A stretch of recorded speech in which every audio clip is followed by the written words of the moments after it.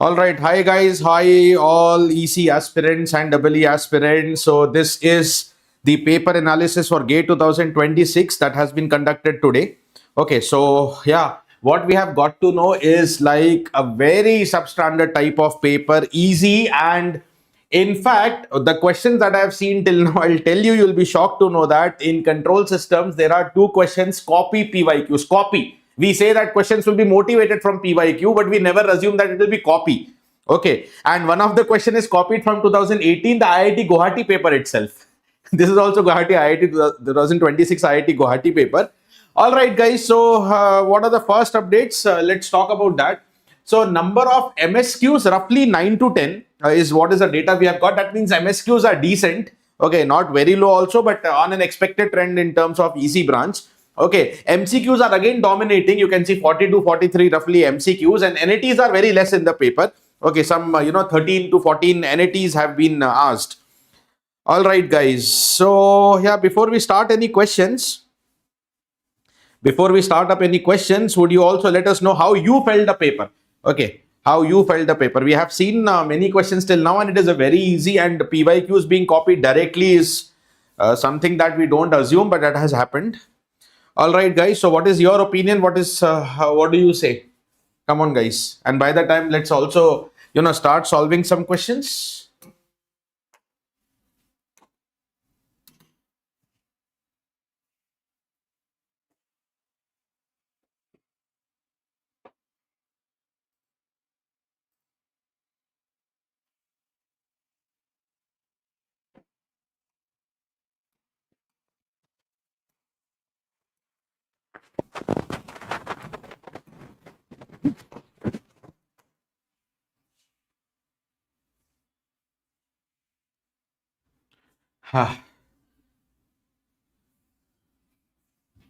Gyan says moderate paper.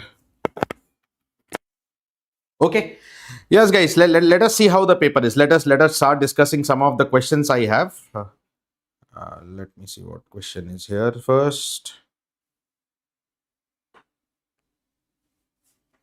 I'll start with that copy question only, which I'm telling you.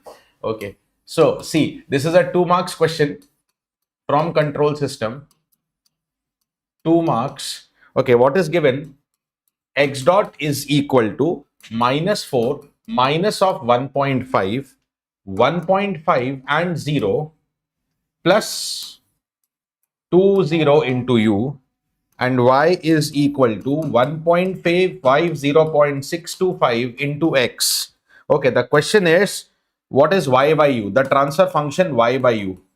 Okay, it is a standard 2 mark question, I don't deny, but it is exactly a copy of GATE 2018 question. Copy. I'm not telling motivated from them. Otherwise, these questions have been asked earlier also. State space model, you have to find transfer function. This is one expected model of question. Okay, of copy of GATE 2018, which is again the Guwahati year.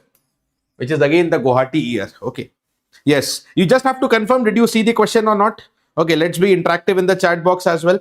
And also, guys, we have created a poll. How was the paper difficulty level? Okay. So what is there? Options are given. No need to write down. I'm not writing down the option. Okay, I'm not writing down the option. In such question, always see. The point is in the two of the options, denominator is s square plus 4s plus 6 and other two s square plus 4s minus 6. If all denominators were different, then I will only find characteristic equation. That makes it more easy. But because of two different denominator, we'll solve it up. What is there? Okay, how do you find out this transfer function? This transfer function you will find by the formula C phi b plus d. Okay, C phi b plus d. Okay, the D matrix is 0 here, and then C and B are anyways given. Let us start with the phi s. How do you find out the phi s? Basically the Si minus A whole inverse. Okay, so for that, let me first write down what is the Si minus A matrix. Now see, Si minus A, S minus 4 will be S plus 4. Okay, then identity, next element 0, 0 minus 1.5 plus 1.5. Next is 0 minus 1.5 and Si minus 0. This will be only S. This is Si minus A. Okay, so what is the Si minus A whole inverse? Okay, of course, you will take it as adjoint of Si minus A divided by the determinant of Si minus A, and adjoint 2 cross 2 matrix, just exchange the diagonal numbers, first point, and for off diagonal numbers, you will just change the sign, minus 1.5 plus 1.5 whole divided by determinant. For determinant, you just cross multiply how much you get. S plus 4, that is S square plus 4S. Okay, and minus. Sir, can you take this, Hemant sir? And minus, it becomes how much? Plus 2.25. Okay, sir, 1 second. I think, sir, data. Sir, I need to check the data. I think Maths 7 marks. Maths 7 marks. Okay, this is not going to be 6. I think one of the two numbers that I've got here is not correct. Okay, because then options are S square plus 4S plus 6. So 6 will not come up here, but no problem. Okay, this much is identified. Okay, S square plus 4. Let me check the data once again. Just a second. Let me check the data once again. Okay, guys, you have to correct me with the data. Okay, I think, yeah. Okay, this is not 1.5. This is 4 probably. Okay, this is 4. Okay, so then what will come up here is minus 4. Okay, what is going to come up here is minus 4 in that case, right? Okay, and then when you exchange the diagonal numbers are anyways exchanged, and this is going to become minus of 1.5 plus of 4. Okay, now that makes it how much? Minus plus 6. Okay, now that is going to make it plus 6. Okay, that is how it should be. Okay, guys. Okay, yeah, so this is corrected now. Okay, so now what is there? You just substitute here. Okay, you just substitute here and close the answer. What is the C matrix? 1.5, 0.625 is multiplied by this matrix S minus 1.54, S plus 4, divided by, we will divide it at the end only, that is a scalar quantity only. Okay, multiplied by this 20. Okay, multiply first 5 with B because this 0 will simplify the calculation. So how much it is? 1.5 and 0.625 whole multiplied by how much it is? This is going to be 2S and next is going to be 8 whole divided by the denominator. So final answer 1.5 into 2, that is 3S, and 0.625 into 8 will be 5 times divided by the denominator S square plus 4S plus 6. Got it? S square plus 4S plus 6, right? This is how the answer is. 4 options were there. This is what is the corresponding correct answer. Okay, hope you have got it.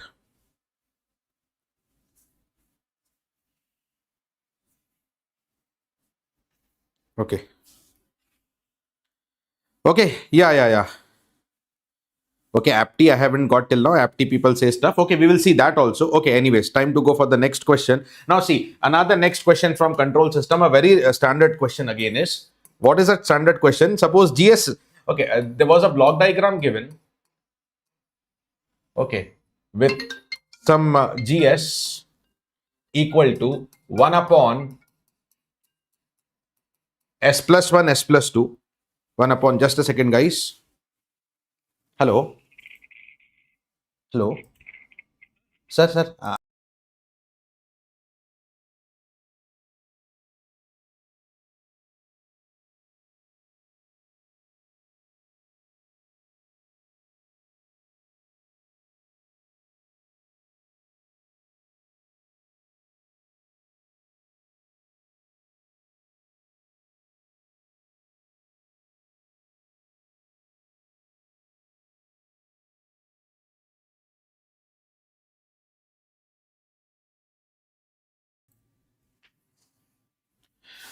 Yeah, okay, sorry. There was a call from Hemant sir. What he's telling that mathematics 7 marks. Okay, mathematics 7 marks. So this is something that we need to check. Usually mathematics has a decent weightage.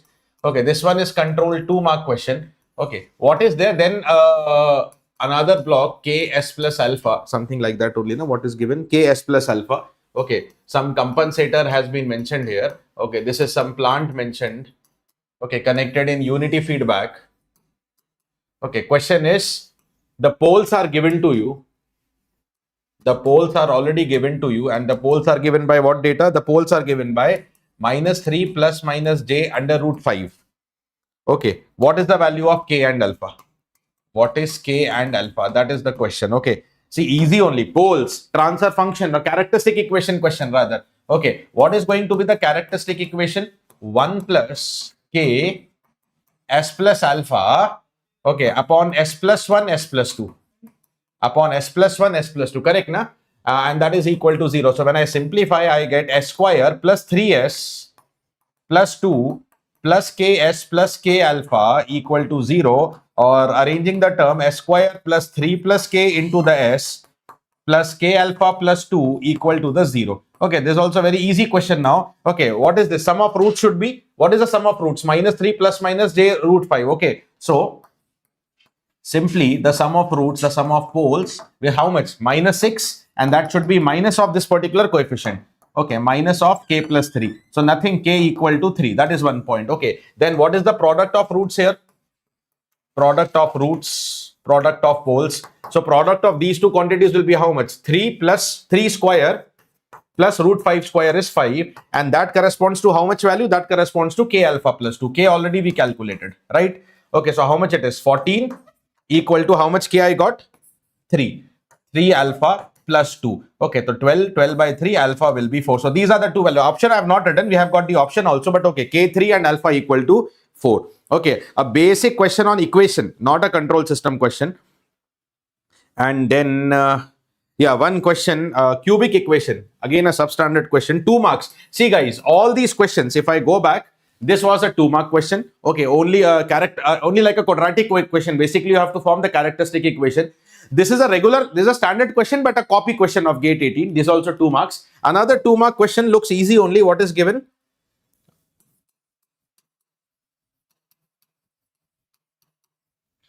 Okay, so they have given again a block diagram having the forward path gain.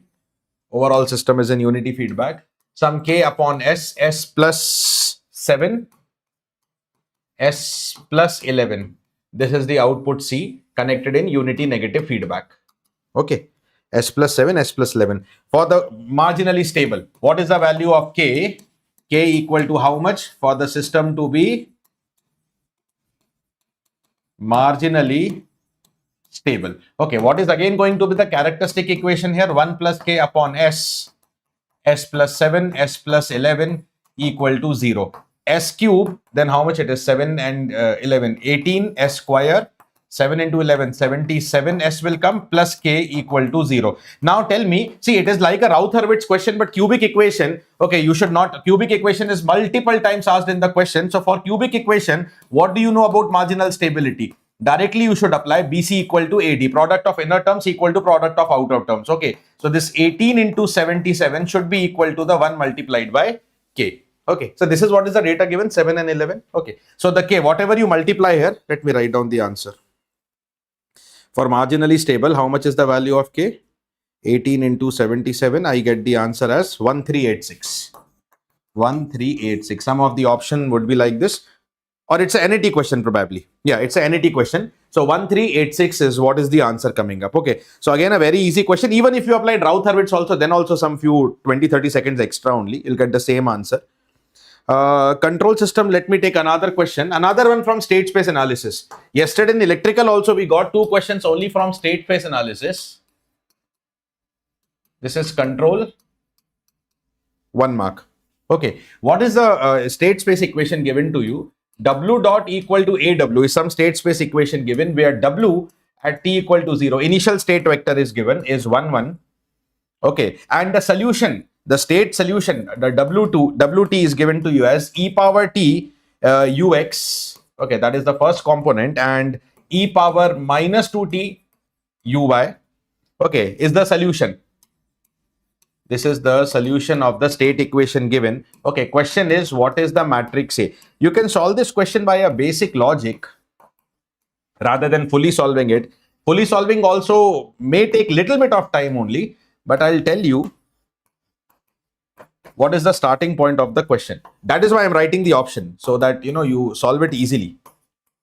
Okay, now see here, 2 of the options, if you see here, what are the 2 options you see here? A and D are diagonal matrices. And what is one thing that you should always know, that whenever you have a diagonal matrix, okay, that is the intuition to solve the question. The state transition matrix corresponding to it is always diagonal in nature, given by this expression, e power lambda 1 t 0 0 e power lambda 2 t. Just take the exponents of the corresponding diagonal number. Okay, now this tells me that if this is the matrix of the answer, then the state transition matrix corresponding to option number A, the state transition matrix e power t then 0, 0, and e power minus 2t. And this, when I saw these numbers, this intuition was enough for me to complete this answer. Why? Because what is the solution then? How do you write down the solution? State transition matrix, that is, suppose I call it as phi t, this one, multiplied by initial vector, that is w0. Okay, what is the initial vector given? Initial vector is 1, 1. E power t 0, 0, e power minus 2t. And when you take it as multiplied by 1, 1, obviously then you get first one as e power t, that is what is the first solution given. Okay, the second one will be e power minus 2t, that is the second one given. So basically answer is A itself. By that basic logic, you can say that answer has to be A. All right. So this was 1 mark I have mentioned here. Acha, I told you 2 questions from control system. Okay, copy of PYQ. Okay, this is also a copy, just one number they have changed. Okay. So this question is for how many marks? 1 mark probably? This one. This one? This is 1 mark. 1 mark. Okay, writing down the next question here. Control 1 mark. 1 upon S plus 4 going to the output C. Okay, and what else is there? The same signal taken here. 1 upon S plus 4. Okay, it goes here. Sir, 1 plus 1 minus, I guess, right? 1 plus 1 minus. Okay, and then this is fed here in the negative feedback. This is the input, this is the output. Question is, what is the value of C by R? Okay, guys, this question. Acha, GATE 2010 also IIT Guwahati. One question they copied from GATE 18 Guwahati. I don't know whether this is coincidence or what. This is a copy of, I think they blindly opened whatever papers they made. Okay, GATE 2010, which is again Guwahati. But I remember only difference in GATE 2010 paper was this data both was same, but 1 upon S plus 1 as far as I remember. Yeah, it was 99% 1 upon S plus 1. Here they only changed that number to 1 upon S plus 4. Guwahati year. I don't know why they have focused that much on the Guwahati year. Okay, right. So, have a look into it. Okay, so when you're going to solve it, see, these two are in parallel, okay, but with opposite sign. So, what is going to be the variable that will flow here? Okay, suppose, if suppose you call this as G, this block is also G, both blocks are G only. Okay, this is some variable W. Okay, so this is WG, this is also WG. That's what I'm telling. When you add here WG minus WG 0, so this feedback path is not required. And if what you get here is 0, W is nothing but equal to R. Okay, and then what is the output? I have written here already. Output is WG means RG. Okay, so what is C by R? C by R corresponds to G. G I have assumed for this one. Answer has to be 1 upon S plus 4. Answer has to be 1 upon S plus 4. Let me see, students. Do you remember that this is also directly Guwahati question? Go ahead, GATE 2010. Isn't it? Okay, sir. I think the control system 5 questions are there. So all 5 are discussed only. 5 only control system? Okay. So sir will also now move forward with digital. Sir, as I could say, digital also easy only, pretty much easy. Digital is very easy. Tens complement question. 2 marks. 2 marks. So it's a 10-second question. 10 seconds, 2 marks. Total we have, I think 5 2 mark and 3 1 mark question. Total we have a weightage of 13 marks from digital. The weightage has been significant in digital. Even in EMT, if you see the number of questions have increased, but most of the questions are 1 mark. Okay. We have got 5 1 mark questions, but just one question you are telling Friss formula, that is 1 mark? 1 mark, that is also 1 mark. Because they have given the formula also, so probably... That is easy. So that means if they don't studied, it's like some new information given. If they are able to interpret, then they can solve. It's a DI question then, because... They don't have to know about Friss transmission. Because they have given the formula. So they have that, it's a patient tester and like DI. The data is given to you. The data was given in terms of dB. So I think, sir, engineers, the EC people at conversion from dB to absolute scale, they can do it. Yeah. Okay, sir, carry forward. Sir, Mike. All right, guys, I will join you shortly.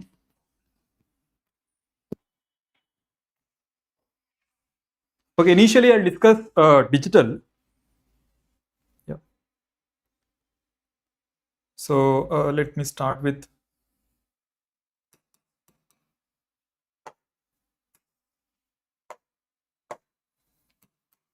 the first question in digital.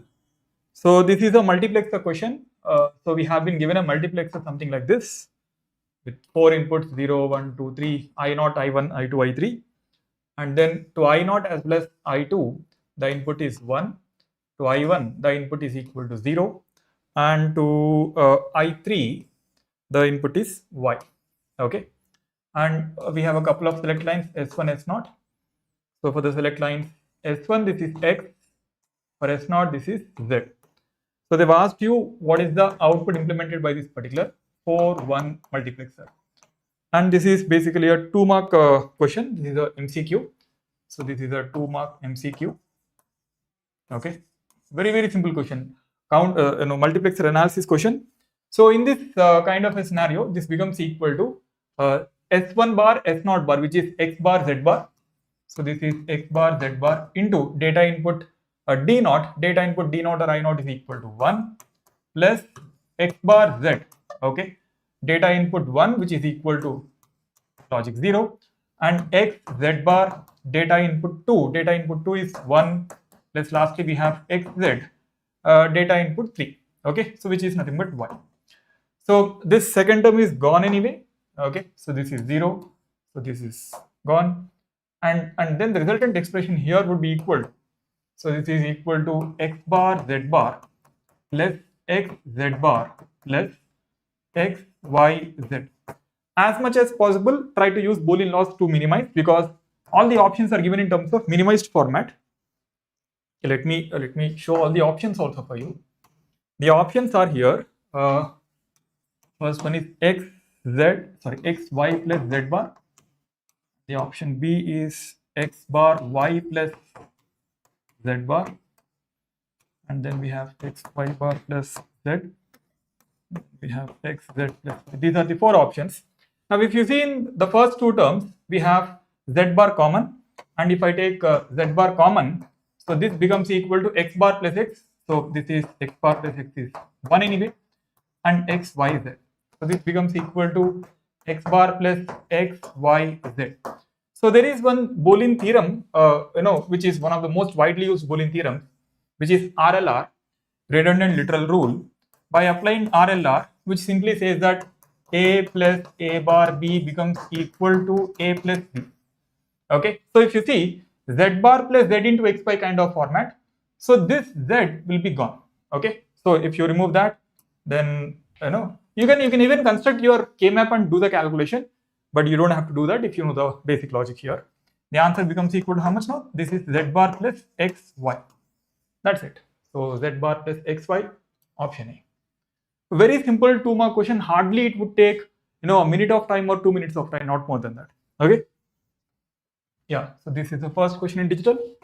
Next we have one of the easiest questions in digital, which is I think 10's complement of the number 47. Students, I think 47. 47 base 10 is equal to dash.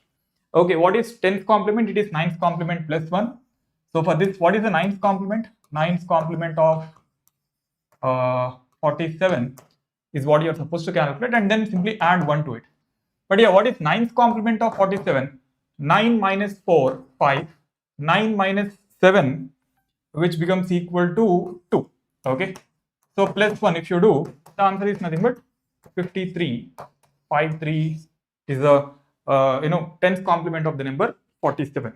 We have 4 options in that question. I think the options are 52, 53, I think 52, 53, 54, 55.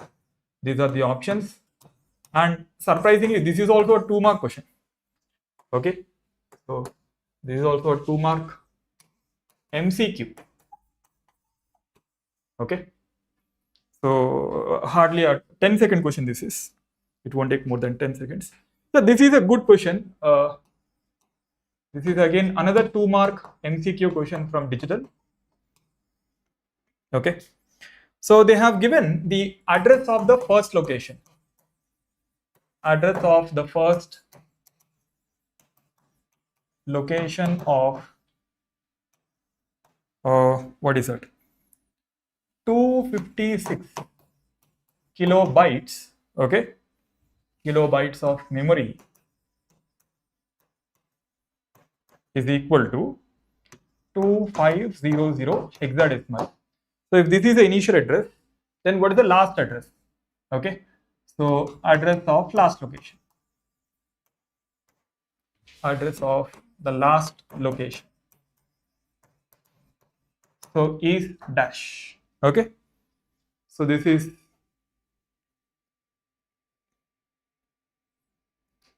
a question.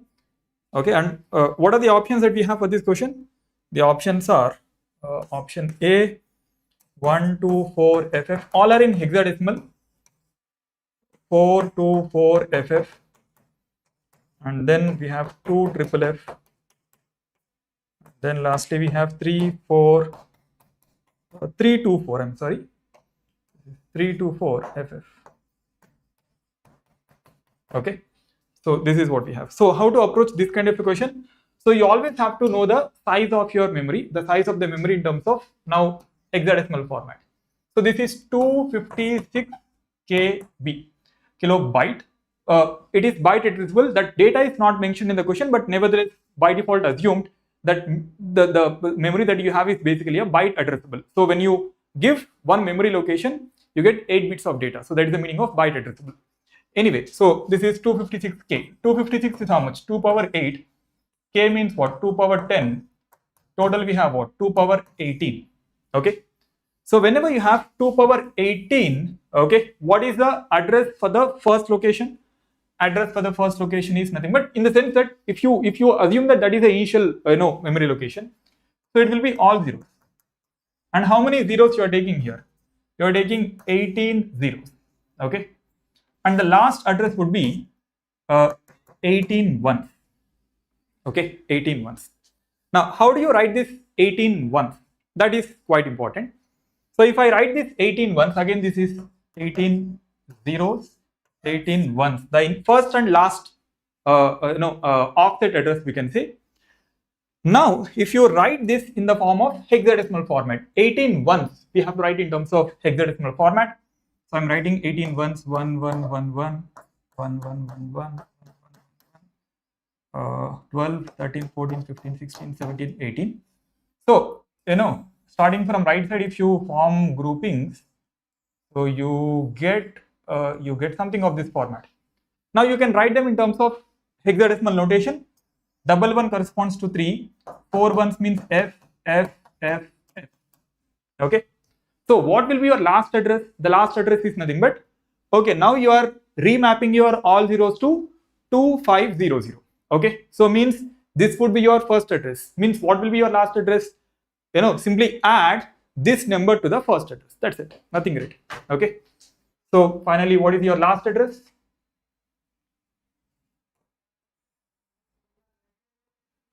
Yeah, so what is your last address?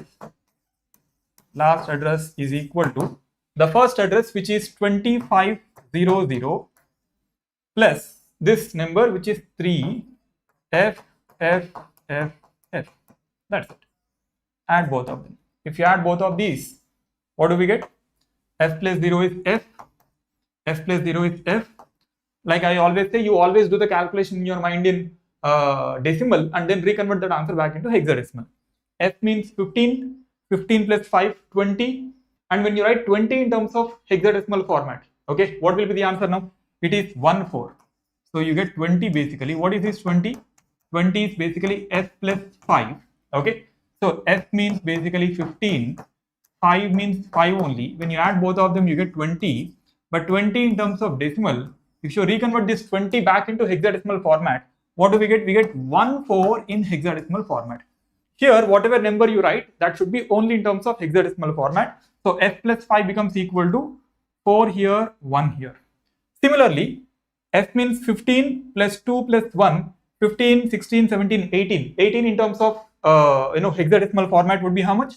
12. 2 here, 1 here, and 3 plus 1 is 4. That's it. So you have got 424 FF will be the last address, which is I think option B, 424 FF. Okay. So this is again a good question. It is a 2-mark question that we have got. Next.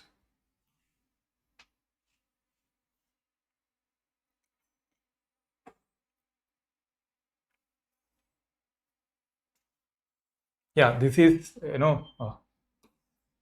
4. This is a 1 mark.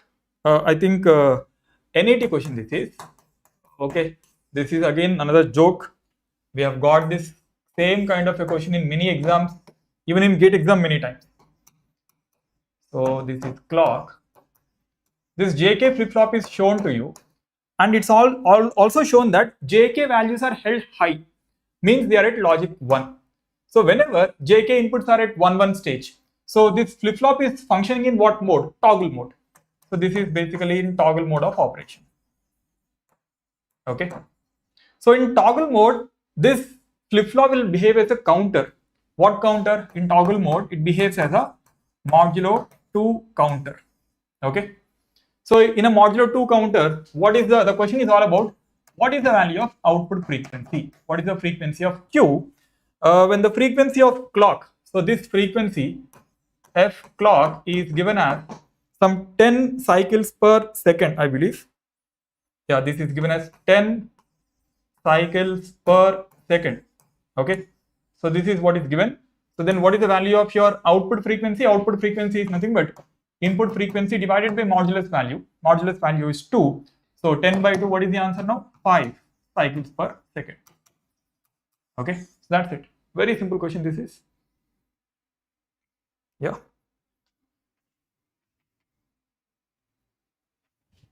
Yeah. Next.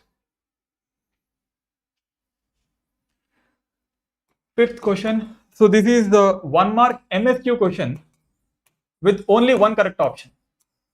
Okay. So we have a binary ripple counter. Binary ripple counter counts from 0 decimal to 64 decimal. Okay, so this is what is given, and then the number of flip-flops needed is equal to dash. They didn't mention the minimum number of flip-flops mentioned, minimum number of flip-flops required. They told here in this question that how many flip-flops can be used in order to implement this particular counter. So that is the question. Hence the question is MSQ question. What are the options we have? I think we have 4, 5, and then 6, and then 7. Okay. The last option was 7. So these are the 4 options we have. Only one option is correct. Please mind that this is MSQ. Okay, MSQ. So how many number of states total we have? So the modulus value of this, since you're starting from 0 to 64, we are having total 65 states. So total we have 65 states. For a modulo 65 counter, how many number of flip-flops are required? So this is ceiling of the number of flip-flops needed. This is equal to ceiling of log of 65 base 2. Okay. So when you do this calculation, what do we get? Calculator also not required. Okay, 6 point something, right?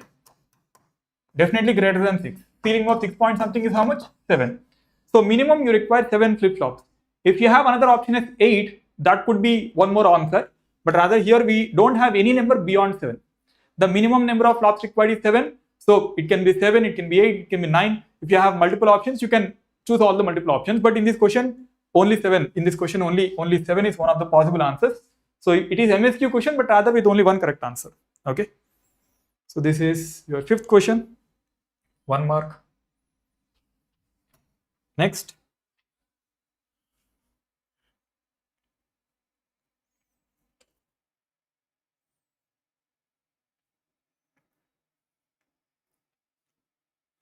Yeah. 6th question.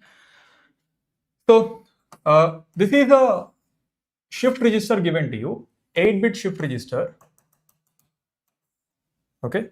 So this is B7 and this is B0, and this is being shifted towards left side. Okay. So this is given in the question as shift left. Okay. And then we have another flip-flop here. It's a D flip-flop. The clock input for the register as well as your flip-flop here, both are one and the same. And then we have some XOR gate. The output of XOR gate is given as input to B0. One of the input to the XOR gate is 1. The output Q is given as input here. And the initial state, and furthermore the B7, the output of B7 is given as input to the D flip-flop here. So this is a given state, and it is given that initially everything is cleared. Initially, the shift register is cleared, and even this specific flip-flop is cleared. Okay, so all are cleared. All are cleared means what? Everything is 0. So the initial state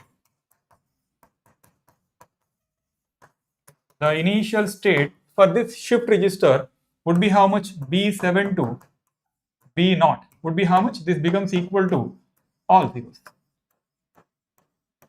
Okay, 8 zeros.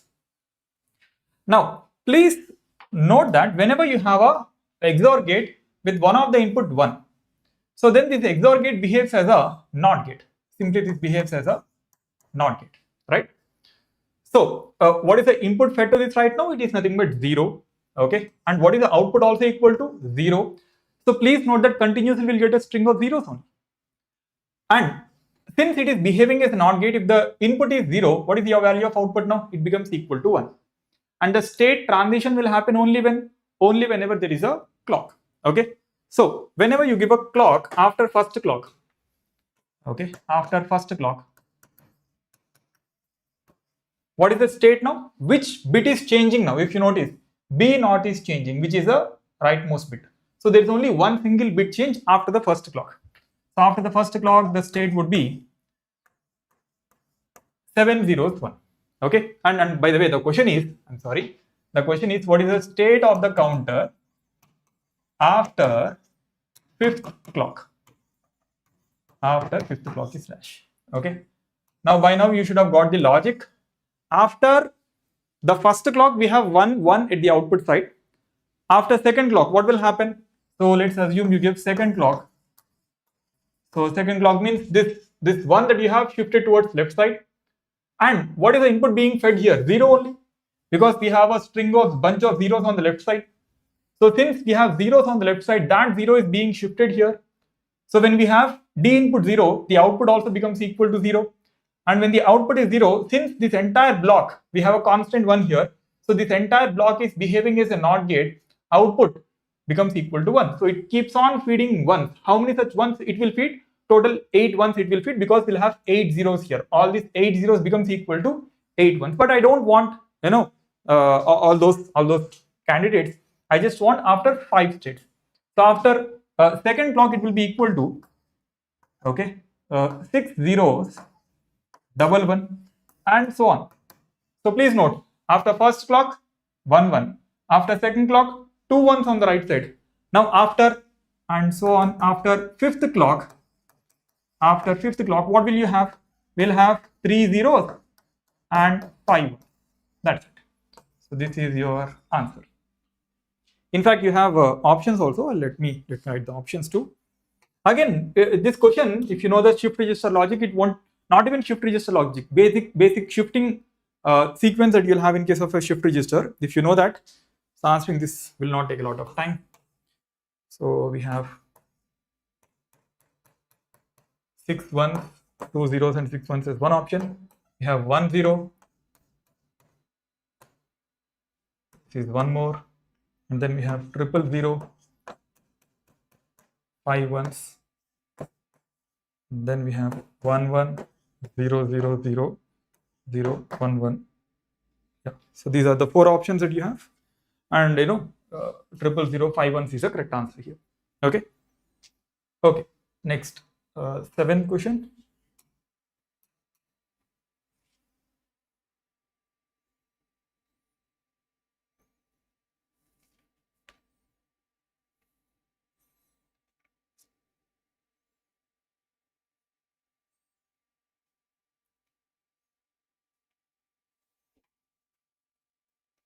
I'm unable to find another question in digital. You guys can help me. Okay. This is MSQ question. So this is a 2-mark MSQ. This is one question that I have been telling students for a long time, that you can expect a question of this particular format. So wherein we have been given f of w x y z. This is given as, this is sigma min terms 0 to 5 7, 8, 10, 13, 14, and 15. Okay. So the question is, which of the following will implement? Which of the following implements F? Okay, is or are, MSQ question. So we have 4 options. The first is, they didn't say minimized version. Please note, they simply said which of the following will implement the given function. The first option is x bar z bar plus xz plus wy z bar, and then x bar is equal to x bar z bar again plus wxy plus wx bar y bar, sorry, z bar plus w bar x y z bar, and f is equal.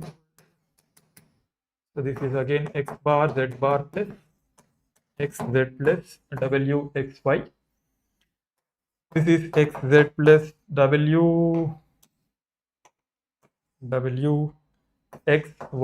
plus wx bar z bar plus w bar xy z bar. So for this question, there is no other approach except to cross verify all 4 options. This is the only method we have for this question. So here, if you notice, yeah, I'll take this portion. Okay, I'll take this one. 0, 1, 1, 0. And by the way, they have given MSB and LSB as what? W and Z. That is also clearly mentioned. So accordingly, what is this guy now?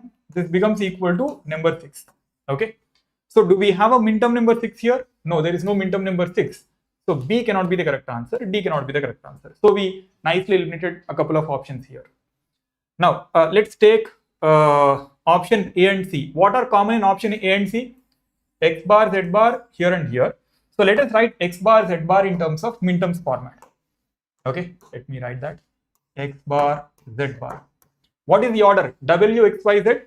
So W is not there, don't care. X is in complement form 0.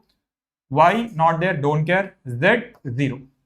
So what is this D0, D0? We have to take don't care terms as 0, 0, 0, 1, 1, 0, 1, 1, 1, 1 combinations. If you take 0, 0, it becomes 0. 0, 1 means 2. 1, 0 means 1, all zeros, 8. 1, 1 means 1, 0, 1, 0, it is 10. Okay. So this is for X bar, Z bar. Next, XZ. What is XZ? Same thing. D1, D1 right now. If you take 0, 0, it becomes 5. 0, 1 means 7. 1, 0 means 1, 1, 0, 1, 13. 1, 1 means 15. Okay. So please note that since this is common, XZ as well as, X bar, Y bar is common. What did they cover? What minterms they covered already? They've covered,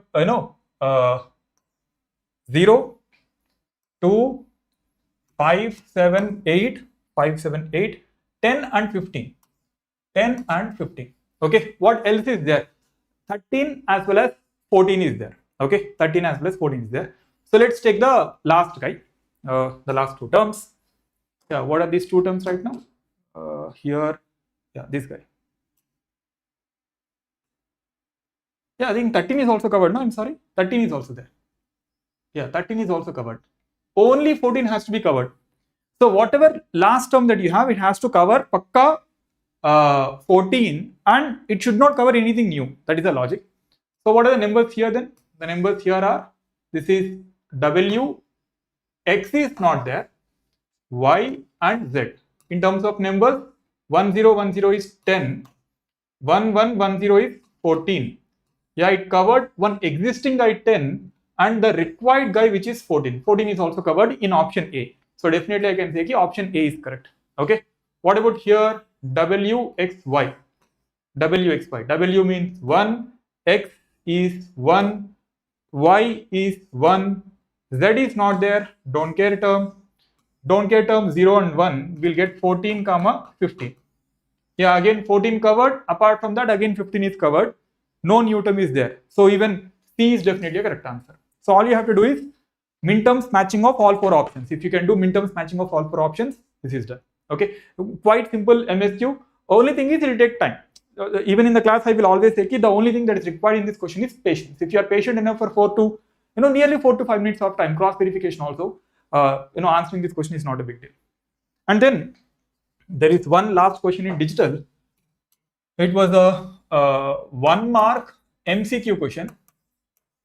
Okay, so wherein we have been given a transistor level diagram, wherein we have PMOS in series, and then we have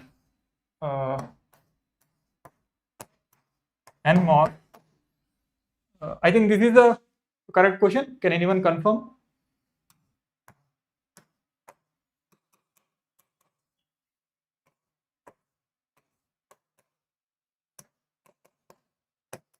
Can someone confirm this? I think this is the question that you guys have.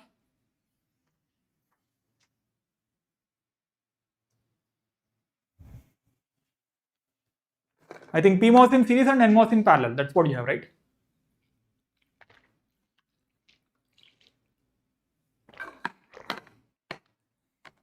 Yeah. Okay, good. So all you have to do is nothing but what is the logic function that is implemented here. We all know that if PMOS in series and NMOS in parallel, so it becomes equal to what circuit now? This is NOR circuit. That's it. Okay, because when any one of your A and B inputs are 1, what happens is we have pull down network active and your output becomes equal to 0. So output becomes 0 when at least one of the input is 1. Okay, and when is the output pulled up to VDD now? It's pulled up to VDD only when both of your NMOS are on. Sorry, PMOS are on. And when does that happen? It happens only whenever your AB inputs are 0, 0. So when AB inputs are 0, 0, output is equal to 1.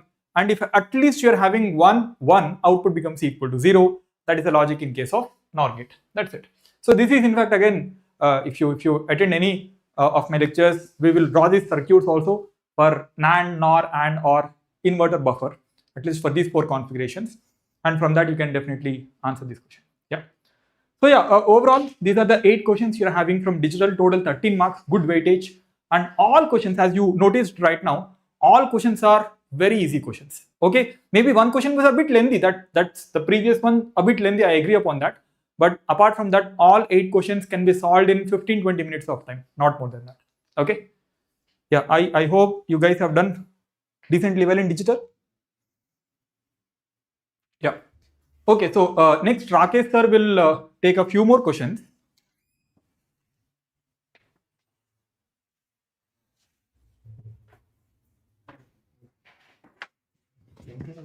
No.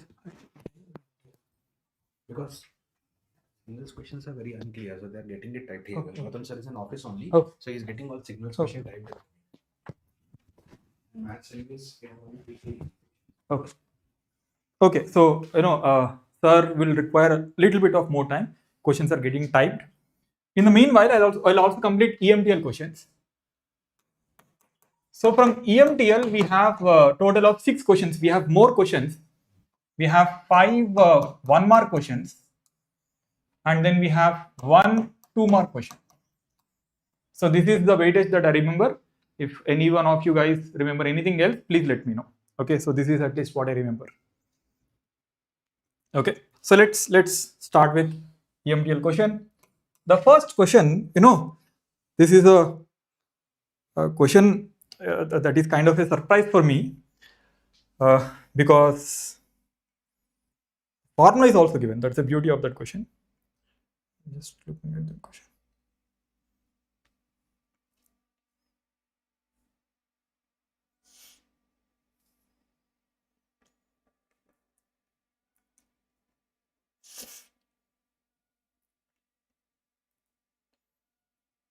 I'm unable to find that question. 1 second, guys. Yeah. So here, this is a 1 mark MCQ question. Okay. So this is a question on Friis transmission formula.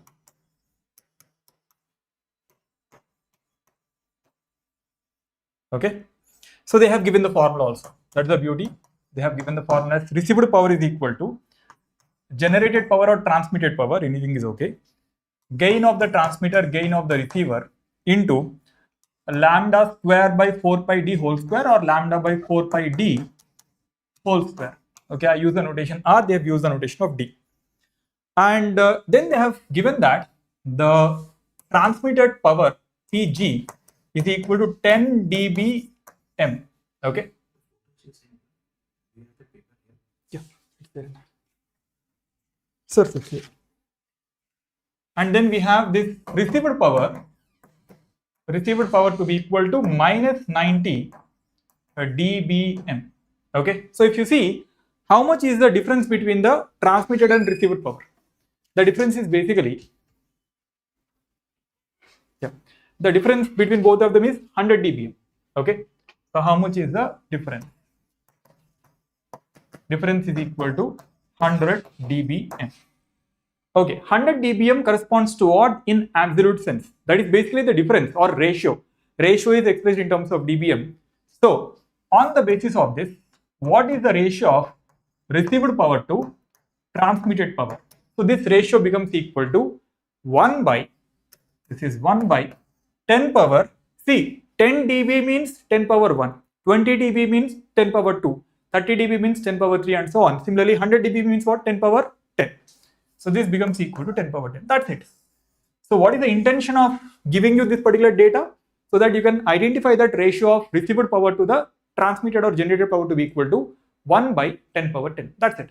So the moment you get this part now, the question is done for. Okay. So substitute both of them here.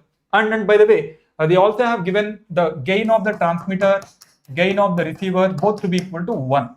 They did not give 1 dB or 10 dB, they have given 1. Means the absolute gain is equal to 1 is what you have to understand. Okay. So, since I have everything, I'll substitute it here. PR by PG, 1 by 10 power 10 becomes equal to gain of transmitter is 1, gain of receiver is 1 into lambda by 4 pi d whole square.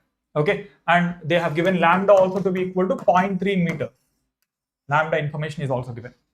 So if you take square root on both sides, LHS becomes equal to 10 power 5 becomes equal to lambda by 4 pi distance. And you have to calculate the distance in kilometers. Okay.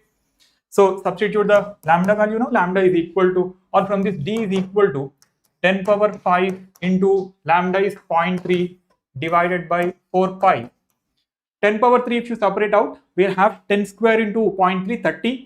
30 by 4 pi is equal to 15 by 2 pi in terms of kilometers. Okay. So you have 4 options in this question. The 4 options that you have in this question are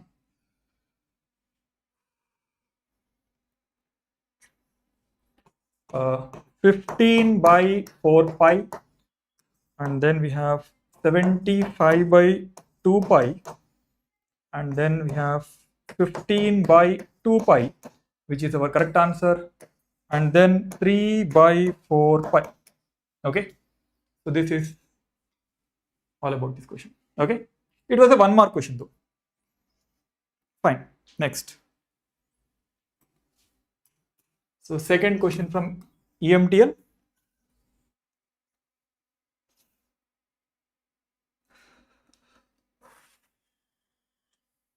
Yeah. So again, this is 1 mark MCQ. Okay. You have an electric field here. Electric field is given by E naught, right?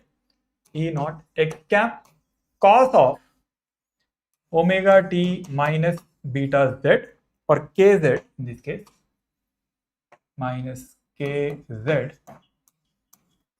So this is the x component, and y component is sine of omega t minus kz. So given this, we have 4 options. This is a question regarding polarization. What is the polarization of this particular wave? So the 4 options are linearly polarized. The wave is linearly polarized by making an angle of minus 45 degrees with respect to x cap. Okay. Option B is simply linearly polarized, nothing else. It is simply linearly polarized. What angle? Nothing is mentioned. and then right-handed circular polarization, left-handed circular polarization. Okay, so these are the 4 options. Okay, fine. So let's look at the approach. So here, first thing in case of polarization question is always identifying the direction. So what is the direction here? Direction is, since we have minus z, so the direction is nothing but plus z cap. So direction of wave propagation is plus z cap. And how can you write this plus z cap as? I can write this as plus x cap cross plus y cap. But unfortunately, one of the term is given in terms of sine and the other guy is given in terms of cos. Sine and cos, different terms. So we have to find out what is the phase difference of the second guy with respect to the first guy. Here, whatever you see here is nothing but the second term, and whatever you see here is nothing but the first term. And you have to take a phase lead of the second term with respect to first term to identify the nature of polarization. And I can take that phase difference only when both trigonometric terms are same, but I don't have both of them as same. So what I'm supposed to do, I'll change one of them. Maybe I'm changing cos. I know that sine 90 plus theta is equal to cos theta. Okay. So because of that, this cos theta is being written as sine 90 plus theta. So whatever is this term that you have, so this is being written as E naught into x cap into sine of omega t minus kz plus 90 degrees. Okay, correct? I'm not changing the expression. Expression remains exactly the same. So this is your first term. What about your second term? Second term as it is. Y cap sine of omega t minus kz. Now since both trigonometric terms are one and the same, okay, now I can take the phase lead of the second term with respect to the first term. That is phi becomes equal to the phase angle of second guy. How much is the phase angle here? 0, 0 minus, what is the phase angle here? 90. Okay. So this is equal to minus 90 degrees. So this is technically what? Phi 2 minus phi 1. This is what we have calculated. So we have got minus 90. And furthermore, we have got the magnitude of the first and second terms to be equal also. Okay. So we have negative phase angle. Negative phase angle means right-handed. Positive phase angle means left-handed. Okay. So if this phi, the phase difference of the phase lead of the second one with respect to the first one, if it is positive, left-handed, negative, right-handed. So on the basis of both, and since magnitudes are also same, so this becomes circular polarization. So finally we have right-handed circular polarization. Okay. So if you remember simply this table, that whenever we have phi, the phase difference is equal to 0 degrees or 180 degrees. So in this case, it is linear polarization. I don't even have to check for magnitudes if it is 0. First case. Second case, okay, E naught x or E1 is equal to E2. Okay, E1 is equal to E2. Okay, and the value of phi is equal to plus or minus 90 degrees. So in this case, circular polarization. Plus 90 means left-handed, minus 90 means right-handed. Third case, if not linear polarization as well as circular polarization, then the answer is elliptical polarization. Again, in elliptical polarization, is it right-handed or left-handed? Again, that comes in terms of angle. If the angle is positive, left-handed, negative, right-handed. That's it. So anyway, this is the question that you have on polarization. This is a 1 mark question again. Yeah, 1 mark MCQ this is. Next.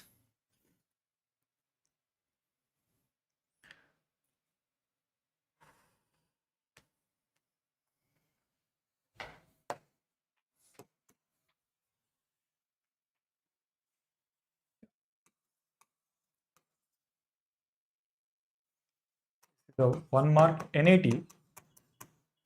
So this is a question on waveguides. Very simple question. The cutoff frequency in dominant mode for TE10 waveguide, where dimensions are what? So this is basically 0.28 inches by 0.14 inches. So here this is A by default and this is B by default. And this waveguide is basically a air-filled waveguide. This is also given. This is a air-filled waveguide. So yeah, what is the cutoff frequency formula? Cutoff frequency formula in case of T10 mode becomes equal to how much? This is V dash divided by 2A. That's it. So whoever remembers this formula got one very easy mark. Okay.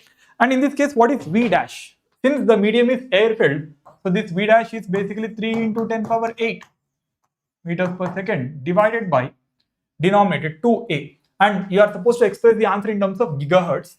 So this is 2 into inches, 0.28 inches. But I know you have to convert them in terms of centimeters. 1 inch is how much? If I'm not wrong, 2.54. Can someone tell me? I think 2.54. This is what I've used. 2.54 in terms of centimeter. Centimeter is how much? 10 power minus 2 meters. So this is inch and this is basically centimeters per inch and this is basically meters per centimeter. Okay, so for every 1 centimeter we have 10 power minus 2. It's all unit conversion. And if you do the calculation, please do the calculation here. We have to express the answer in terms of 10 power 9 overall. In terms of 10 power 9.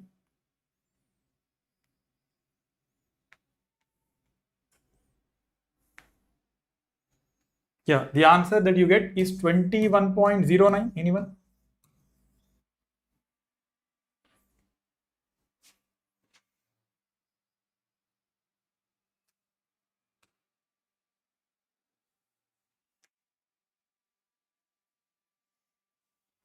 Can someone cross verify the and units is in terms of gigahertz, right?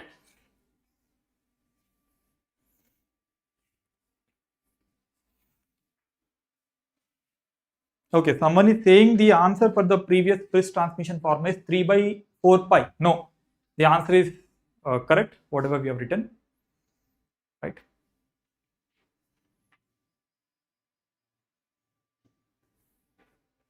You get 30 by 4 pi. 30 by 4 pi can be expressed as obviously, 15 by 2 pi. One mistake that you might have done if you have taken 3 by 4 pi would be maybe you have taken gain as 10 power 1. They have given gain as 1 and that 1 would have been converted into 10 power 1. You should not do that because they did not give you the gain in terms of dB. Nothing of that sort is given. So you can't do that, right? One more person says it is LCP. No, it is not LCP. It is RCP. Okay, right-handed circular polarization. The answer for this question, right? Okay.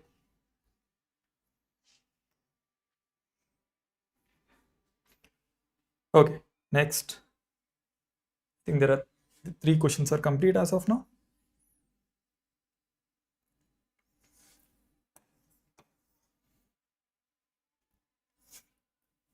So this is again another question that has been given. There is a load, unknown load, and corresponding to that unknown load, the point on Smith chart is given as 0.5 at an angle of 30 degrees. Okay, on Smith chart.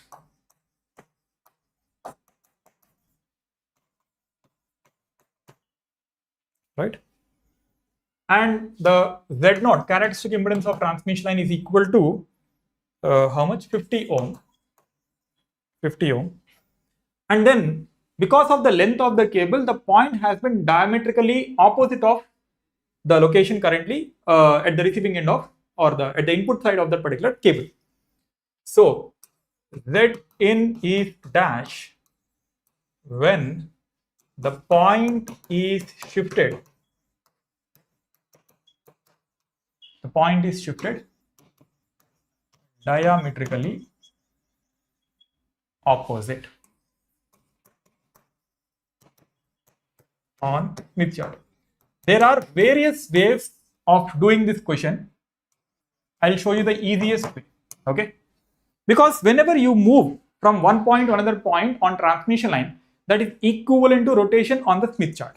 Okay, if you have that logic, no, answering this question is a very simple thing. So this is the Smith chart. Okay, currently where is the point present? Here. And why here? Because angle is 30 degrees. Now the point has been shifted diametrically opposite side. So from here the point is shifted into this location. Okay, so this is the new location of the point. So please tell me here how much is the angle. The new value gamma at x, at some x meters away. Okay, so gamma x new value becomes equal to how much now? This becomes equal to this angle is, since total angle is 180, this is 30 and this is how much now? Minus 150. Okay, 30 plus 150 total is 180. So this becomes equal to 0.5. So whenever you are rotating on the Smith chart, the magnitude will not change, only the phase angle changes. And what is the new phase angle right now? 0.5 at an angle of minus 150 degrees. That's it. The question is all about this. Some people will solve that same problem by using a different approach. Okay. That approach is nothing but finding out the value of load impedance. And from that, since you are moving exactly diametrically opposite point, it is lambda by 4 transmission line. And for lambda by 4 transmission line, the input impedance is what? Z0 square by ZL. That is one more logic, but that would take a good amount of time. So as compared to that, this approach is one of the easiest. Why? Because I have ZL. I know the formula for ZL. ZL in terms of gamma. ZL in terms of gamma is what? This is Z0 into 1 plus gamma by 1 minus gamma in complex format. Now I want ZL as a function of x. I'm taking gamma also as nothing but function of x. Okay, whatever is the new value of gamma that we have got, I'm doing that substitution. Done. I'm done with the problem now. This is 50 into 1 plus gamma. What is gamma now? See, if you write this in terms of complex format, minus 150 in third quadrant, both sine and cos are negative. So you get half. On the outside, you're having half. Cos 150, I think minus root 3 by 2. So this is minus root 3 by 2 minus j 1 by 2. So this becomes equal to overall minus root 3 minus j divided by 4. So hence this becomes equal to 1 plus minus root 3 minus j divided by 4 divided by 1 plus minus of minus is plus root 3 plus j by 4. Okay. So please do this calculation. It will not be a lengthy calculation. This becomes equal to now. Yeah. So this calculation becomes equal to, bring it here, 50 into, if you take LCM, you will get 4 minus root 3 real term, 4 minus root 3 minus j divided by, denominator term is what? 4 plus root 3. 4 plus root 3 plus j. Multiply that with 4 plus root 3 minus j by 4 plus root 3 minus j. Complex conjugate of the denominator. Then what is the answer you get? Yeah, the answer that you get here to be equal to, this is 50 into, see, since we have options, you don't have to solve all four or both real and imaginary parts. You can solve only one. You can clearly notice that on the bottom side of the Smith chart, the imaginary part has to be negative. Okay, so top half imaginary part of the load impedance has to be positive, inductive load. Bottom half capacitive load, imaginary part of the ZL has to be negative. So that part is pretty much clear. And from this, if you do the multiplication, real term, 4 plus root 3, 4 minus root 3, 4 square minus 3. 4 square minus 3 is how much? I think 13. Okay, real part. Minus j minus j. So it is minus j square. So I think plus j square. Plus j square is how much? I think minus 1 plus something j terms you are having divided by denominator 4 plus root 3 whole square. So how much is this? Is 4 plus root 3 whole square plus 1. This is what you have. So if you do the calculation, at least for the real part is how much? 50 into 12, 600 divided by root 3, 1.732 plus 4, 5.732 whole square. 5.732 whole square. Roughly, if you do the calculation for the denominator, it would be 3334. 5.732 and whole power 2. 32.8 plus 1, 33.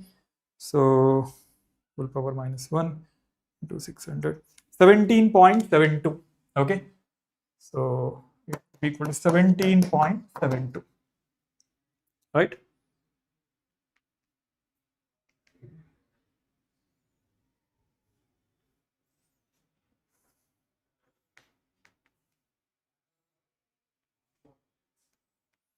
The denominator here would be, so plus j, in fact negative number is what you get, some negative number, and this is 33.85, and you get 17.72 plus j, some negative number. Why am I writing j negative number? Because I have the options. What are the 4 options we have for this question? If you look at the options, this is 97.5 plus j 65, 97.5 minus j 65, and then 17.7 minus j 11.8, and then we have 20.7 minus j 5.1. Okay, so all I have to do is nothing but just one part, real part, and I can cross verify my options. Okay, 17.72, some j negative number will definitely get j negative number if you do the remaining calculation, right? Okay, so this is a 2-mark question, by the way. I forgot to mention. Did I mention it? Yeah, this is a 2-mark question that we have got. So this is 2-mark MCQ. Okay. Next.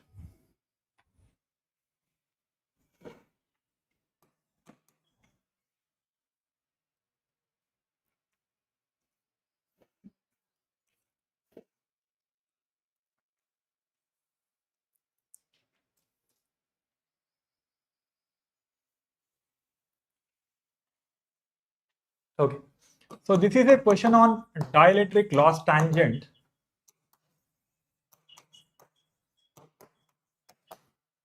of some substrate, of a dielectric substrate is dash. So we have 4 options, and this is a 1-mark MSQ question.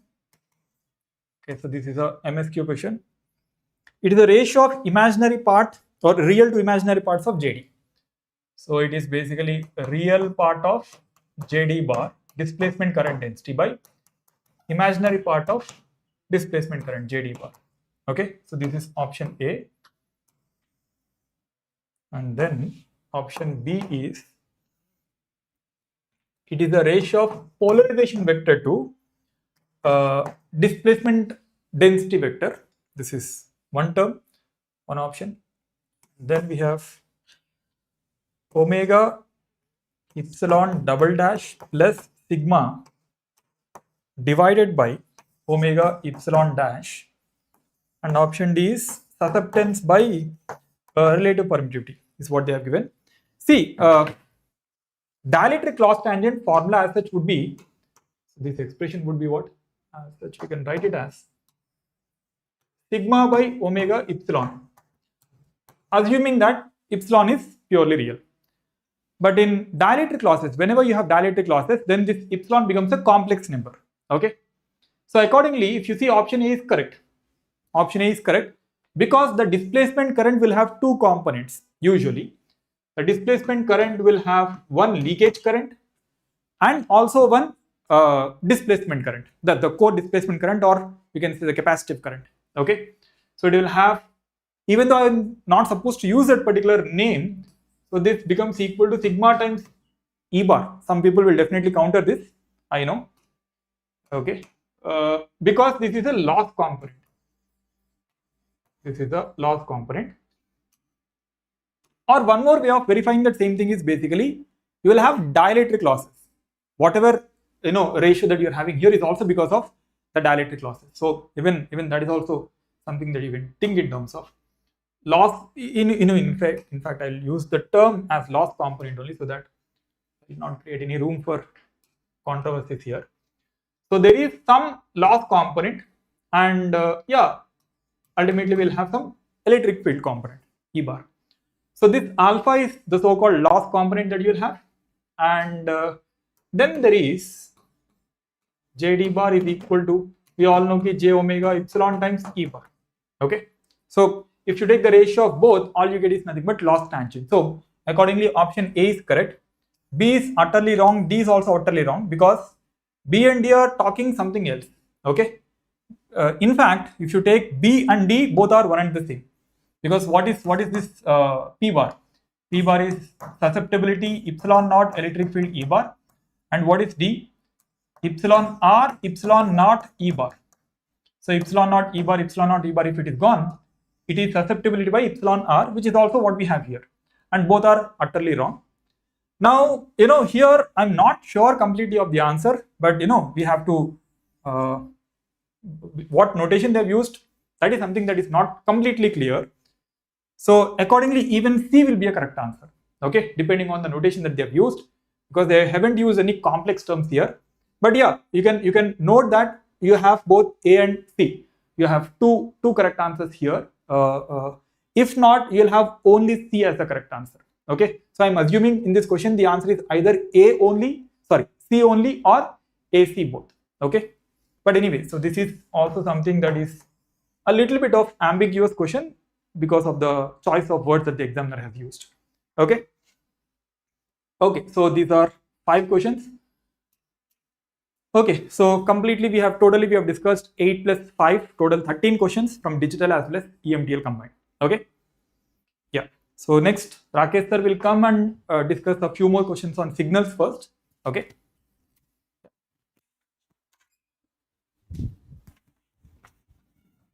I think sir is going. Oh, okay.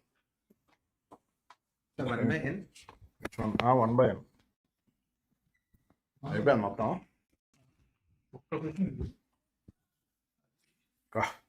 EMT formula కూడా ఇచ్చి నెంబర్లు ఏమన్నారంటే antennas అన్ని ఇచ్చారు. అదే units ఒక్కటి చూసుకోలేము.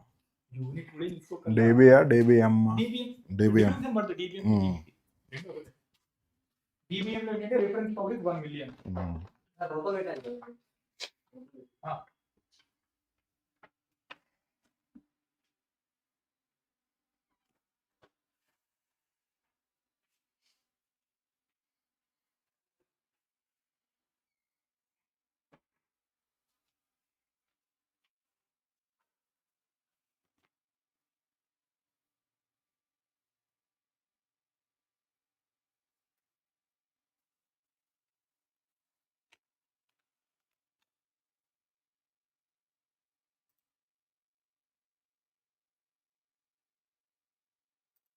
Hello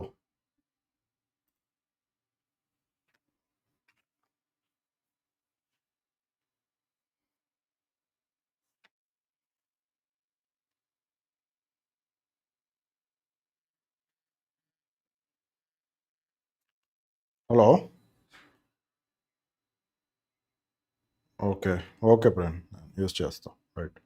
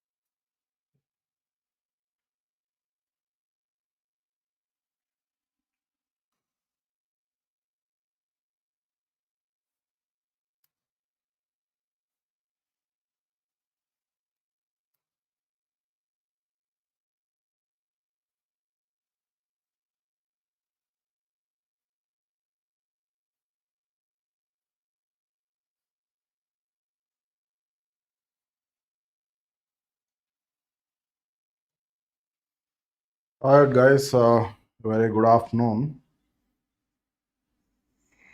So I was going through the questions. Question paper is, very, very simple for the most part. I think those of you who did well in communications and EMT will definitely get top rank, okay? Because when it comes to networks, ADC, and analog, there's nothing much that is challenging. So even if you do well, it doesn't make any difference, okay?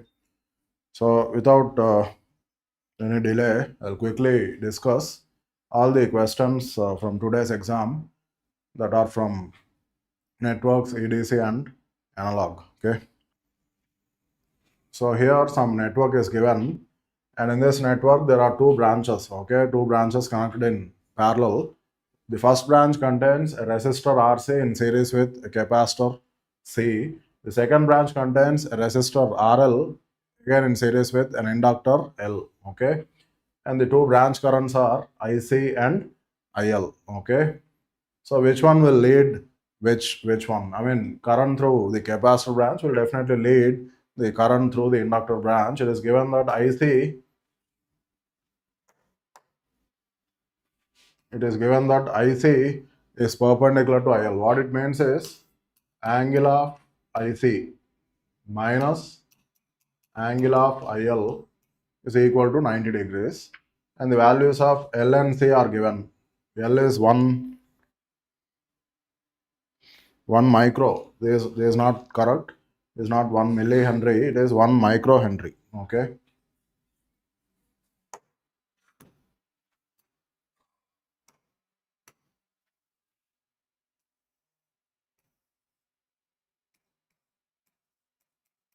C is 1 microfarad, and this is at a frequency of 159 kilohertz. Okay. The question is to find the value of this product RC times RL. RC into RL is how much? That is the question.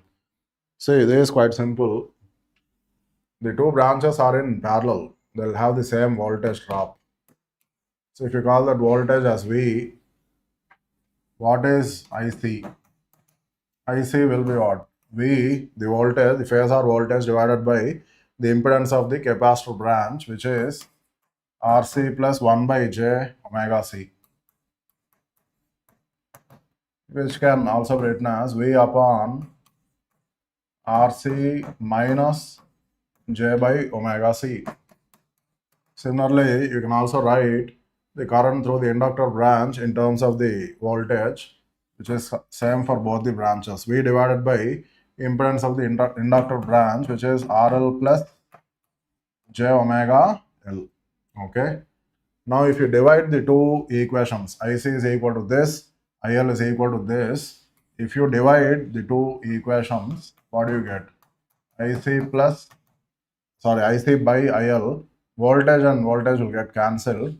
Won't you get RL plus J omega L divided by RC minus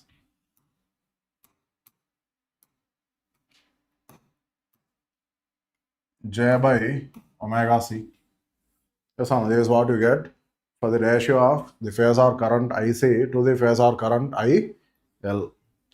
Oh, and by the way, this is for how many marks? I think it's a 2-mark question.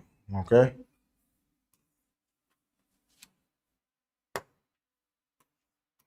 This is 2 marks. This is MCQ type. Okay.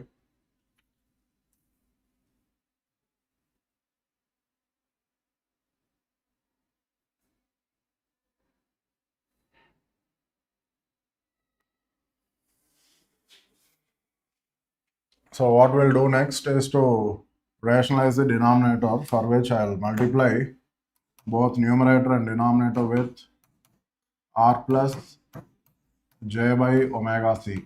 Let's multiply both numerator and denominator with R plus J by omega C. So when you multiply the two factors in the numerator, what do you get? Oh, and by the way, there is RC. There is RC and there is also RC. So what do you get? RL, RC, and then RL, you'll get J RL by omega C, correct? And then you'll also get J times omega L times RC, correct? And then J omega L times J by omega C. J square is what? Minus 1. Omega and omega will get cancelled. You will get minus L by C divided by, this is like A minus B into A plus B. Need not write it, but still if you want, we can write it. RC square minus J square is what? Plus 1 plus 1 by omega square C square. Yes. Now you can forget about denominator because we are going to look at angles on both the sides. We are going to look at angles on both the sides. Denominator anyway is what? Purely real. It will have an angle of 0 degrees. Okay. Now when you look at angles on both the sides, okay, when you look at angles on both the sides, angle of IC by IL is nothing but angle of IC minus angle of IL, which is 90 degrees. That means this angle is what? 90 degrees. That means this numerator, yes, 1 second. This numerator, entire numerator also should have an angle of 90 degrees. Okay. When will a complex number have an angle of 90 degrees? When real part is 0. What is real part here? RL, RC minus L by C. Yes or no? The other two terms contain J. They are not the real part. Okay. So for the numerator, real part is what? RL, RC minus L by C. If that real part becomes 0, tan inverse imaginary by real, if real is 0, then the angle will become 90 degrees. That's all. Okay. So for the real part of this numerator to be 0, RL, RC should be what? L by C. Now the given values of L and C. L is 1 microhenry, C is 1 microfarad. Okay, so both are in micro, so both will get cancelled. So the answer is what? 1. What is RL, RC? It is 1. Okay.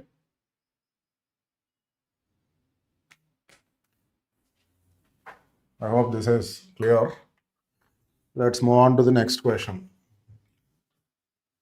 Okay, this question has been kept in networks, but it is a question based on op-amp. Since we have it here, we'll just solve it. Okay, so this is what MCQ.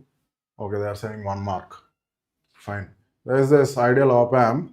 When the switch is open, the output voltage, what is this? Input voltage. So this input voltage is 1 volt. Okay. So the input voltage applied here, it is 1 volt. So when the switch is open, they are saying the output voltage is X. When the switch is closed, what is the same output voltage in terms of X? Okay, first of all, there is what? A non-inverting amplifier. Okay, non-inverting amplifier. Input is this 1 volt. This 1 kilo ohm is like R1, and the resistance of this entire thing is like R2, and you know V0 is equal to Vi times 1 plus R2 by R1. Okay. So when switch is open, V0 will be what? 1 volt into 1 plus R2. When switch is open, R2 will be what? 2K and 1K in series. 3K by 1K, which is 3. 1 plus 3 is 4. So 1K into, 1 volt into 4, which is 4 volts, and this is X. Okay. In the other case, the same switch is closed. In that case, the output voltage will be on same input times. The new gain will be what? 1 plus R2 by R1. Now R2 is what? 2K divided by 1K. 1 plus 2, which is 3. So 1 volt into 3, which is 3 volts. 3 volts is what? 3/4 of 4, right? 3 by 4 into 4, and 4 is what? X. So it is 0.75 X. Okay, so what is V0 in terms of X? 0.75 X. I mean, I don't know what to say about this question, but that is how it is. Okay. And moving on to the next question. Again, some network is given. You have to find the output voltage. So there is a current source, and all four resistors are identical, each of value 1K, and in between you have a 6-volt source. So your output voltage is what? This one. So the potential difference between this node and this node, that is the output voltage which you need to find. Okay. See, some of you might be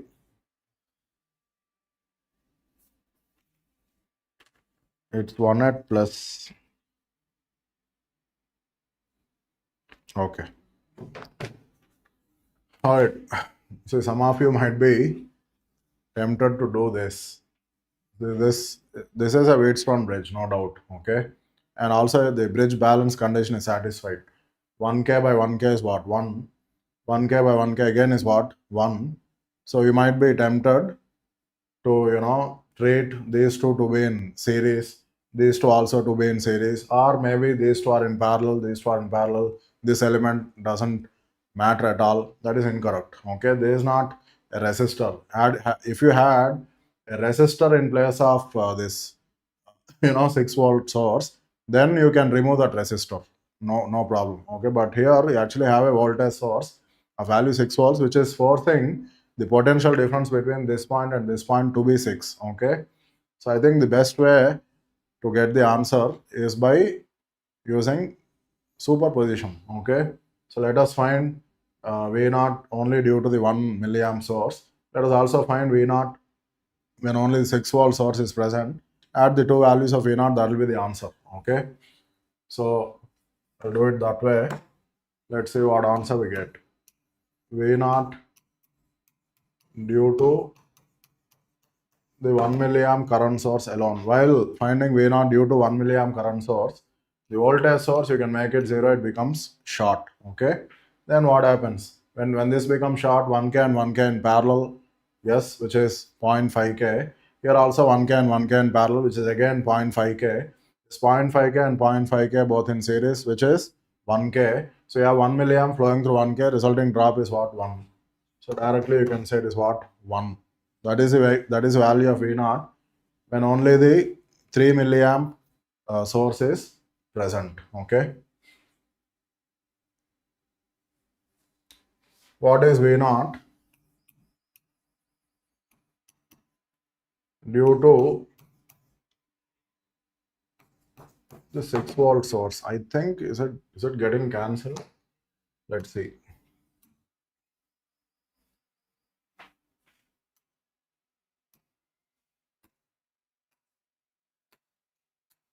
So what is V0 due to the 6-volt source alone? Okay. First of all, you can make the current source 0. Okay. When you make the current source 0, what do you get?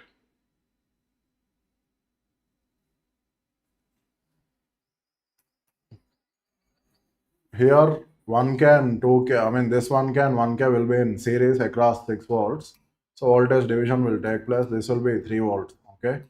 Even this will be 3 volts. And here also voltage division will take place because this 1K and 1K are also in series.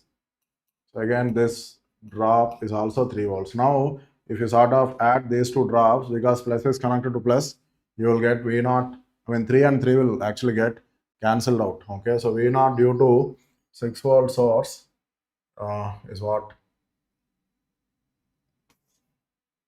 0. Okay, wait a second. Now, if you add these two, okay, you get 1, that is fine. Just verify.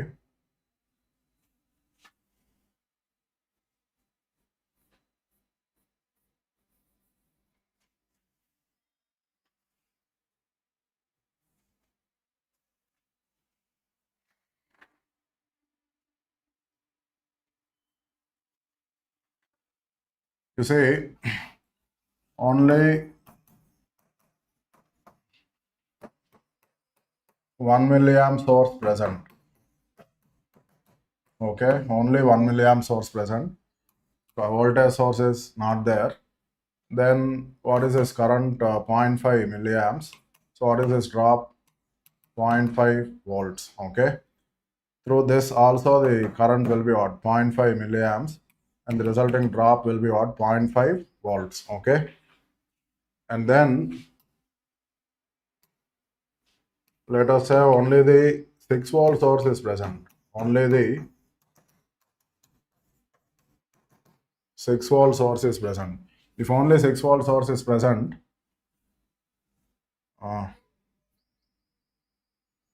then this current source you can make it 0, right? Yes. And then these two will be in series, voltage division 3 volts. These two also in series, voltage division 3 volts. Okay. So if you take this 1 kilo ohm, what is the net voltage across this 1K?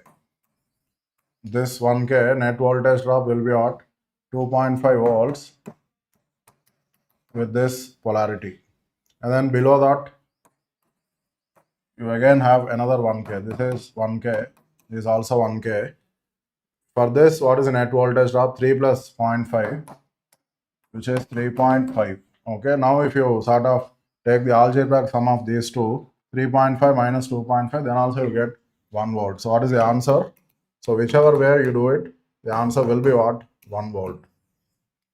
So V0 is 1 volt.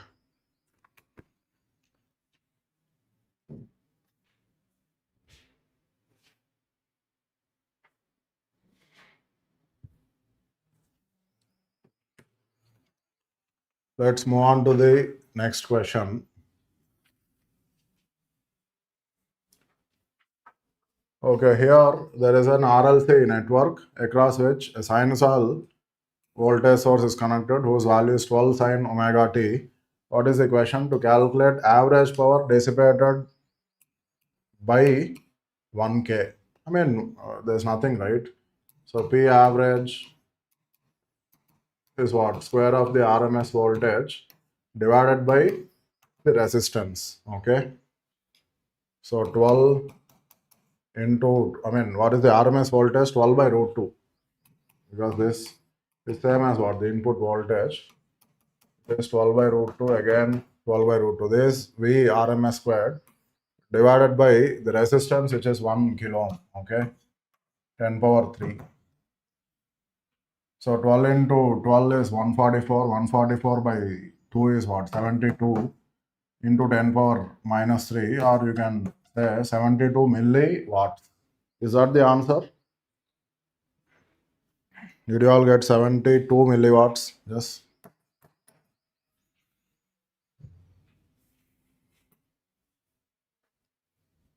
So these were the questions from networks. Okay, now let's look at the questions from analog circuits.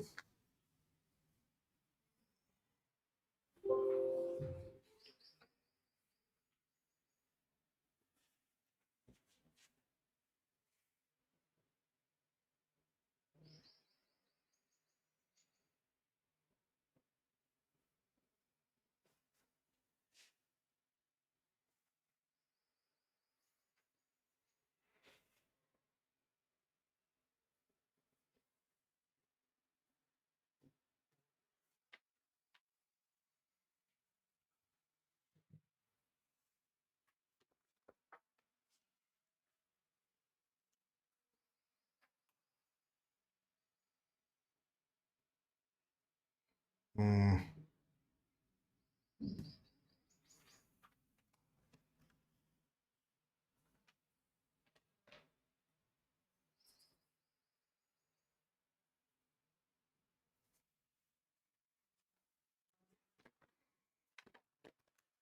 So let's discuss the questions from analog circuits.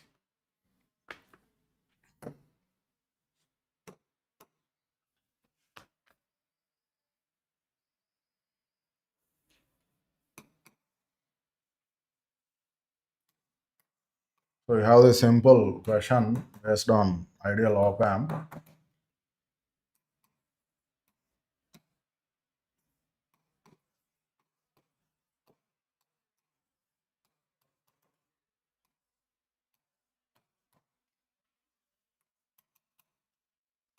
So there is this ideal op amp. Along with the ideal op amp, there are 4 resistors, all are identical.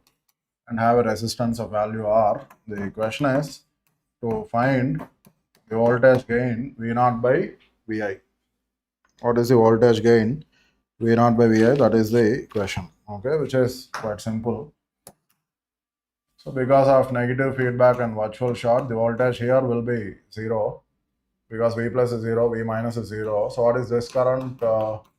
Is V by R.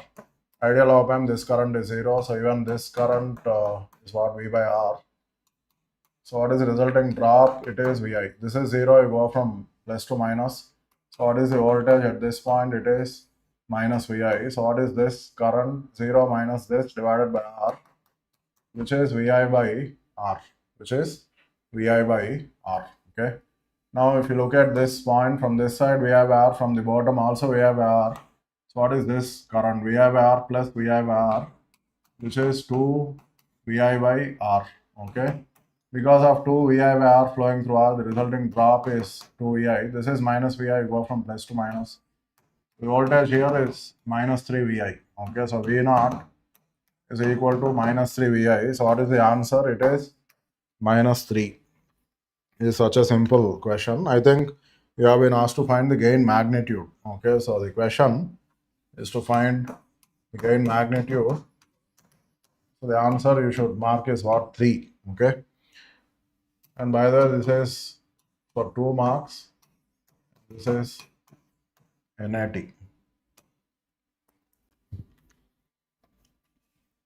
Let's move on to the next question.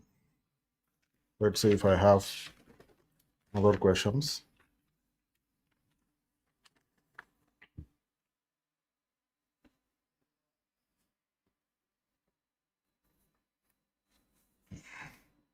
I think some BJT circuit is given.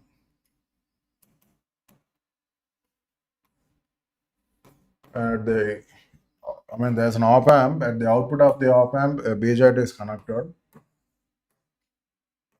This 1K.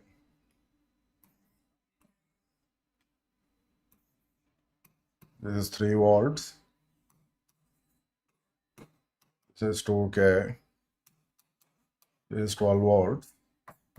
This is ground. And the question is what? To find the value of I0. Okay, so I0 is how many microamps? That is the question. Okay. And for the transistor, the base emitter on voltage is usual 0.7. And the current gain of the transistor is what? 99. Okay. This is also 3. Yeah. So let's find out what is the answer for this question.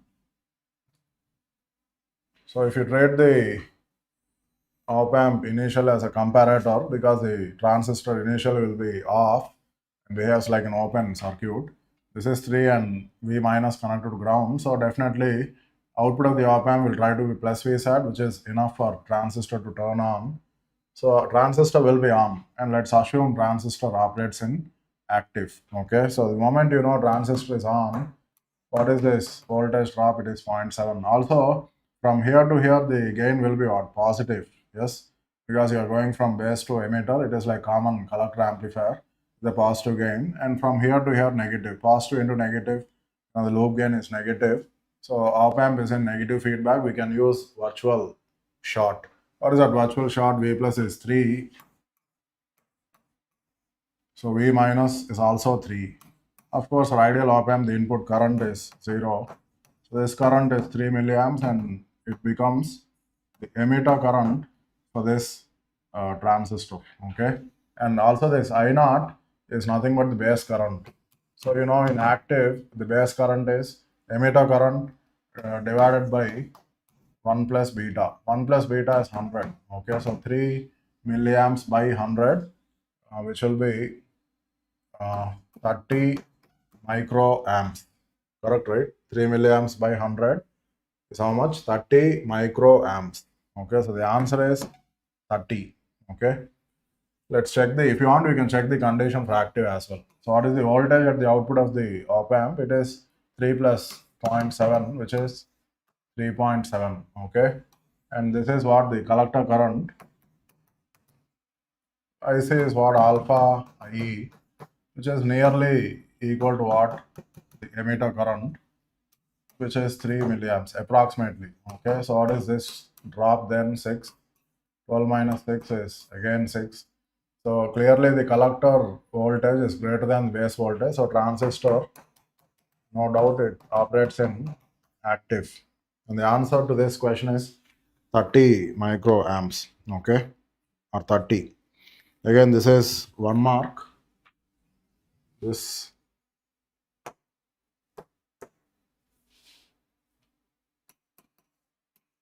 is a 1 mark question, and also this is an MCQ. Okay. Let's see what other questions we have got. Okay.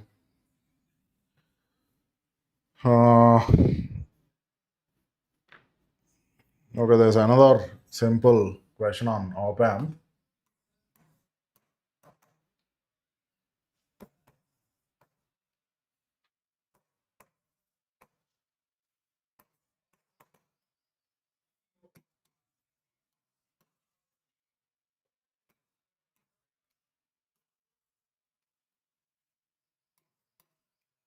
Is 2 volts, is 1K, is also 1K, this is 2K, is also 2K, and this current is Ix,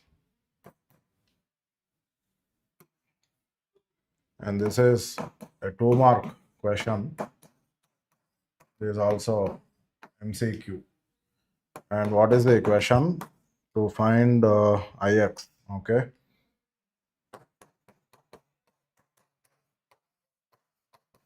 So you have to find the current flowing at the output of the op-amp, that is Ix in units of milliamps. I mean, there's nothing in this. Or is the voltage here 0? So this is 2 milliamps. This current is always 0. This is also 2 milliamps. So, directly you can tell the voltage here is -2, but still if you want, we can do the analysis. So 2 milliamps through 1K, drop is 2, the 0, -2. So the voltage here will become -2. And this current will be, 0 minus this divided by 2, which is 1 milliamps. Now if you look at this node, 2 entering, Ix leaving, 1 entering. So what is Ix? It is 3 milliamps. Okay. I think there is another question on diodes. Again, a simple diode circuit is given. Okay. So you have the input followed by a 10 kilo ohm resistor. After that, again, you have 10 kilo ohm. This is D1. And then you have a 2 volt source as well. Okay. There is another branch in parallel which also contains another diode D2 pointing in upward direction. And then in series with D2, you have this 4 volt source. This is V0. Okay. You have been asked to assume both diodes are ideal. So V1 is 0. Also, the applied input to this circuit is what? 6 sine omega t volts. So the question is to find the maximum possible value of output. So V0 max is how many volts? That is the question. Okay. That is the question. Again, I mean, this is what some kind of a clipper circuit, not a double-sided clipper, but definitely it is what negative. I mean, clipping takes place on the negative side, so it is what that negative clipper. Okay. See, we want V0 to be maximum. When will V0 become maximum? When Vi is maximum. What is the maximum value of input? 6 volts. Okay. So in fact, what happens in this circuit is, for positive values of input, this branch will be conducting. When Vi is greater than 2, in fact, when Vi is greater than 2, diode D1 will be conducting. Okay. And when Vi is less than -4, when Vi is less than -4, D2 will be conducting. And when Vi is in between, -4 and 2, both diodes will be off. No current flows in the circuit. V0 will be equal to what? Vi. Okay. This is what you need to, this is what we can infer just by looking at the circuit. Now we want to find maximum value of V0, okay? Which I already told you will occur when Vi is maximum. What is that Vi maximum? It is 6. Yes or no? Vi max is what? 6. So when Vi becomes maximum and is equal to what? 6 volts, D2 will be off. D2 will be off. Forget about this. D1 will be on. And when D1 is on, because it is an ideal diode, it will act as a short circuit. So how will current flow in this circuit? It will flow like this, it will flow like this. These 2 volts will appear at this point. So directly you can find out what is the voltage at this point. 6 into 10 plus 2 into 10. Yes or no? 6 into 10 plus 2 into 10 divided by 10 plus 10. 60 plus 20 is what? 80. 80 by 20 is what? 4. 4, right? It is 4. That's all. So VO max is what? 4 volts. Extremely simple.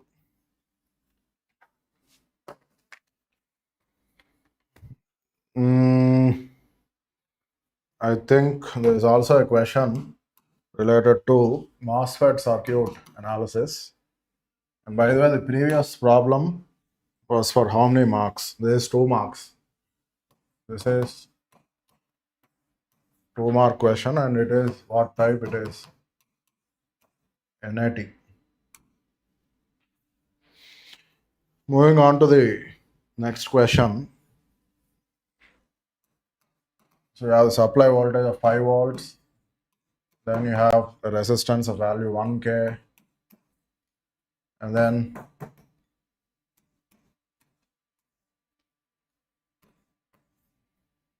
the gate is shorted to drain, which means MOSFET is operating in saturation. So you have to find what is the voltage at the gate, which is same as the voltage at the drain in units of volts. Okay. And then for the transistor, the threshold voltage is given 1 volt. And the transconductance parameter mu n Cox multiplied with the aspect ratio is 2 milliamp per volt square. This again is a 2-mark question in NAT. I mean, what to do? I mean, it's a standard question. This is VG. I mean, VGS is same as VG. Okay, that is the thing. And this current is what? The drain current. This is also drain current because the current at the gate is 0. And drain current can be written in terms of the voltage drop across 1K as 5 minus Vg by 1K. Yes. Now because gate and drain are at same potential, the transistor will definitely operate in saturation. And the drain current expression, all of you know, is half mu n Cox W by L, which is half 2 milliamp per volt square times VGS, which is Vg itself, and VTH, which is 1 squared. And on the left side, in place of ID, let's write, okay, I'll just equate this to 5 minus Vg by 1K. So here, this 2 and 2 will get cancelled. When you multiply, when you cross multiply, kilo and milli also get cancelled out. You simply have Vg minus 1 whole square is equal to 5 minus Vg. Okay.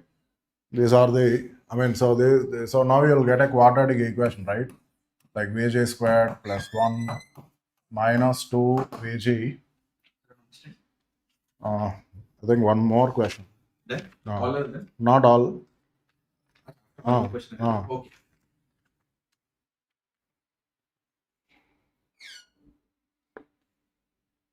Yeah. So Vg square plus 1 minus 2 Vg is equal to 5 minus Vg. Okay. So Vg squared minus Vg minus 4, correct? This is the sort of quadratic equation we get. Okay.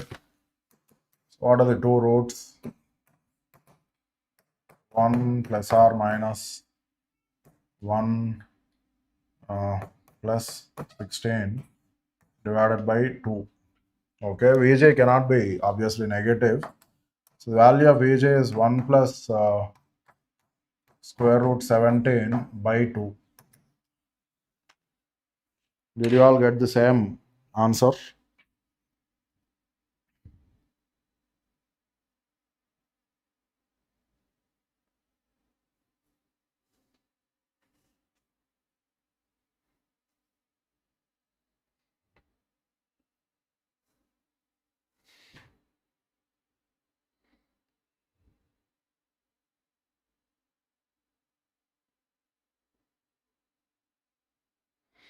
I think you get 2.56 volts. Okay, so the value of voltage at the gate is what? 2.56 volts. Okay.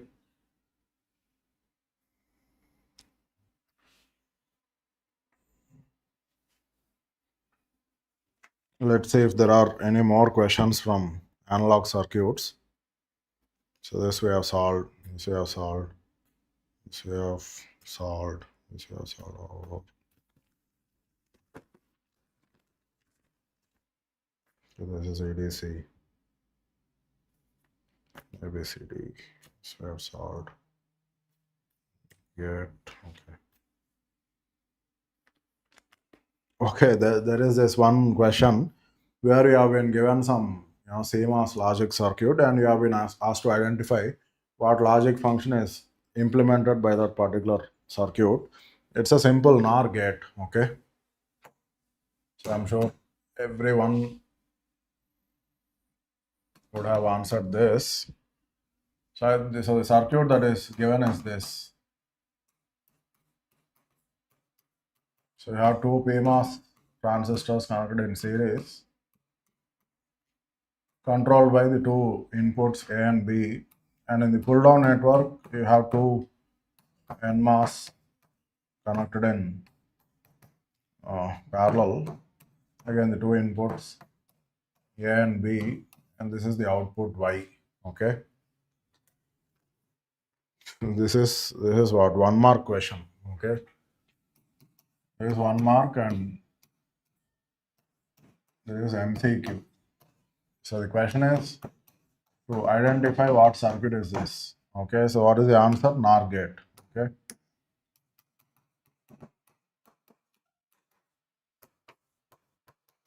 A 2-input NOR gate.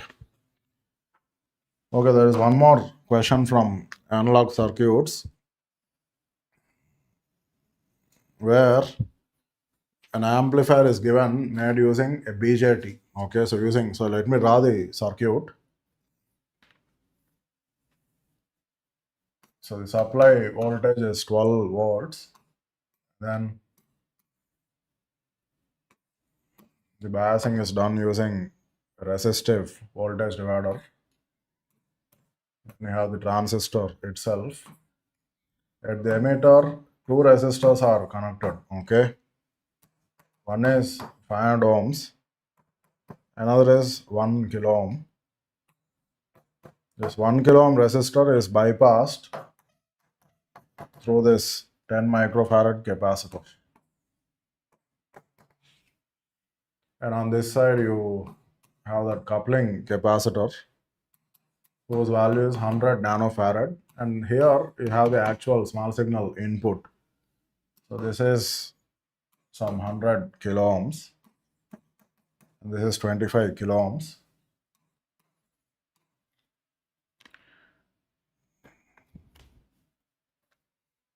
This resistance value is missing. Can someone help me out?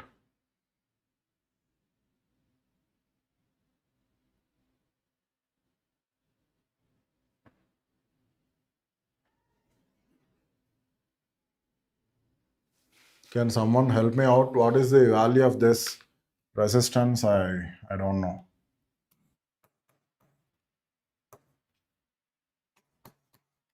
So this is a blocking capacitor, 100 nanofarad, and this is V0.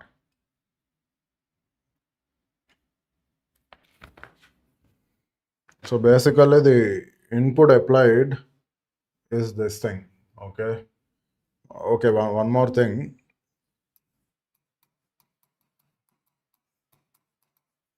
VBE is given 0.7.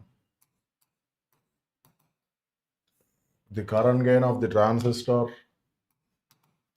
is also given, which is some 99. Okay.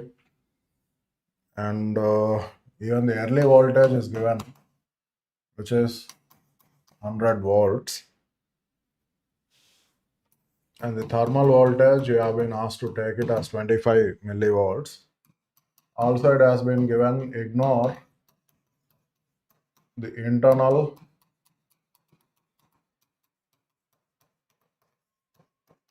parasitic capacitances. So all the C pi, C mi, everything can be ignored. Okay. And then the small signal input applied to the circuit is this much. It is a combination of two sinusoids. One at a frequency of 10 power 5 radians per second, A cos 10 power 5 t. Another at a frequency of 10 power 7 radians per second. So B sine 10 power 7 t. Again, okay, volts. So the question is, find V0 approximately. 4 options were given. One option is minus 190.4. Okay, minus 190.4.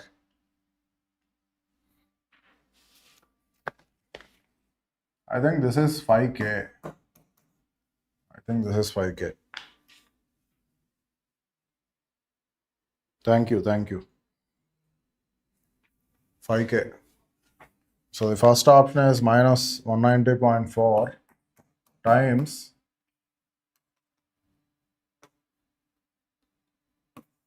A cos 10 power 5 t plus B sine 10 power 7 t.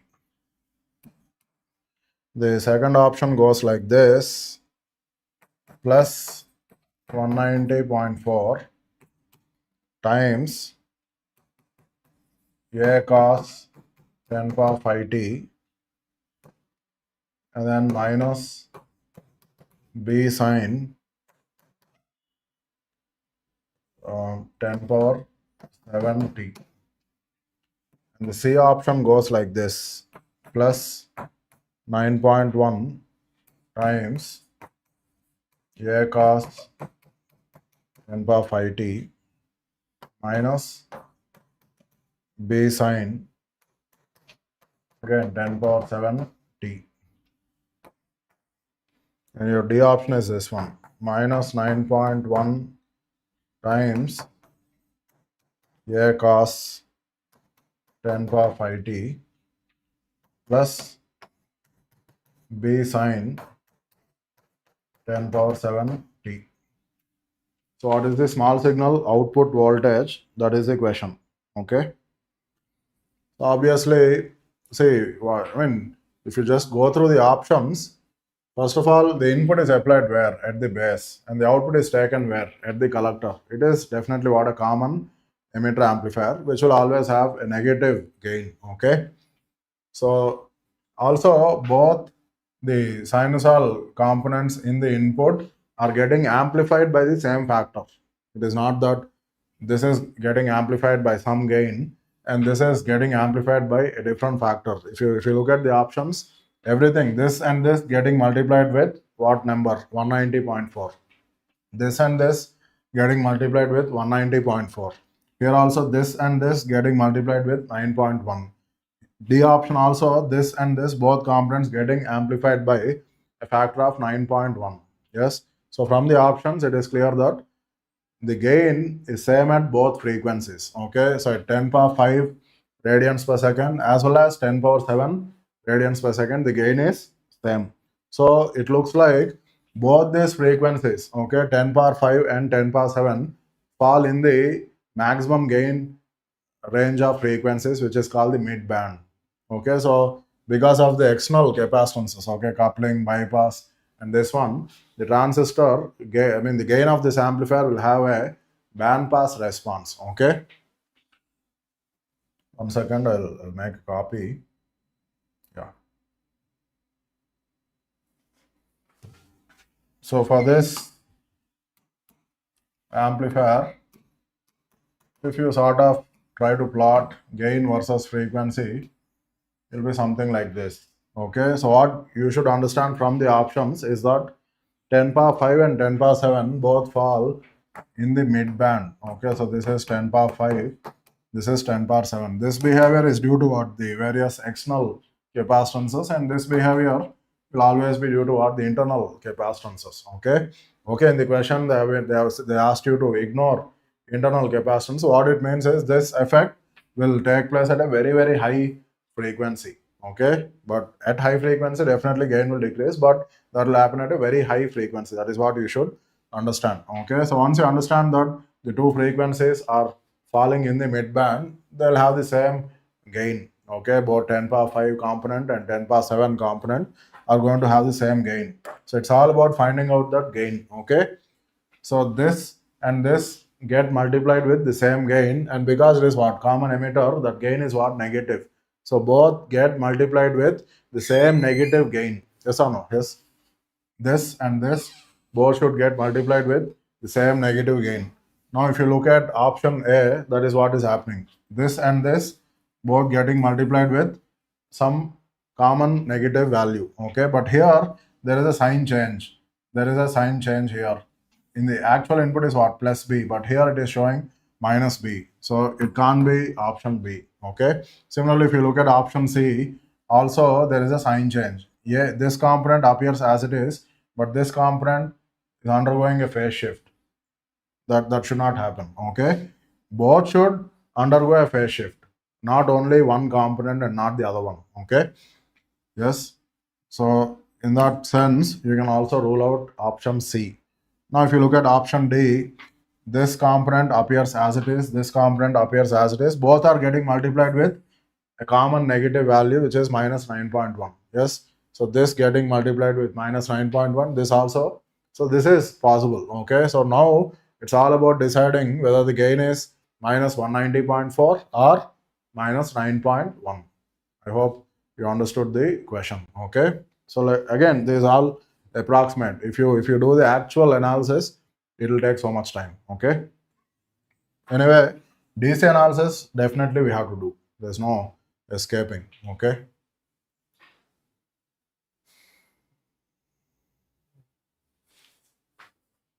Well, if you want to take a guess, how would you do it? See, during AC analysis, one second. Yeah.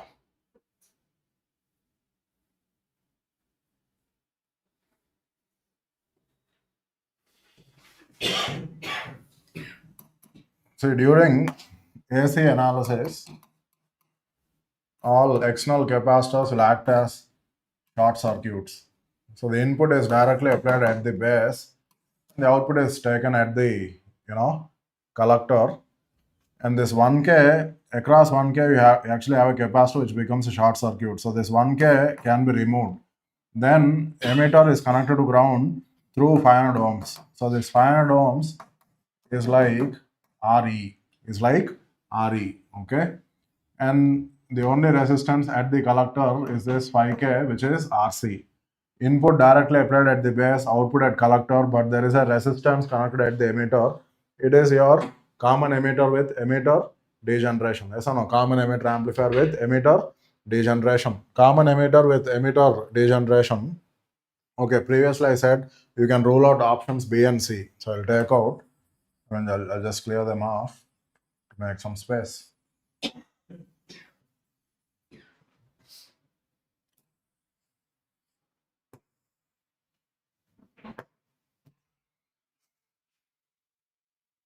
Common emitter amplifier with emitter degeneration.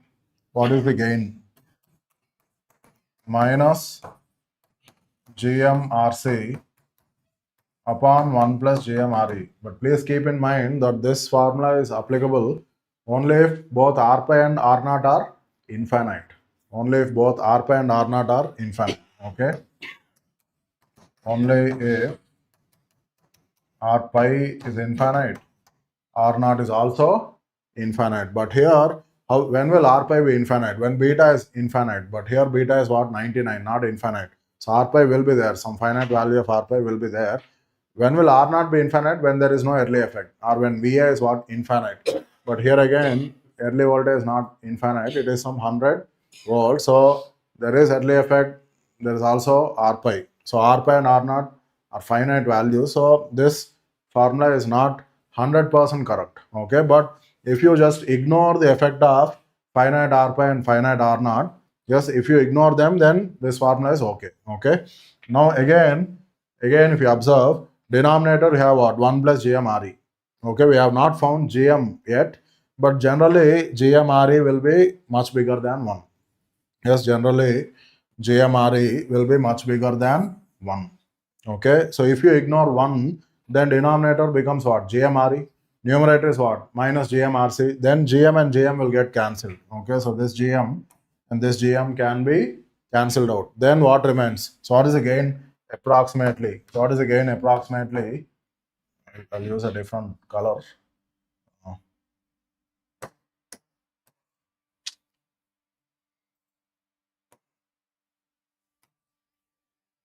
So what is the gain approximately then? Minus RC by RE. RC is 5K, RE is what? 500 ohms, which is 0.5 kilo ohms. So is it not approximately minus 10? Yes, or no, if you ignore R0 and R pi, then your gain is what? Approximately minus 10. Now, there are only two values of gain from the options that have not been ruled out. Okay. One value of gain is what? Minus 190.4. Another value of gain is what? Minus 9.1. So definitely minus 10 is very close to what? Minus 9.1. So here itself, you can mark the correct answer as what? Option D. Okay. That is also one way to get the answer, but let's do the actual analysis where we first do what? DC analysis. After that, we'll try to do a little bit of AC analysis. Okay.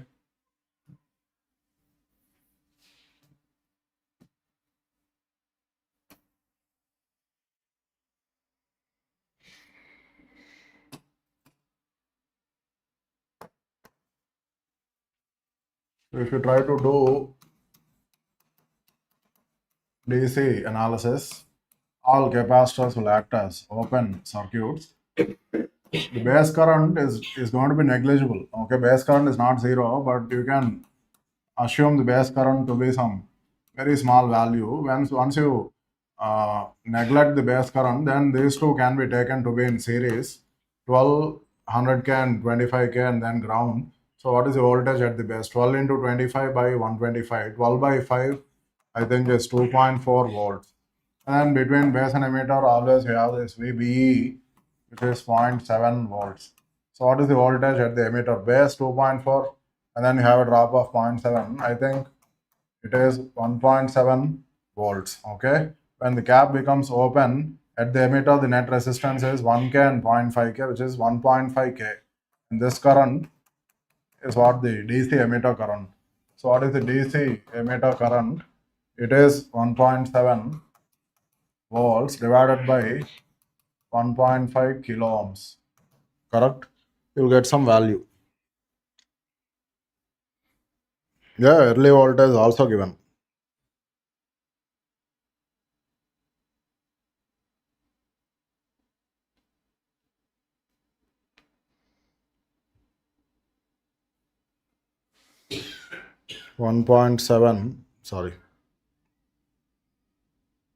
Divided by 1.5.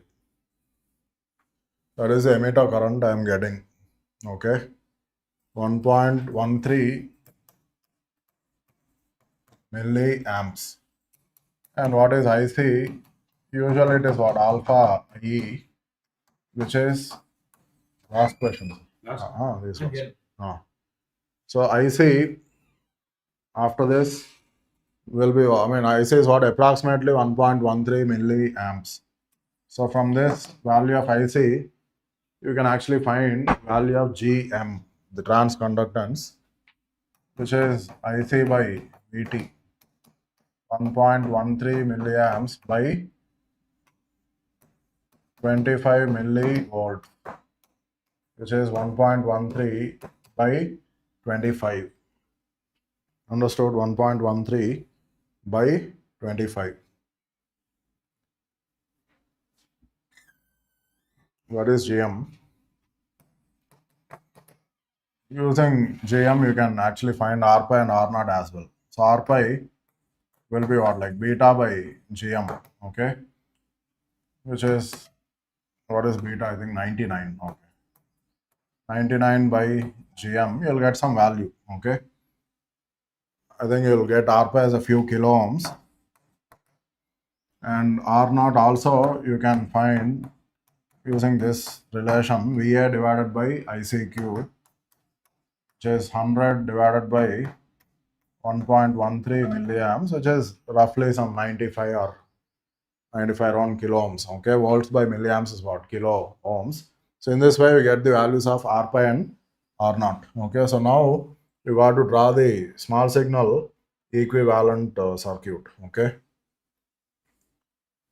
so what I'll do, I'll just clear this off.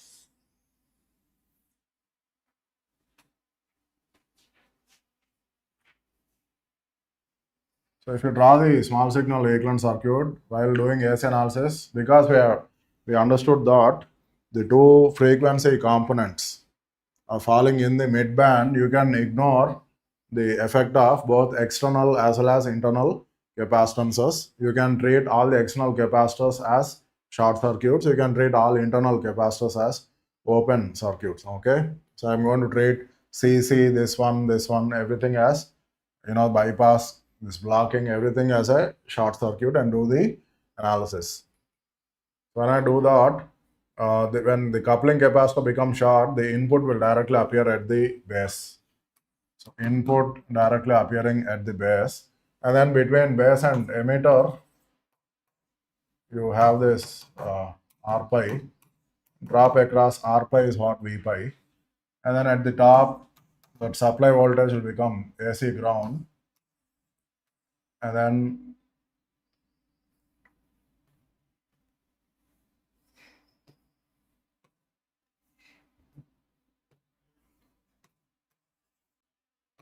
this is your 5K. And then, from collector to emitter, you have GM V pi. Yes or no? Collector to emitter, you have GM V pi. And across this, you have R naught. Okay. And then at the emitter, you have this 0.5 kilo ohm resistor. Okay, 0.5 kilo ohm resistor, which is like RE. And then the output is taken at the collector. This is the complete, small signal equivalent circuit. That's all. Once you draw this equivalent circuit, just have to write a few equations and then get the gain. Okay, so I'll just make a copy of this. Yeah. Let me remove this. Yeah.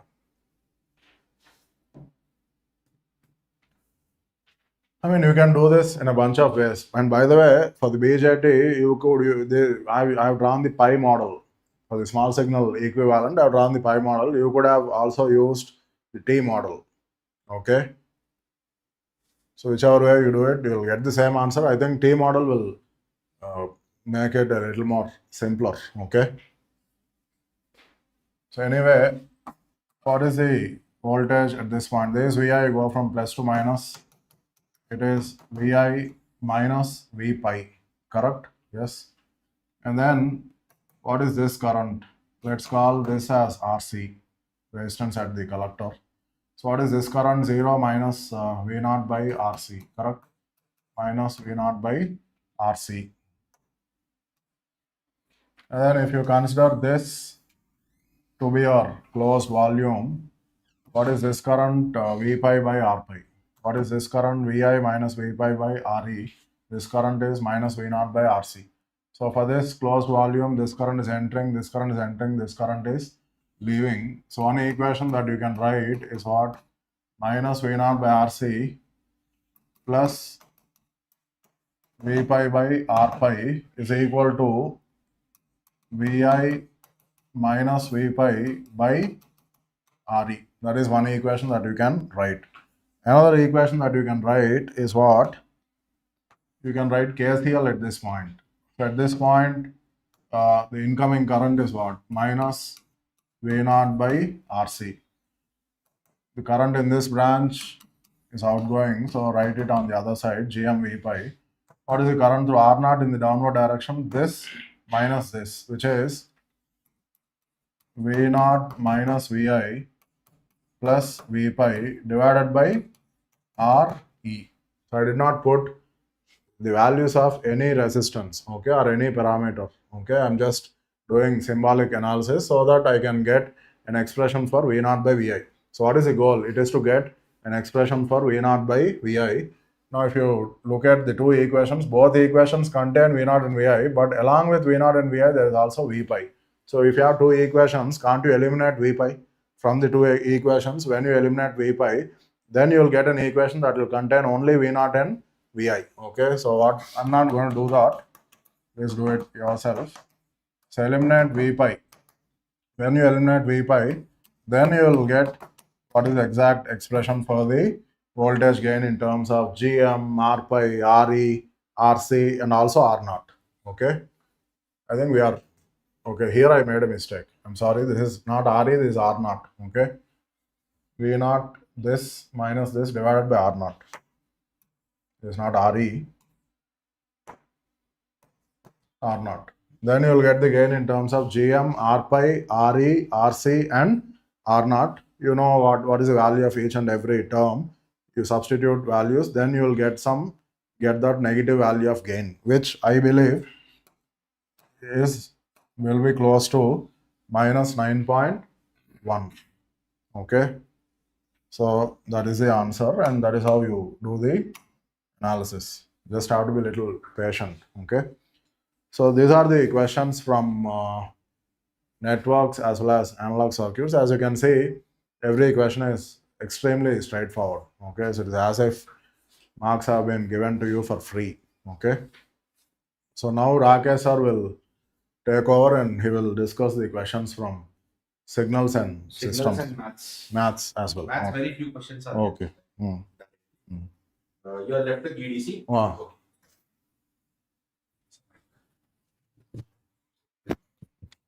Yes, I have.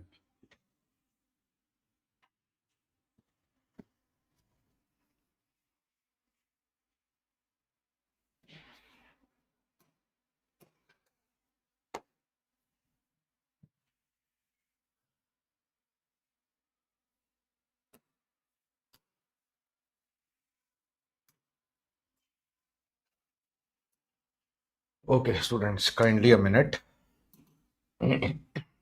Sorry, sir.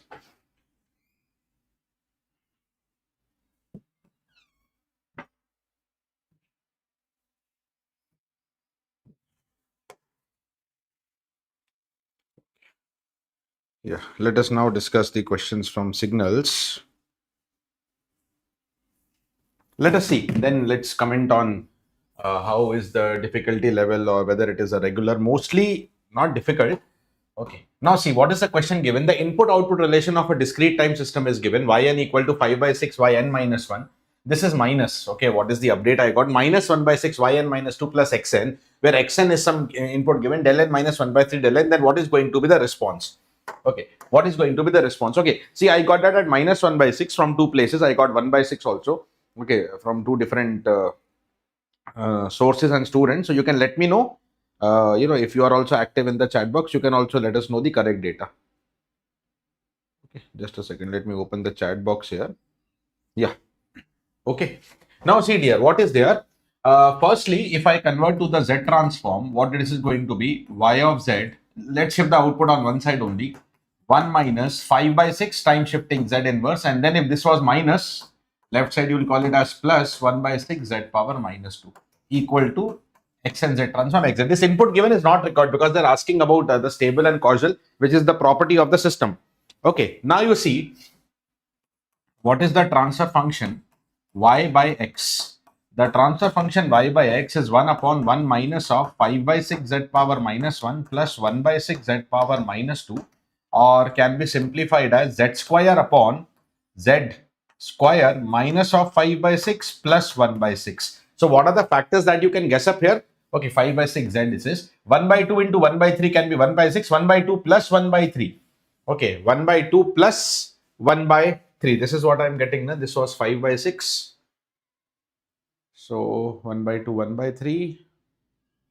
No, then correct only. So you'll get that 5 by 6 also. Yeah. So you have z square. Okay, the factors are z minus half and z minus 1 by 3. Because 1 by 2 plus 1 by 3 will become 5 by 6 eventually. Okay, 1 by 2 into 1 by 3 will be 1 by 6. Okay, now coming to the important point, poles, z equal to half and 1/3. See dear, the point where student got confused, ROC is not given. Okay, not required. See, the system is causal. You see here why the system is causal. The output equation, okay, the output depends on only the previous instances of output as well as the present value of input.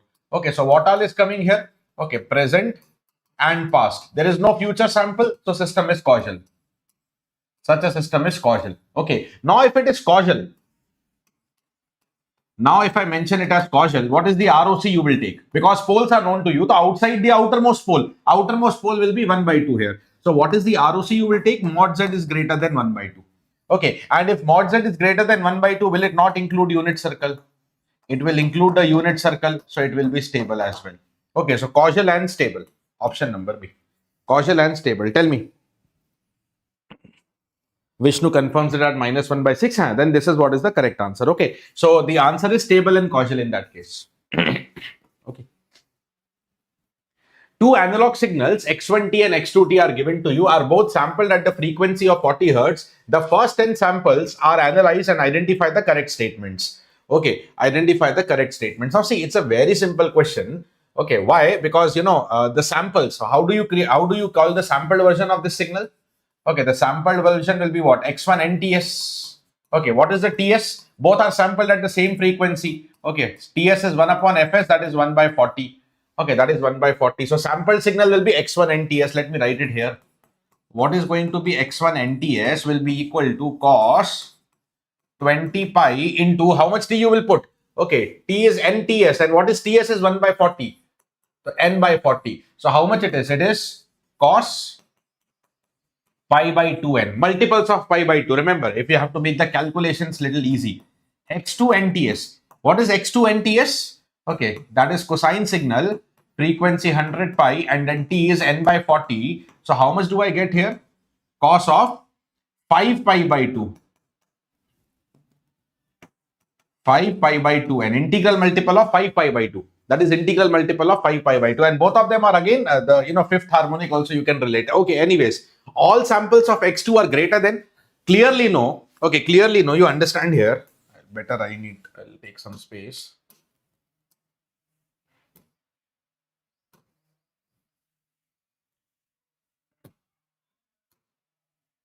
Okay. What is that I have got? X1n is equal to cos of pi by 2n. What is the x2n you have got? Cos of 5 pi by 2 into n. Okay, all samples of x2 greater than x1? No, because at n equal to 0, simple logic, both are cos 0, which will be 1. Okay, both are cos 0. So x1 0 is equal to x2 0. Okay, so all samples of x2 greater than, wrong. First 3 samples of x1 greater than first 3 samples of x2, again wrong. Okay, why? Because the first 3 samples means, what is the first sample? N equal to 0. The first sample is equal, so it's greater than, less than, finished. Okay, so this itself tells you that A and C cannot be correct. This itself. Okay, now last 3 samples of x1 greater than the corresponding samples of x2. Now see here, what are the last 3 samples? What do you mean by last 3? The 10 samples are taken and counting starts from n equal to 0 or t equal to 0. The last samples will be 9, 8 and 7. Okay, better take a value 8. Okay, because we have that 1 by 2 factor, na? We have the 1 by 2 factor. Okay, so what is going to be x1 8? When you put 8, this will become cos 4 pi, which is 1. Same thing will happen here in the x2 8. What is the x2 8? Cos of how much it will become? 5 by 2 into how much I have taken? 8. So that is going to be 10 pi. Okay, any multiple of 2 pi is coming, answer is 1. Okay, so this tells you that answer number B is wrong. This tells you that B is wrong. The correct answer is D. You can match it also. Okay, what is the fourth, fifth, sixth? Now fourth sample means what value of n you will put? 3, because counting starts from 0. Okay, 3, then 4. Sixth means 5 and 7 means 6. N equal to 3, 4, 5, 6. Will it be equal? N equal to 3. Okay, now see 3 pi by 2, 15 pi by 2. Any odd multiple of pi by 2. You know the cost pattern. Huh? Okay, any odd multiple of pi by 2, cost will be 0. So n equal to 3, both will be 0. Okay, n equal to 4. Okay, or n equal to 5 also, if you put 5 pi by 2, 25 pi by 2. Again 0. Okay, and then both of them, what will happen? X1 and X2, both of them are 0 here. And the other calculation at 4 and 6, what will happen? See, when I put 4, I get 3 pi here. And when you put, I get 2 pi and here 10 pi again. Rather here, what do I get? 10 pi again. So again, what is there? So then here it was something else. If it was, this was 20 pi, but okay. Then also 1 only. This was 20 pi. So I'm telling n equal to 4, so 2 pi and 10 pi. Both are 1. Okay, next value, 6. If you put 6, 3 pi. Okay, so yeah, both of them are equal only here also. Okay, what is happening at the fourth one? Okay, yeah, both of them are 3 and 5, both are same only. If you take the fourth value, x1 and x2 are both coming to be 1. And if you take the sixth value, x1 and x2 are both coming to be -1. Okay, because what happened at 6? 3 pi. What happens here? Okay, 15 pi. Okay, so odd multiple of pi minus y, cost -1, cos theta value. So anyways, what value I don't want, whether they are matching, corresponding samples of x1 and x2 are same, D is the correct answer. Okay, D is the correct answer.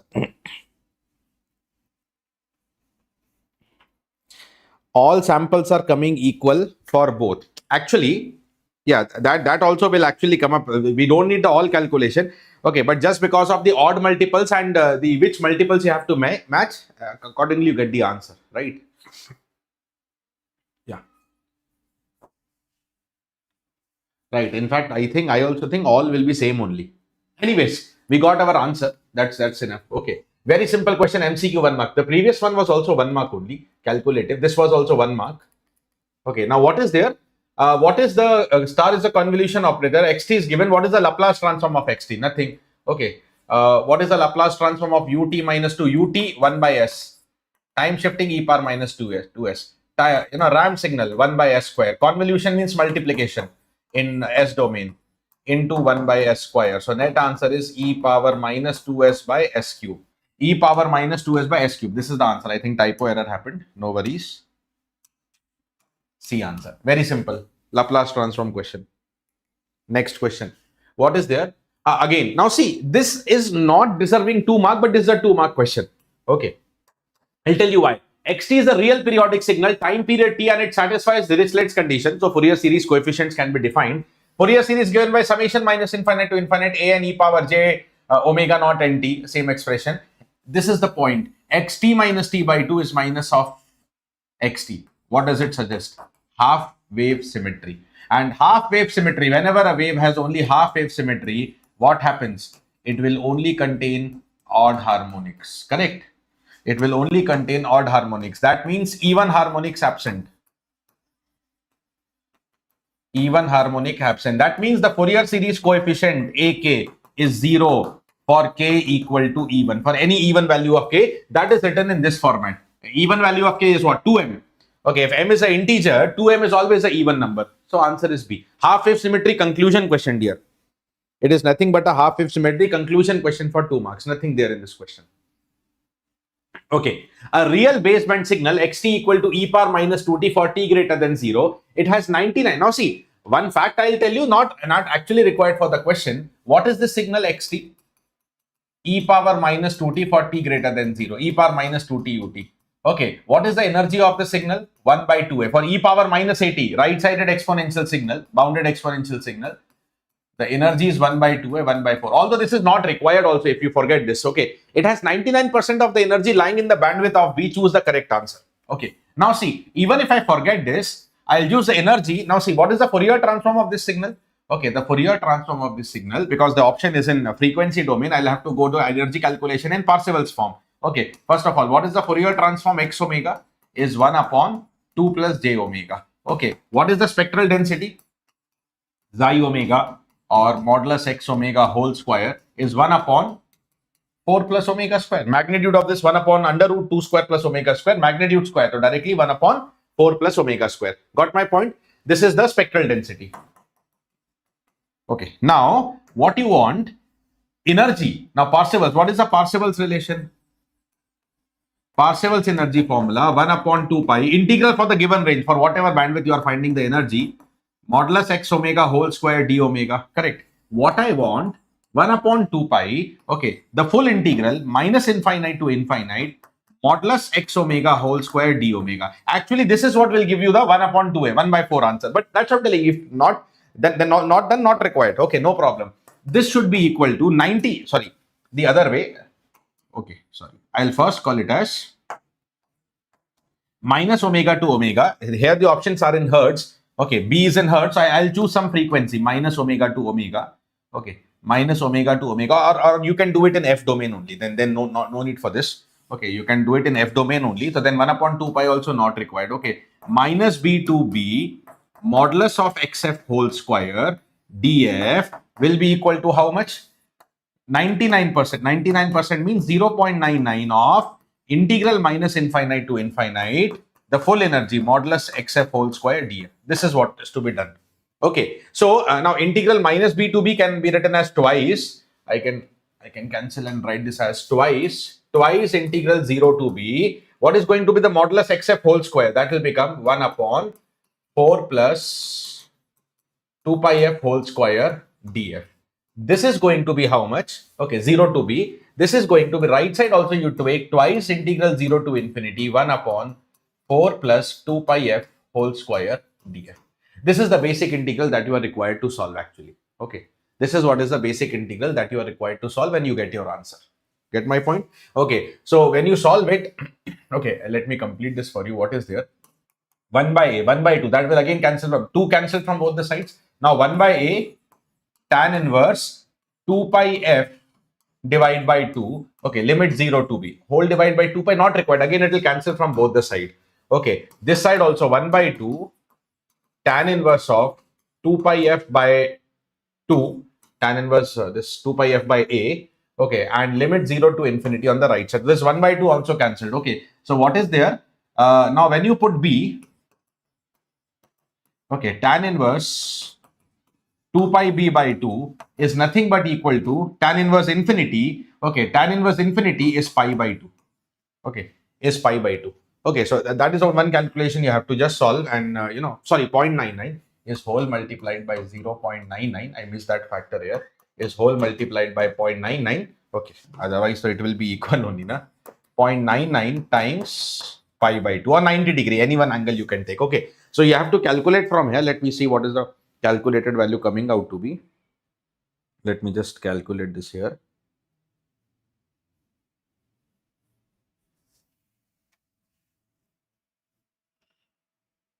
Okay, and then I'll take the tan of it. 63.65 is what is coming to me. Okay, 63.65 if I take the exact value here. Okay, so how much is b coming out to be? That is pi b actually. 2 cancelled here. Pi b is how much? 63.65. 63.65. Okay, so yeah, what is the range that you can select here? Okay, divide by 63 to 64. Okay, 63 to 64. Okay, we could actually, I took a precise value of b, the option A and B are not matching. Okay, if you want to get the exact range, you know what exact range will be? If you wanted the exact range, okay, some two different values, then you have to take the difference between two. Okay, you can take this way also, b1 to b2. Okay, then you can take b1 to b2. Okay, and then you have to take it for both the sides, modulus xf whole square. Okay, so that way also you can do. I mean, that is also okay. Modulus xf square, this is the spectrum na. Okay, you have to take modulus b1 to modulus b2. Okay, and minus infinite to infinite. So you take this here directly twice, b1 to b2. Right side, then I do twice. Okay, this is also twice, that will cancel. I will do as per the question is asking, b1 and b2. Okay, then you will get the b2 minus b1 difference. You getting my point na?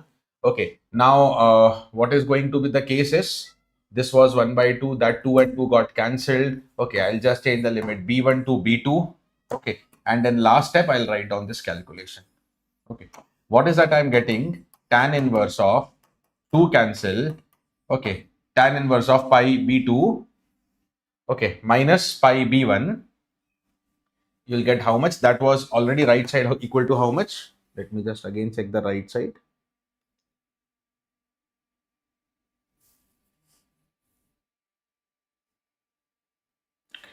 That is 1.555. Okay, 1.555. Okay, only thing is tan inverse pi b2. Okay, I'll have to solve this way, minus tan inverse pi b1. Okay. So better, the previous calculation itself approximately gave the correct answer. This will lead to a little bit more calculation in both the cases. Then you will exactly maybe get 63 to 64. But okay, not required. I'll go with the previous calculation only. Okay, you got the answer, I guess, right? This is what it is, and I substituted. What I got here is pi b after the substitution, and that was turning out to be how much? Some 63.65. I'll copy that answer here. That is easier. That's the reason I took from 0 to b. Just that intuition is correct. Okay, like that I have taken. Okay, answer number D. Anyways, you should be able to conclude to the answer number D. To make the calculations look simple, you have to check MK. No, it is not coming up as 1 at any cost. Okay, it is not coming up as 1. 63 to 64. Okay, you will be getting it as 63 to 64. Okay, any further confusions, you can let me know.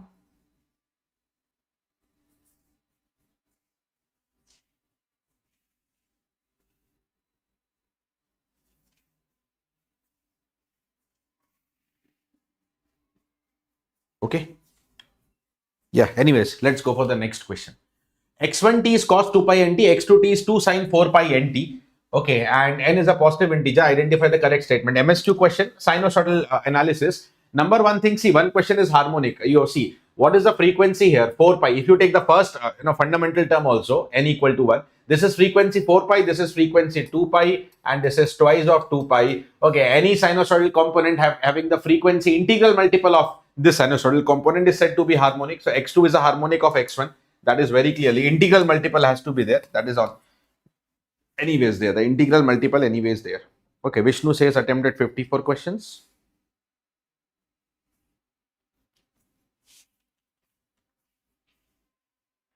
MK, that is usually okay. Okay. Yeah. What is the next thing? Now, cosine and sine. What is the period here? If you see the period, the time period T1 for this one is 2 pi upon 2 pi or 2 pi n in terms of n, 1 by n. Okay, the time period for this one is 2 pi divided by the 4 pi n. Okay, and that becomes 1 by 2n. Okay, that becomes 1 by 2n. Now, 1 by 2n, if you see, okay, is half of the first time period, or you can write down this twice as 1 by 2n.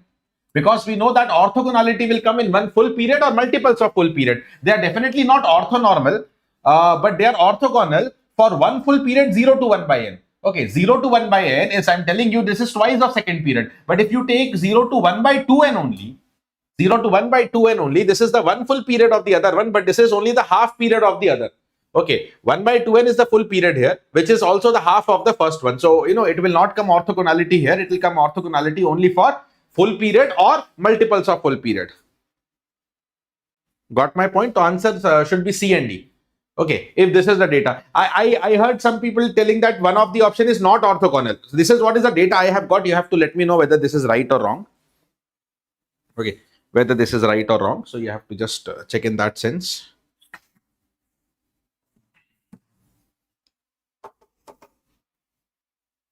Okay. Okay, next question.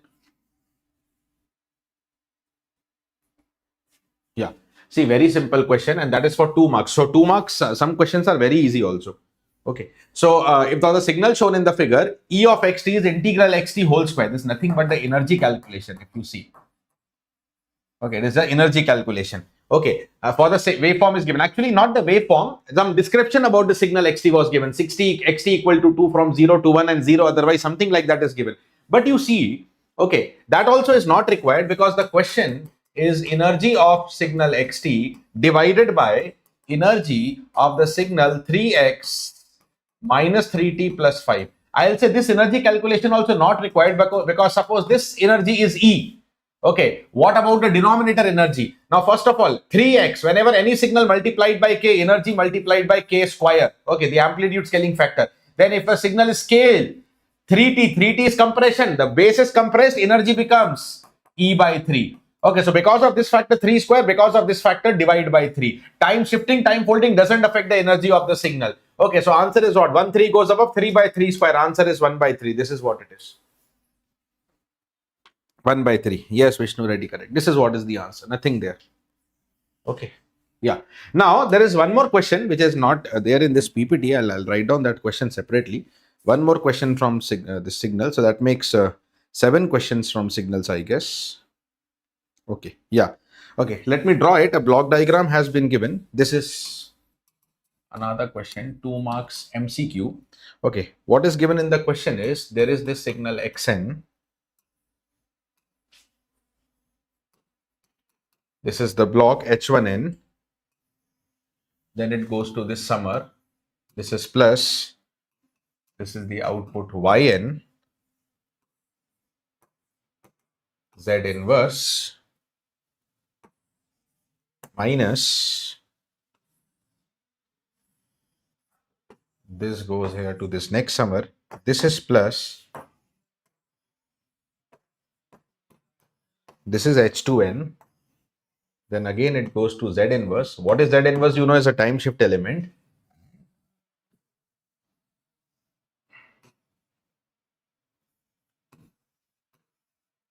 Plus minus here. And this is Yn. Okay, what is given? H1 and H2 represent LTI system. Okay, you have to say what about the overall system, whether it is LTI, whether it is LTV, whether it is linear time invariant, whether it is causal or whether it is non-linear. Okay, whether it is non-linear. Tell me. Okay. No, this is not that causal and stable case. That was a different question, Vishnu. Okay, the causal and stable question was this one. Where is that gone? This we have already discussed. This one was causal and stable. Okay, this was a direct difference equation given. Okay. Yeah. Let's take this. So, see, number one, I'll tell intuition. Okay. H1 and H2 are both LTI. Okay, what is Z inverse? Okay, what is this Z inverse? Time shift element. Na?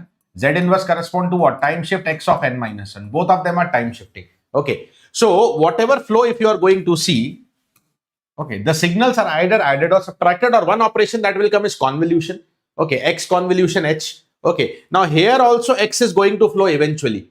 Okay, here also, this will also be derived from X. Okay, so this will also be H1 convolution, H2 convolution with X. X roll will be there. Okay, so either it is convolution operation, which is anyways for LTI, or either it is added. What is the operation happening? Some plus minus, that is of course comes under linearity, and time shift. Time shifting never affects the time invariance of the system. Time invariance will be affected if you get what type of terms. Okay, if you have a separate function of time multiplied. Okay, or by chance time folding. Vishnu says time variant. No, by chance some time folding comes. So it is clearly looking LTI. Okay, it is clearly looking LTI. But what I will do is, okay, I'll explain you step by step. Okay, what is going to be the output here? Okay, suppose this output is Wn. What is going to be this output? Because H1, H2 are LTI, so you can apply convolution, X convolution, H1. Okay, now if this is W, what is this? Wn minus 1. Okay, Wn minus 1. Right, now what is going to come up here? This is Xn minus Wn minus 1. I'll write down with the flow very clearly. Xn minus of Wn minus 1. Okay, Xn minus W of n minus 1. When you convolute with H2, you will get this output. Okay, what is this output? Suppose this is Zn. Okay, what is this Zn equal to? X of n minus W of n minus 1 whole convolution with H2n. Okay, this Zn again fed to the time shift, time delay. Okay, so that is Zn minus 1, and then the addition or subtraction of these two is the output Yn. Okay, so what is the final output Yn? I'll try to write here. It is Wn minus Zn minus 1 minus Z of n minus 1. Okay, now let us substitute. What is the W? X convolution H1. Xn convolution H1n minus, what is Zn minus 1? Now see, Zn minus 1, this is one thing you have to be careful, although that will still not affect the answer. But what is Zn minus 1? If output is delayed, you don't have to, because it's a convolution operation. It's not a multiplication that you have to every element shift n minus 1. Output is shifted when either the input is shifted or the impulse response is shifted. So if you are writing Zn minus 1, okay, I will shift the input here. Let me shift this. Okay, so what is going to be Z of n minus 1? That you have to be careful, and that will be X of n minus 1. Let me not disturb the impulse responses. Minus W of n minus 2. Whole convolution with H2n. Whole convolution H2. This is what is Zn minus 1. Here n minus 1, here again n minus 1. So net n minus 2. Okay, let me further open it term by term. Okay, what is this X of n? Convolution H1n. This is a LTI system, pure operation, minus X of n minus 1 convolution H2n. That is also not a trouble. X of n minus 1 convolution H2n. Last one is minus will be plus Wn minus 2. Now tell me what will be Wn minus 2. I'll write this separately. Wn is Xn convolution Hn. Okay, shift in the output will correspond to shift in the input. So Wn minus 2 will correspond to Xn minus 2 convolution with H1. Okay, so what is this minus plus Wn minus 2? That is X of n minus 2 convolution H1n further convolution H2n. H1 convolution H2 can nothing but again be cascading of two LTI systems, which remains to be LTI only. Okay, so every term is linear. There is no square or any such term coming. All of the terms are, okay, if you see here, this is the final expression here. Input power 1, input power 1, input power 1. Okay, and all operations are convolution, which is only for LTI system. So I told you by the intuition only, it has to be a LTI.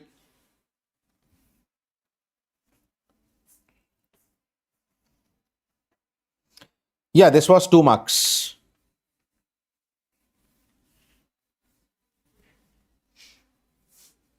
Input shift not equal to output. You have to calculate this output. Okay, you are not required to shift the output. No. Input shift not equal to output shift. What is that concept you are telling, triple F? No, it is LTI only. It is coming to be LTI only. You see this equation, na? You see this equation. And that is the smartness. If you have to substitute Zn minus 2, okay, where is that? Zn minus 1, you should know what you are going to substitute, because this system is LTI.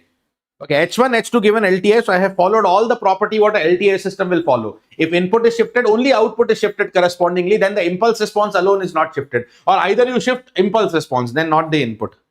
Tell me, is the doubt clear, guys? Okay, tell me, is the doubt clear? Yes, it is LTI. It is LTI. Okay.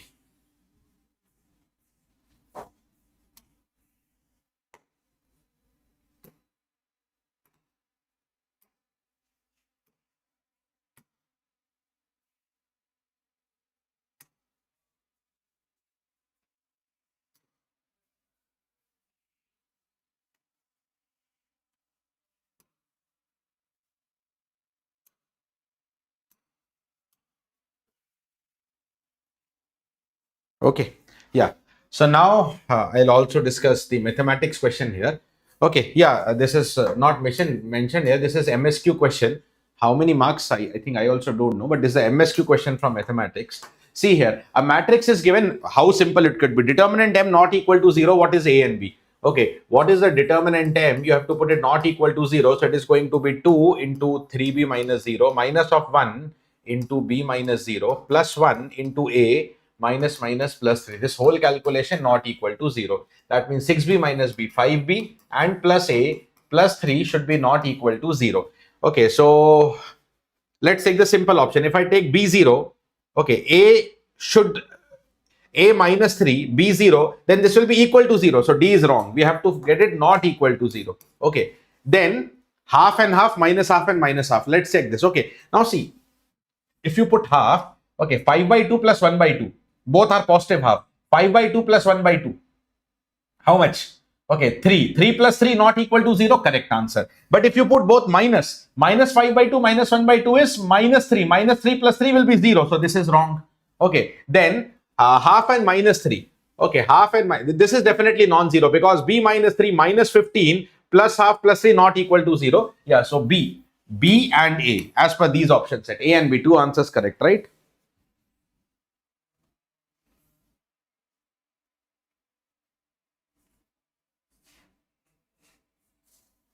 Okay, A and B. 1 mark. Acha, this is 1 mark you are confirming. Okay, 1 mark. You are confirming this as 1 mark.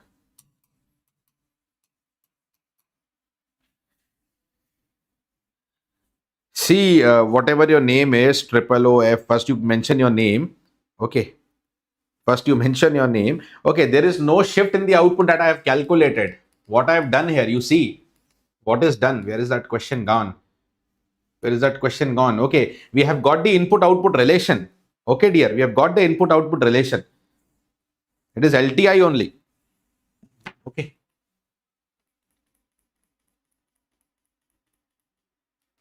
Yeah, next question. This one is a bit calculative. I'll solve the easier one first. Okay, what is there? Wrong question. Wrong question. This is the wrong question. Okay, what is the SB series rather? Okay, this one I think is MCQ 2 marks. Okay, confirm the marks. Okay, and what is the SB series? I will tell you 1 plus half, then plus 1 by 8, 1 by 16, then directly 1 by 64, 1 by 128. That is the data given. Okay, this is the wrong data. Okay, and what is the SS series given? SA is correctly given. Summation n equal to 1 to infinity n square by 2 power n. Now see, if I just take the ratio for the first one, okay, what is the ratio test for this series? Okay, if ratio test not satisfied, okay, then we go to the integral test, the Cauchy integral test. Okay, but first the Alembert's ratio test. Now an plus 1 upon an, the magnitude of ratio required, but okay, all are positives only, so I'm not writing the magnitude. It is actually we take the modulus of this. Now n plus 1 whole square upon 2 power n plus 1 whole divided by n square by 2 power n. Okay, so how much it is going to be? 1 2 power n cancel. Okay, 1 by 2 will be left, and then you have n plus 1 by n whole square. Then this is 1 by 2, 1 plus 1 by n. Okay, when you go for n tending to infinity, the ratio test is applied for n tending to infinity. So you get it as 1 by 2, 1 upon infinity vanished. 1 by 2 is less than 1. Okay, so ratio less than 1 means the series is convergent. The first is convergent only. Okay, the first is convergent only, right? Okay, the first is convergent. What about the next one, SB? Now see, SB, I'll tell you two methods. One is, okay, the question looked like whether they are talking about GP, but it is actually not GP. Okay, GP means with ratio half, because 1 by 4 was missing, 1 by 32 was missing. I introduced it.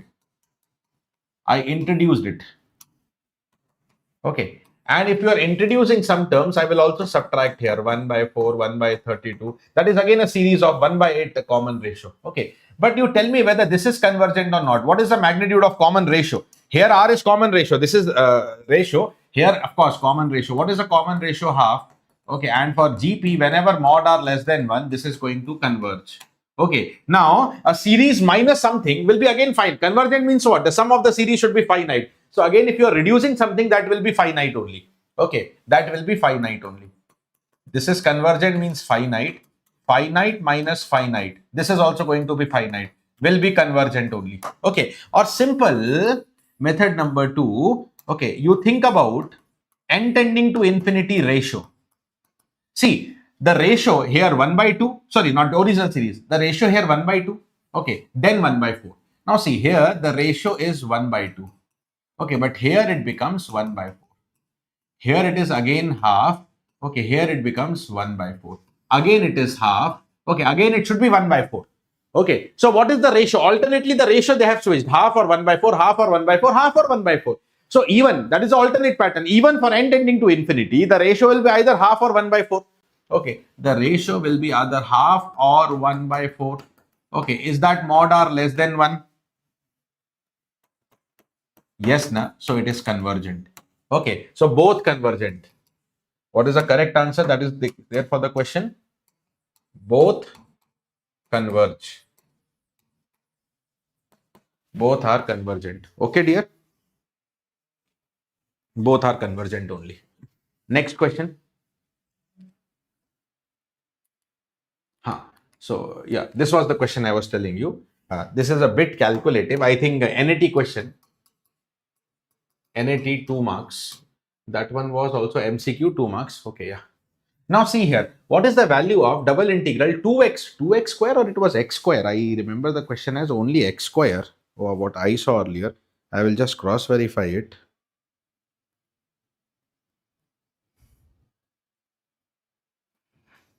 It is x square only actually. You also can confirm it is not twice of x square. It is x square only. Okay, it is x square only, right? Now see guys, what is the strip you should take? Okay, you could take horizontal strip or vertical strip, or you could go to Jacobians, but I'll tell you very simple. First of all, with respect to y, there is a symmetry. Minus y square is same as y square. That means bottom and upper part here in the figure also it is symmetric. Okay, so only upper part is sufficient. But for upper also, whether you should take horizontal, it will be one strip. Okay, but calculations, if you take vertical strip, 0 to something will be more easier. Okay, so what is the equations of the line? First, let me write down the equations of the line. Okay, what is the equation of the line? Okay, this is y equal to x. And what about the equation of this line? Y equal to how much to how much? Now you see here, this is y-intercept 2, x-intercept 2, or rather if I take the slope, what is the slope? Height and base 1, decreasing line. So minus x plus c. Slope is 1, here also it will intercept at 2. So y equal to minus x plus 2. That is the equation of the line. Okay, that is the equation of the line. So if I take a vertical strip here and a strip here, the lower and above will be symmetric. So first of all, I will write down that this calculation will be twice. I'm only doing for the upper part. Upper and bottom will be same. Now, what are the limits for the upper part? Okay, I've taken a vertical strip y equal to 0 to x. Okay, for 0 to x, and how much will be x here? This portion. Okay, x is 0 to 1. Okay, of the given function. This is a bit lengthy question. I'll write down the order of integral as dy dx, because the first y depends on x, will integrate with y, plus twice integral from x equal to 1 to 2. When you go from x equal to 1 to 2, what strip is coming? Y equal to 0 up to minus of x plus 2, or let me write it as 2 minus x. X square plus y square minus 1 dy dx. Even if you take horizontal strip, that is going to be a bit calculative, right? Yeah. Now, only time we have to spend time on calculation. Okay, yeah, but let's do it. First, integrating with y. Okay, so x square minus 1 constant dy integral y square integral, you will write y cube by 3. Now here you will put down the limit of y 0 to x, and then we will integrate x equal to 0 to 1. Okay, plus twice integral x equal to 1 to 2. Now again, integral is same, x square minus 1 constant. Okay, dy integral y. Okay, plus y square integral y cube by 3. But here lower limit 0, but upper limit 2 minus x, and then integral with x. Okay, how much it is now? This is twice. Now upper limit x here, y equal to x, will make it x square into x cube, then minus x plus x cube by 3. Lower limit 0, not required. So this one is easy integral. Next one, we have to just pay attention. This was 2, x equal to 1 to 2, x square minus 1 into y, which is 2 minus x, plus of 2 minus x whole cube divided by 3 dx. So this function has to be a bit simplified. Okay, let us actually simplify this function separately. Okay, so how much it is? The first term, 2x square minus x cube. Check with me term by term. 2x square minus x cube minus 2 and plus x. Okay, and plus this is divided by 3 only. 1 by 3 of a minus b whole cube, that is 2 cube, that is going to be 8 minus x cube. Okay, minus 3 into 2 into x into 2, that will be 4 minus 12x, and then plus how much? 3 to 6, 6 plus 6x square. Okay, plus 6x square. Okay, this is what is going to be the second term. Okay, now I will rewrite the integrals. What is the first one? The net integral twice integral x equal to 0 to 1. Now see the first one, x cube plus x cube by 3. 4 by 3 x cube, and the other one is minus x. This is the easy term only. Plus twice integral from x equal to 1 to 2. Integral from x equal to 1 to 2. How much it is? Okay, even if I further simplify here, see x cube minus x cube and minus 1 by 3 x cube minus 4 by 3 x cube, right? Minus x cube minus 1 by 3 x cube. Then talk about x square term, 2 and 6 by 3, 2. 2 plus 2, 4. That is plus or minus? Plus only, na? So then it will remain as it is. Otherwise, I thought it will cancel. Okay, 2x square, 6 by 3, 2x square. Okay, then x term, this is x and minus 4x, 12 by 3 minus 2, x minus 4x minus 3x, and constant term, this is minus 2 and plus 2 by 3. How much it is? Minus 2 plus 8 by 3. Okay, I'll recheck here. Minus 2 and plus of 8 by 3. So how much it should be? Minus of, that is plus 2 by 3 net value. Plus 2 by 3, correct na? Plus 2 by 3, that is the constant value. So this is what I'm going to rewrite here. Okay. Second integral is minus 4 by 3 x cube plus 4x square minus 3x plus 2 plus 2 by 3 minus 3x plus 2 by 3 into dx. Okay, yeah. So now let's start solving. Is 4 by 3 x cube integral x power 4 by 4 and x integral x square by 2. Here the limit 0 to 1. Okay, next twice minus 4 by 3 x power 4 by 4 plus 4 x cube by 3 minus 3 x square by 2 plus of 2 by 3x. Here the limit is 1 to 2. Okay, so here this part twice, if I put down the upper limit, 4 cancel, this is 1 by 3 and minus 1 by 2. Lower limit not required, 0. Plus twice of, here also 4 cancel, minus 1 by 3. I'll write down the limit separately in every term. Minus of 1 by 3, 2 power 4, 16, 1 power 4, 1. Plus of 4 by 3, 2 cube 8, 1 cube 1. Minus of 3 by 2, 2 square 4, 1 square 1. Plus of 2 by 3, 2 minus 1. Okay. Right. So this one is how much? Twice of 1 by 3 minus half. So minus of 1 by 6. This is. Okay. Plus this twice. How much it is? 15 by 3. Cancel. Minus 5. Okay. This is 4 into 7. 28 by 3. Minus 3 into 3. 9 by 2. And plus 2 by 3. Okay. So now, even if I open up the terms, minus 2 by 6, that is minus 1 by 3, 2 into minus 5, minus 10 it is. Okay, plus 56 divided by 3, 2 into 28, minus, here 2 to cancel, so only minus 9, and last is plus of 2 to 4 by 3. Okay, so how much net answer? 56 plus 4, 60. 56 plus 4, 60. Okay, 60 by 3, 20. 20 minus 10, how much? 20 minus 10, 10. 10 minus 9, 1. 1 minus 1 by 3. Okay, 2 by 3 or 0.67. 0.67. Kindly check it out. Kindly check it out whether that is the correct answer or not. Kindly check it out whether that is the correct answer. 0.2 by 3. Calculations you just verify. Okay, just done it. Calculations you verify. Okay, not only this, there is one more question from maths. Okay, there is one more question of maths. I'll show that. Where is that? Another question.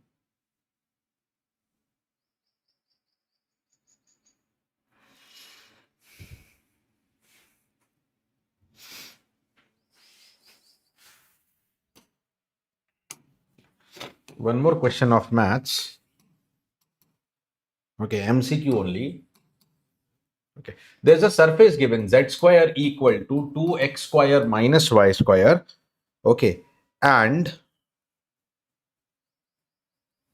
okay, what is the unit normal vector? Okay, unit normal vector at the point P given by I plus root 2k. Okay, that is the question, and option number A is 2 by 3i minus 1 by 3k cap. Option number B, this is correct. Option number B is root 2i minus k cap divided by root 3. Option number C, I minus of root 2 k cap. And option number D, root 2i minus root 3 k cap. Yeah, guys, tell me, have you attempted this question? This is an easy one only, yaar. Gradient. Okay, gradient question, nothing. See here, I'll tell you one very simple thing here. Okay, the question is unit normal vector. Okay, only one option. If you calculate the magnitude also, only this is unit vector. Okay, so unit vector is only in option number B. See how simply they framed the options. Unit vector is only option number B. So your story is done actually. Your story is done. Unit vector is only in the option number, only and only in the option number B. Okay. Anyways, yeah. Now, what is there? Actually, if you have to find, what is the actual concept? The actual concept is unit normal vector will be taken as, what is a normal vector? I will tell you the normal vector. The vector normal to any surface can be taken as gradient of phi, right? Can be taken as gradient of phi. How you can define the phi function? 2x square minus y square minus z square. Okay, you can take this way. Okay, and what is going to be the gradient of phi? I del phi by del x, that is 4x, plus j del phi by del y, that is minus 2y, plus k del phi by del z, and that is going to be minus 2z. Okay, at which point, what is the point? It is given in position factor form, but if you convert to the point 1, 0 and root 2, there is no j component here. So when you put 1 here, this becomes 4i cap. Okay, y is 0 and z equal to 2, minus 2 root 2 k cap. Okay, this is the vector normal to the given surface. Okay, what is the n hat? N hat is vector normal. From this also it's better if you take 2 common here only. 2i minus root 2k. Okay, vector divided by its magnitude. So 2 into 2i minus root 2k divided by 2, and magnitude of this form will be root over 2 square plus root 2 square, which is 2. 2 cancel. So 2i minus of root 2k is divided by how much? Root over of 6. 4 plus 2, root over of 6. Okay, so yeah, further you can cancel one root 2. Okay, so this will become how much? 1 by, this will be root 2 by root 3 I cap, and root 2 if you cancel here, 1 by root 3 will be left times k cap. Okay, option number B. Anyways, I told you that is the only unit vector given. That is the only unit vector that is given here. Okay, guys. Yeah. So these were the 4 questions from mathematics I got.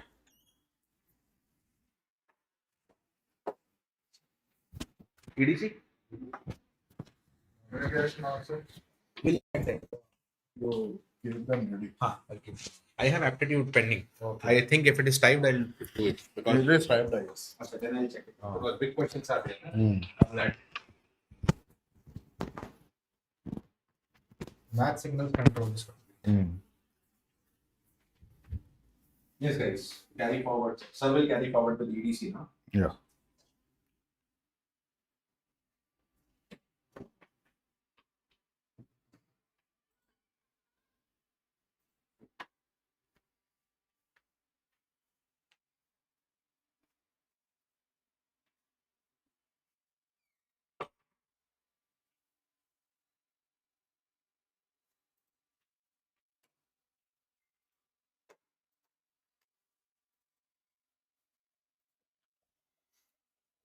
Okay, let us try solving questions from communications. So there is this one question from networks where a T network is given for which you were asked to find ABCD parameters. So this is 1K, this is also 1K, this is also 1K. So for this 2-port network, you have to find, the ABCD parameters. Just quite simple. First of all, you mark the 4 terminal variables, that is V1, V2, and also I1, I2. Okay. So if you write KVL around this loop, you will get V1 is equal to, okay, all resistors are identical. You can call everything as what R.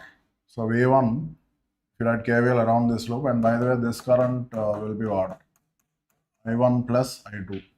So if you write KVL around the left side loop, you will get V1 is equal to I1R plus I1 plus I2R, which is 2I1R plus I2R.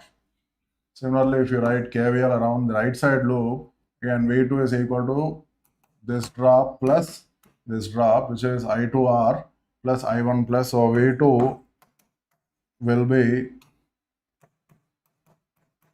I1R plus 2I2R. Okay. So if you take the second equation, you can write I1 in terms of V2 and I2, and that will be I1 is equal to 1 by R times V2, correct? 1 by R times V2, and then minus, this will come this side, minus 2I2 by, okay, minus 2I2. This is I1 in terms of V2 and I2. This is similar to the second defining equation for ABCD parameters, which is I1 is equal to CV2 minus DI2. So upon comparison, C is what? 1 by R, D will be 2. Okay. So C, the value of the parameter C is 1 by R, the value of D will be 2. Also, you can note that the network has symmetry, so A and D will be equal. Okay. So A will be equal to D, which is the condition for the two-port network to be symmetric. So already D is 2, so A is also 2. Also, the network is purely resistive, so it does obey reciprocity theorem. So what is the condition on ABCD parameters for reciprocity? It is, I think, AD minus BC is equal to 1. So from there also, you can get the value of the remaining parameter. So AD minus BC is equal to 1. Already A and D both are equal to 2. So AD is what? 4.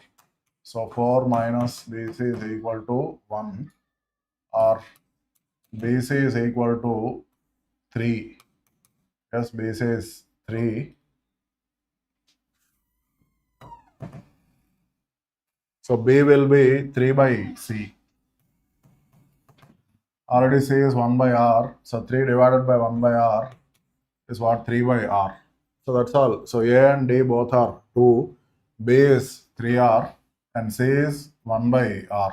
Okay. And R is what? 1 kilo ohm.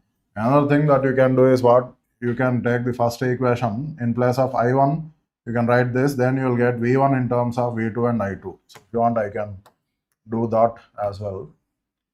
So V1 is equal to 2I1R.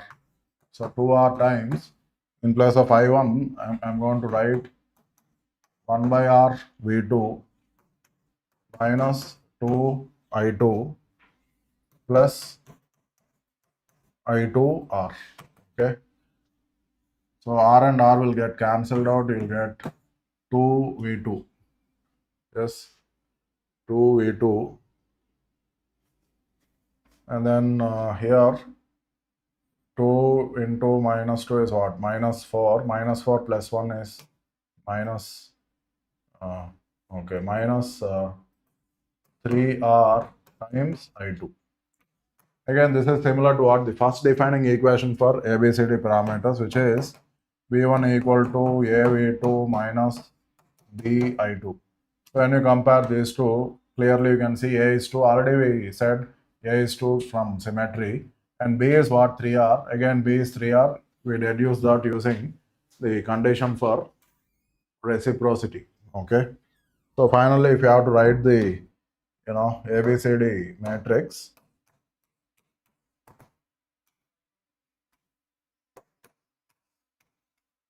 so A is 2, and then B is what? 3R, which is 3 kilo ohms, and C is 1 by R, which is like 1 by 1 kilo ohm, and D again is what? 2. This is the correct ABCD matrix. Let's now look at the questions from EDC. I did not find many questions, but by and large, every question is very, very easy. Okay. So let's see what questions I've got.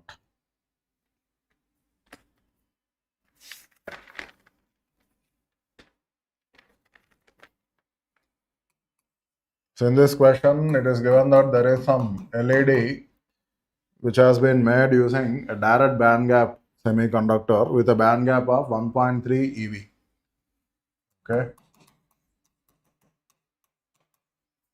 LED made using a direct band gap semiconductor whose value of band gap is what, 1.3 eV. Also in the question, the Planck's constant H is given as 6.63 into 10 to the minus 34 joules per second, and the velocity of light is what, 3 into 10 power 8 meters per second. And the question goes like this: the wavelength ranges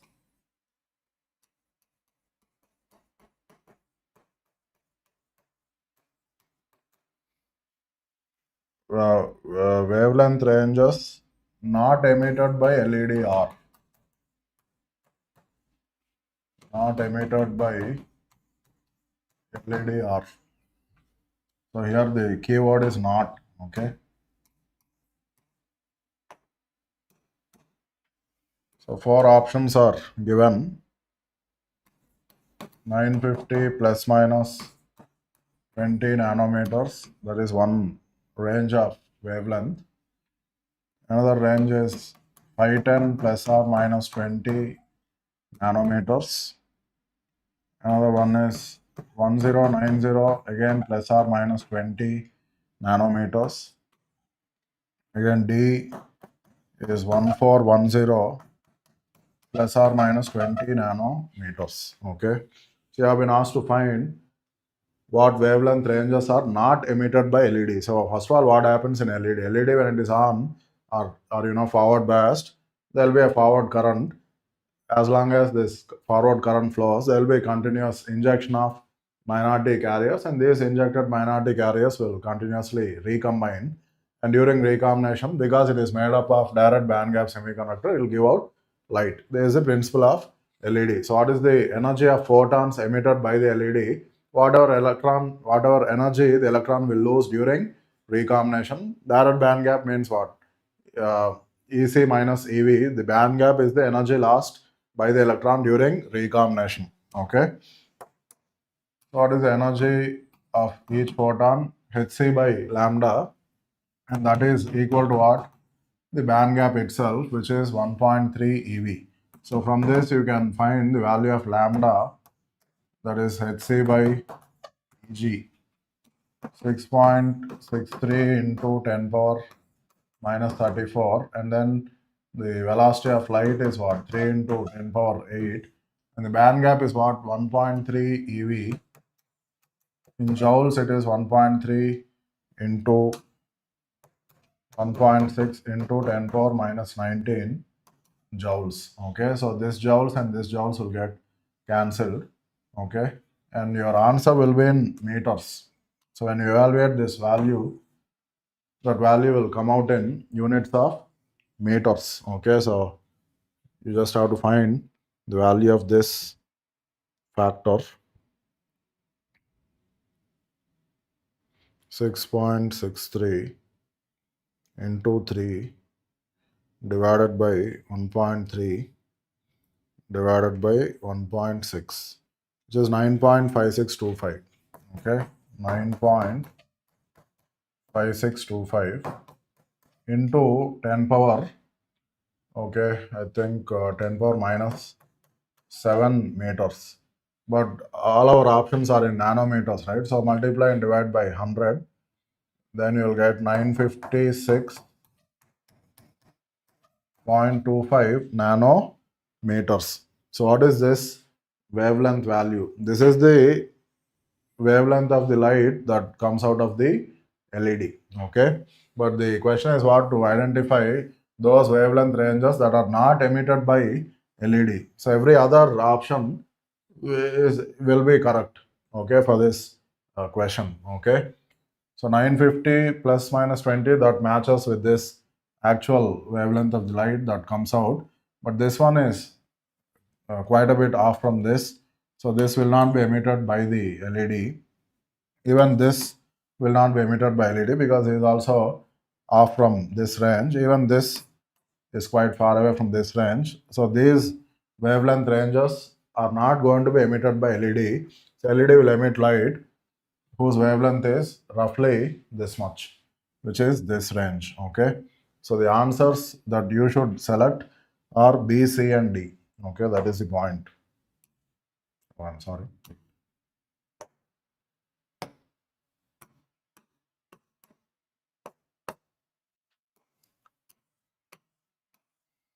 Okay, not. Let's see what other questions we have.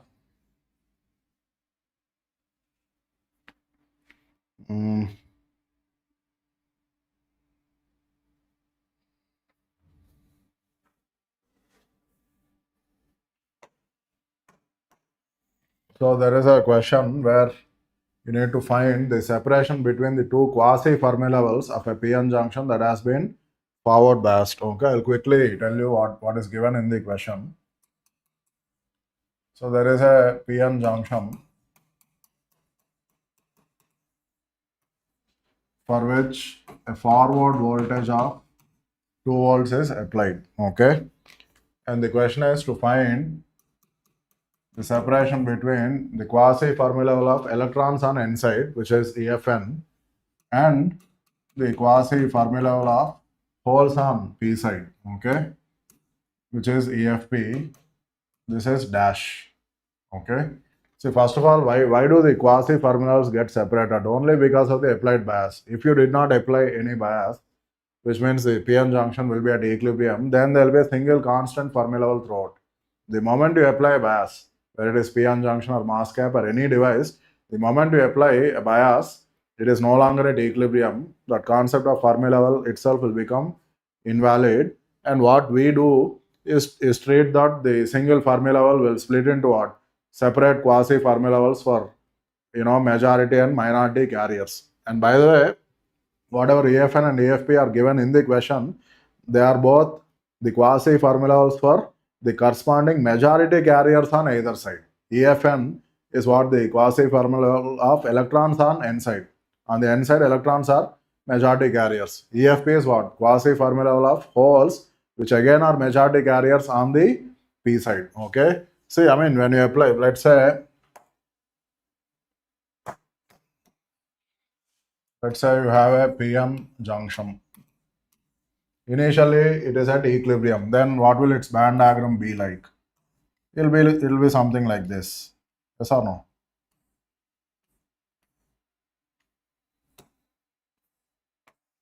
This is the band diagram. I mean, wait, 1 second.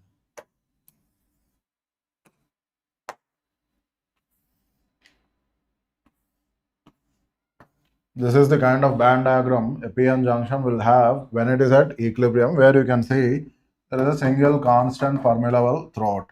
Okay, now we are applying what? Forward bias. Okay, we are applying forward bias. And how much is that applied forward bias? It is 2 volts. When you apply forward bias, the diffusion barrier will decrease. That means the inside bands will move up. So when they move up, even the corresponding Fermi level EFN, quasi-Fermi level EFN also will move up. Relative to the P side, N side will move up. Okay, when you apply forward bias.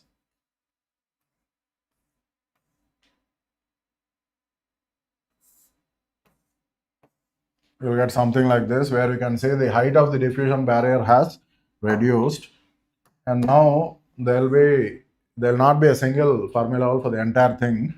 So on the N side, the quasi-Fermi level is what? EFN, and on the P side, the quasi-Fermi level is what? EFP. At equilibrium, they were both, aligned to each other. So we had only one Fermi level, but at forward bias condition or any bias condition, the quasi-Fermis will get separated by an amount which is equal to Q times the applied voltage. What is the applied voltage? 2 volts. So this separation, without thinking much, directly you can tell that this separation has to be Q times this much, which is 2 electron volts. So what is the answer? It is 2 electron volts. Of course, when I apply reverse voltage, or when you apply a reverse bias, EFN will lie below EFP. But this is forward bias, so EFN lies above EFP. So the diffusion barrier height is what reduced. Okay, I think this is a how many mark question? 1 mark. This is a 1 mark question and it is MSQ. So even though it is MSQ, only one option is correct, and that option is what? 2 EV. Fine. Let's see if there are any other questions.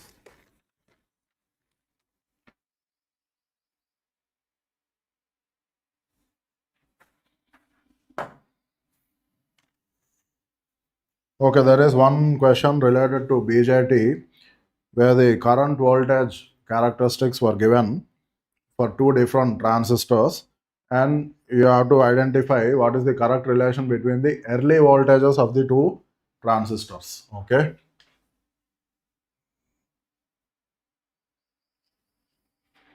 So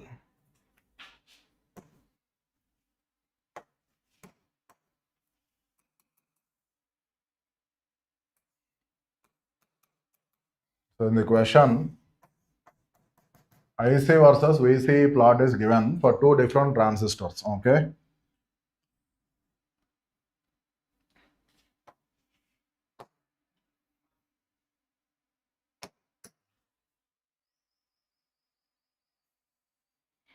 Let's say this is BJT1. Okay. IC versus VC characteristics were also given for one more transistor.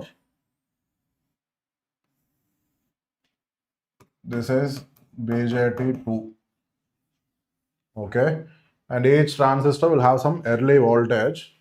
So they have asked what is the relation between the 2 early voltages, VA1 and VA2, which is bigger, like that. That is the question. Okay. I mean, you can solve it in a number of ways. I mean, if there was no early effect, then the slope would be 0. In this region that is inactive, the plot will be flat. That is when there is no early effect. But with early effect, IC does depend on VCE. Yes, on base width modulation. As VC increases, IC also will increase, and that is what this non-zero slope is telling us. Okay. So no early effect, the plot would be flat. Okay. So another thing that you must be knowing is this.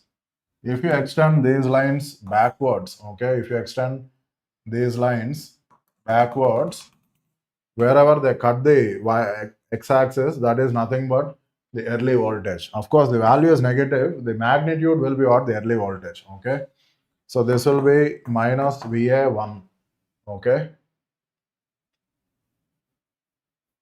No, one second. I'll try to exaggerate this because I'm running out of space. Okay.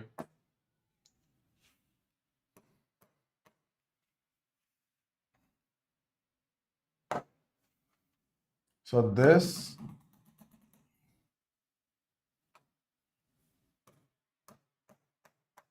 if you extend it backward, wherever it cuts the x-axis, that is nothing but the early voltage. So this will be minus VA1. Even that yellow color characteristic, also this portion, if you extrapolate it in the backward direction, again it will cut the x-axis, right? This is minus VA2. That's all. So here itself you can say VA2 is what? Greater than VA1. VA2 is greater than VA1. So basically this white color characteristic has more slope. Yes, higher the slope, more the early effect. Yes, or more pronounced the early effect is. Ideally, there should be no early effect, in which case the slope should be 0. If slope is 0, then early voltage will tend to what? Infinity. Because if this is flat, when will it touch the x-axis? Never. So you can assume early voltage is what? Infinite. Okay. But as the slope increases, ideally slope 0, early voltage infinite. As the slope increases, the early voltage will keep decreasing. So white color has more slope, it will have smaller early voltage. Okay, so that way also we can say BJT1 will have smaller early voltage compared to BJT2, which means VA2 greater than VA1. This is the correct option that you should be selecting. Did you get the same answer? Someone was typing in the chat box. Compared to BJT2.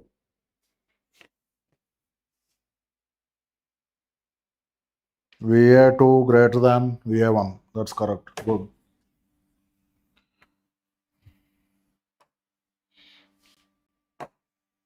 And there is also one question where you need to find the diffusion current density. Okay.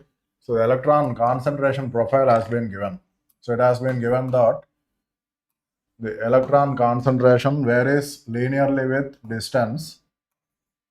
At x equal to 1 micron, the value is 2 into 10 power 17 per centimeter cube, and at x equal to 4 microns, the value of n is what, 10 power 16 per centimeter cube. Also in the question, the mobility of electrons is given, which is 1400 centimeter square per volt second. And the thermal voltage Vt is given 25 millivolts. The question is to find the electron diffusion current density in units of amperes per millimeter square. So usually when you do the calculations, you will always get current density in amperes per centimeter square, but your final answer has to be in amperes per millimeter square. So in the end, you modify the value so as to suit the units. Okay. I mean, what is there in this? Nothing. Just have to use the expression for J and diff, which is Q dn dou n by dou x. Okay. So first of all, electrons are higher in concentration on the left side. So electrons will diffuse like this. Electrons diffusing towards the right, the current will flow like this. Okay. So this is J and diff. So look at the direction of current. Is it not towards the left or along the negative x direction? So anything along negative x direction should have a negative value. So whatever value you get, that has to be negative. And it will be negative because the slope of this profile is what, negative. Okay. So anyway, so what is Q? 1.6 into 10 power minus 19. Okay, dn is not directly given, but using mu n and Vt, you know, we have that Einstein's relation. D is equal to Vt times mu. We can get the value of dn. Okay, so just multiply these two. 1400 into 25 milli, which is 25 into 10 power minus 3. And then dou n by dou x is what? The slope. What is the slope? It is negative. Delta y by delta x. So I think it is, so that slope is what? 10 power 16 minus 2 into 10 power 17 divided by 4 minus 1. Correct? 3 micron, which is 3 into 10 power minus 4. Okay. Again, this 10 power 16, or this can be written as 20 into 10 power 16. So 10 power 16 minus 20, so it will be minus 19 into 10 power 16 divided by 3 into 10 power minus 4. So in place of slope, what I'll do, I'll write minus 19 by 3 into 10 power 20. Minus 19 by 3 into 10 power 20. Did I make a mistake? It is correct. I hope it is correct. Okay, that's all. You'll get some value, right? 1.6. Say 10 power minus 19 into 10 power minus 3 is what? 10 power minus 22, and then 10 power 20 will be 10 power. I think this 0 is 10 square. So this thing will simply disappear. Okay. So 10 power minus 19, 10 power minus 3 is what? 10 power minus 22. It's 10 power 20, and these two zeros, 10 power 22, everything gets cancelled out. Let me find the value of this.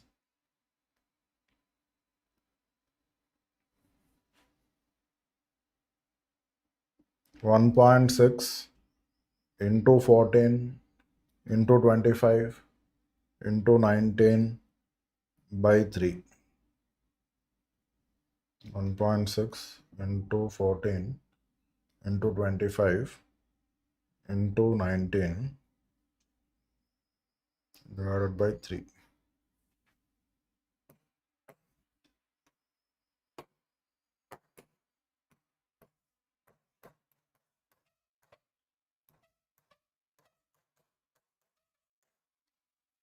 This is the current density in units of amperes per centimeter square. Okay, but our answer has to be in millimeter square. You know, 1 centimeter is what?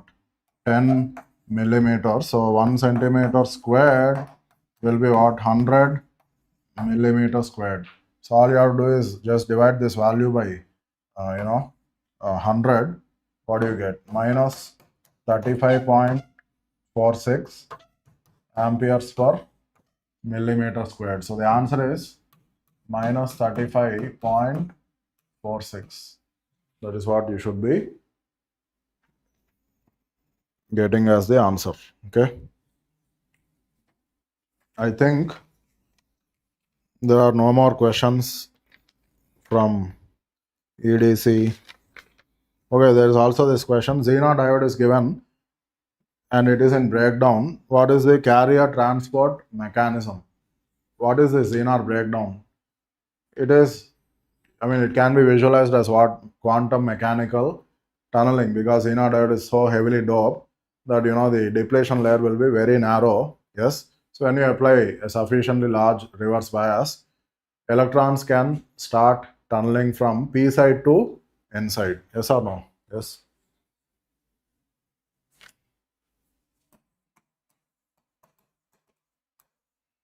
So if you again just draw the band diagram.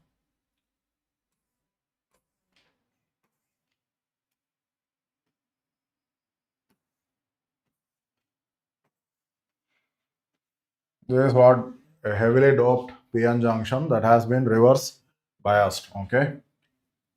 So what happens is this is p side, this is n side. So for the p side, what are the majority carriers? They are holes, and most of the holes are found here. Okay, most of the holes are found here near the top of the valence band. On the n side, what are the majority carriers? They are electrons, and most of the majority carriers, that is electrons, are found near the bottom of the conduction band. So most of the electrons are near, EC level. Okay. And now if I sort of ask you, what are these states? What are these states? Valence band is what? Mostly filled. You should say all these states are filled. And also if I ask you, what are these states? Remember, this is what? Conduction band. In the conduction band, whatever electrons are there, all of them will be near the bottom, near EC. Yes, when you go higher up above EC, most of the states will be unfilled. So these states are unfilled. Okay. Now if you look at this energy level, okay, on one side you have filled states, on the other side you have unfilled states. Filled states and unfilled states at the same level, separated by a narrow depletion layer. Electrons will start tunneling from the filled states on the p side into the unfilled states on the n side through that narrow depletion layer. This is what is quantum mechanical tunneling, or simply tunneling. Okay. Another way to understand Zener diode is by calling it as field ionization. Because of the narrow depletion layer, a very large electric field is created in the depletion layer. That electric field itself will break bonds and create EHPs, and those EHPs again will result in a large reverse current. Avalanche breakdown will occur in lightly doped diodes, and that is due to impact ionization. Okay. So here, electrons will tunnel from p side to n side. In fact, from the valence band of the p side into the conduction band of the n side. So this tunneling will result in a reverse current. Yes, some electrons going from p to n will result in a current from n to p. And you can have a large current leading to what? Breakdown. And that is what is Zener breakdown. Okay, so Zener diode in breakdown, what is the carrier transport mechanism? It is tunneling. Okay, carrier transport mechanism it is tunneling. That's it for EDC. Okay. So now Rakesh sir will come and discuss those 1 or 2 remaining questions, and after that, MY sir will discuss all the questions from communications in detail. Okay. So please stay tuned. We'll also do all questions from communications.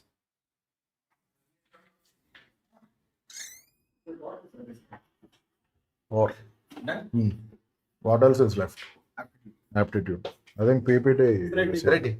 So you have a question now. You. Communication. Ah. Okay.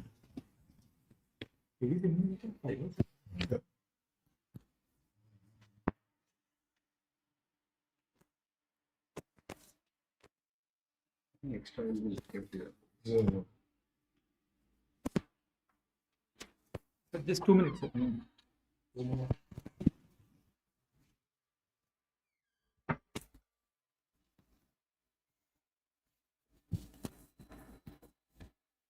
Okay. So there was one more question on EMTL that I missed earlier. That will be the 6th question on EMTL. So the exact data for the question is not available. I'll briefly give you the information. There is S11 is equal to S21 magnitudes, S parameters, and this crossover happens at some 3 dB. Okay. And furthermore, and this is for lossless network. And then the value of S11 is equal to S21, this is equal to 4 dB for lossy network. Okay, for a lossy network. So see, in a S parameters, S11 corresponds to, or if I just take this parameter S11. S11 is basically reflection coefficient at port 1. This will be reflection coefficient at port 1. And then S12 becomes equal to, S21 becomes equal to, this is the transmission coefficient.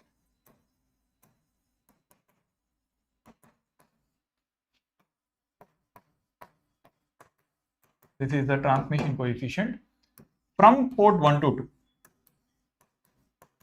Okay. So if the medium is lossless. So if the medium is basically lossless, what happens is S11 square plus S21 square becomes equal to 1. And that's exactly what we noticed in the first case. Okay. That's exactly what we noticed in the first case. Why? Because in terms of dB, the value is given as 3 dB. So due to that, S11 whole square overall, if you take, so this S11 becomes equal to 10 power, usually negative number, minus 3 divided by 20 is what we can take. Okay, so this is the value, and which also becomes equal to S21, and this number, if I'm not wrong, turns out to be 0.5. Okay, or I think 0.737 if I'm not wrong. Okay, when someone cross verify this calculation.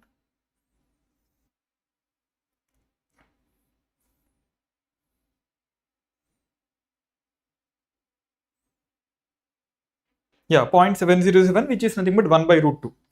So this becomes equal to, the value is 1 by root 2, right? So 1 by root 2 square plus 1 by root 2 square becomes equal to 1, which is correct. Okay. But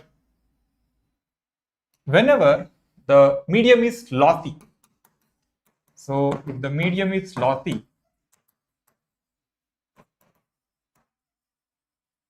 then what?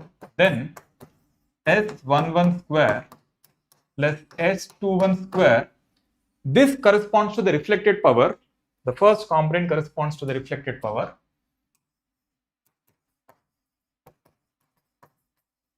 Or reflected power fraction. And this corresponds to the transmitted power.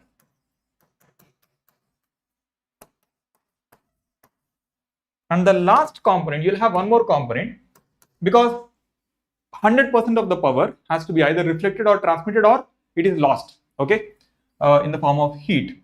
So this is basically the power loss. Now this should become equal to 1. This 1 indicates 100%, okay.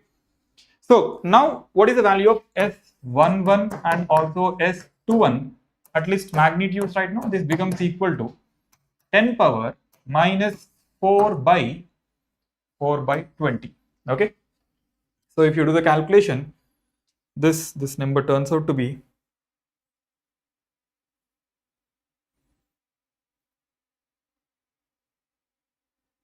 0.631. So this is equal to 0.631, okay.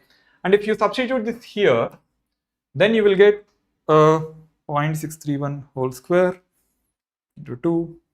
So this becomes equal to now 0.796 plus power loss becomes equal to 1, and finally power loss becomes equal to nearly 20 point, or in terms of percentage I'm writing here, the actual power loss here that you'll get would be 0.203 or 20.3%.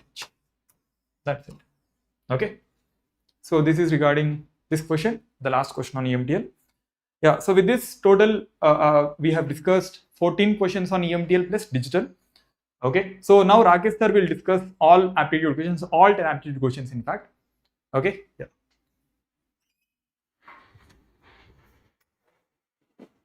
Sir? One. 10 minutes will take. Come to close the video too. No, we can aptitude to run. Aptitude video.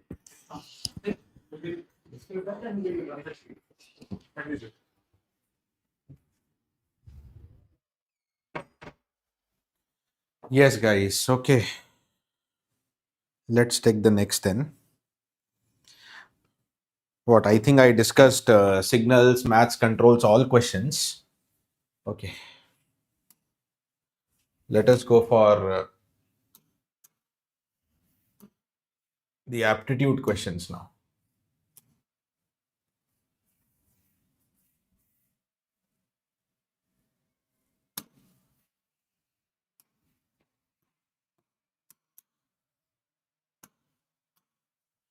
Let us see the aptitude questions also, students.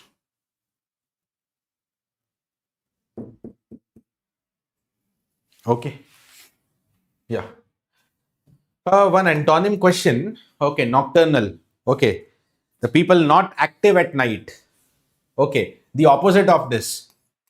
Okay. Diurnal. See, abnormal, normal, exceptional.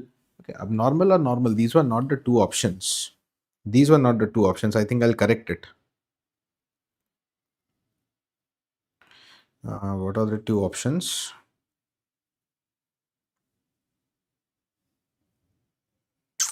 Where is that file gone? Just a second.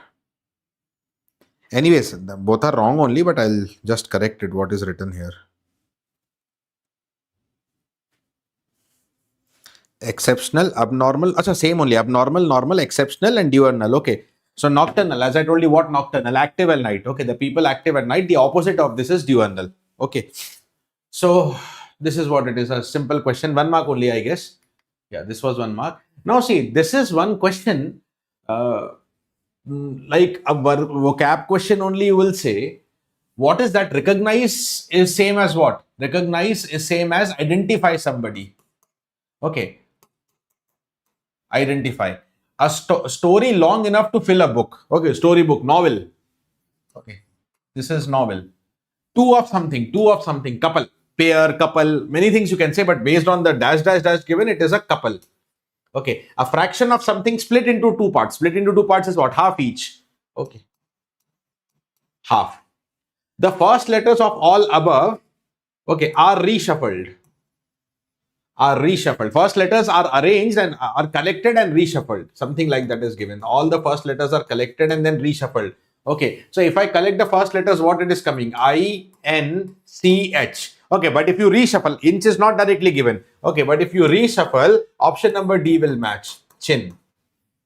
Correct? Option number D, that is the chin. Correct?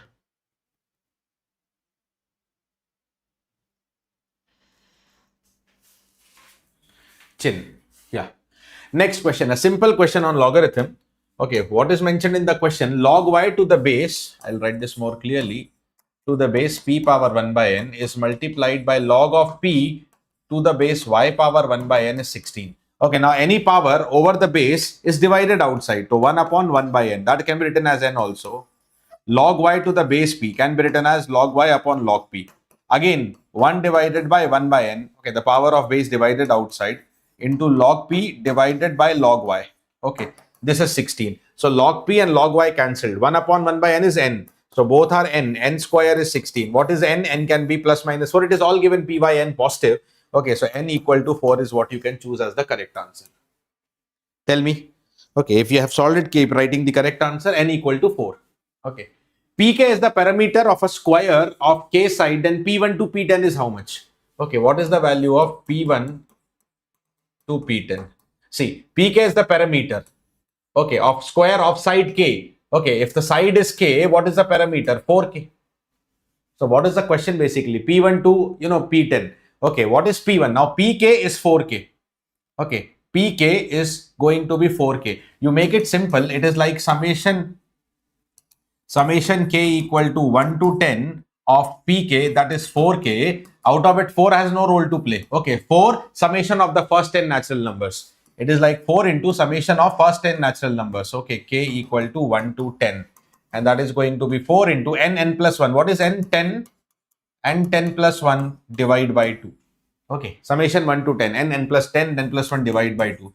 So 4 into 10 into 11 divided by 2. Okay, and how much it is? It is 110 into 2. 220 should be your answer. Please check it out. 220 would be your answer. Check it out. Okay. Next one. Okay, it's also easy question only. What they have given, okay, this white body is water and this white shaded is land.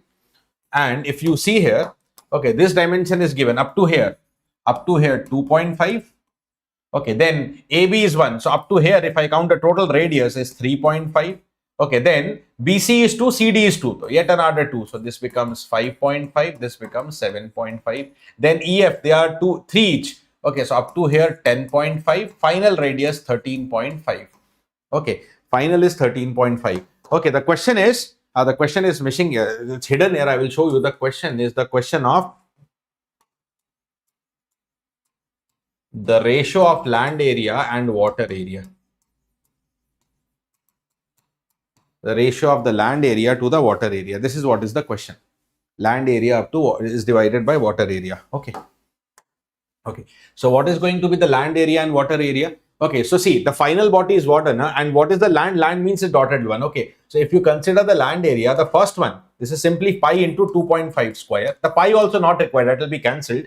Okay. Next will be how much? 7.5 square minus 5.5 square. Circular strip, circular ring area. Okay. And next is this water body, 10.5, 7.5. Pi into 10.5 square minus 7.5 square. Okay. This is what is the land area. I've written separately here. Okay. So this is one calculation that you are required to complete. Okay. So if I complete this, how much I am getting? I'll just do the calculation here. How much should be the value here?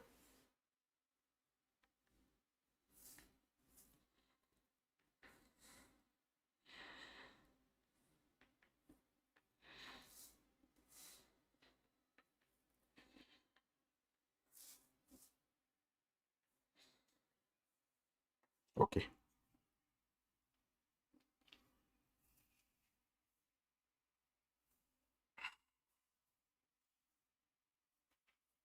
Yeah. So this alone, the land area This alone is turning out to be pi times, don't calculate pi, 86.25 times into pi. Okay, 86.25 times into pi. Okay, 2.5, let me recheck it again. Then the land one here, 7.5 and 5.5 correct, and the last one 10.5 to minus 7.5. Okay, yeah. So this is what is the calculation turning out to be. Verifying it once again.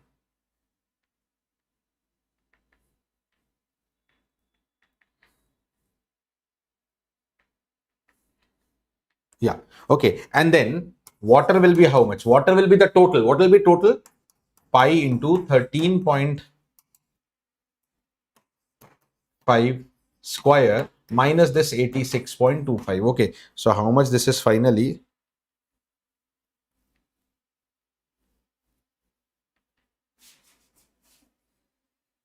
Okay, this is 96.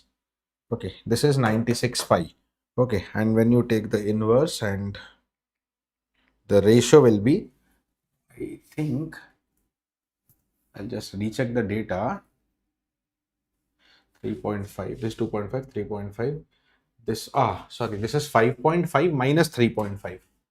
Sorry, yeah. This one is 5.5.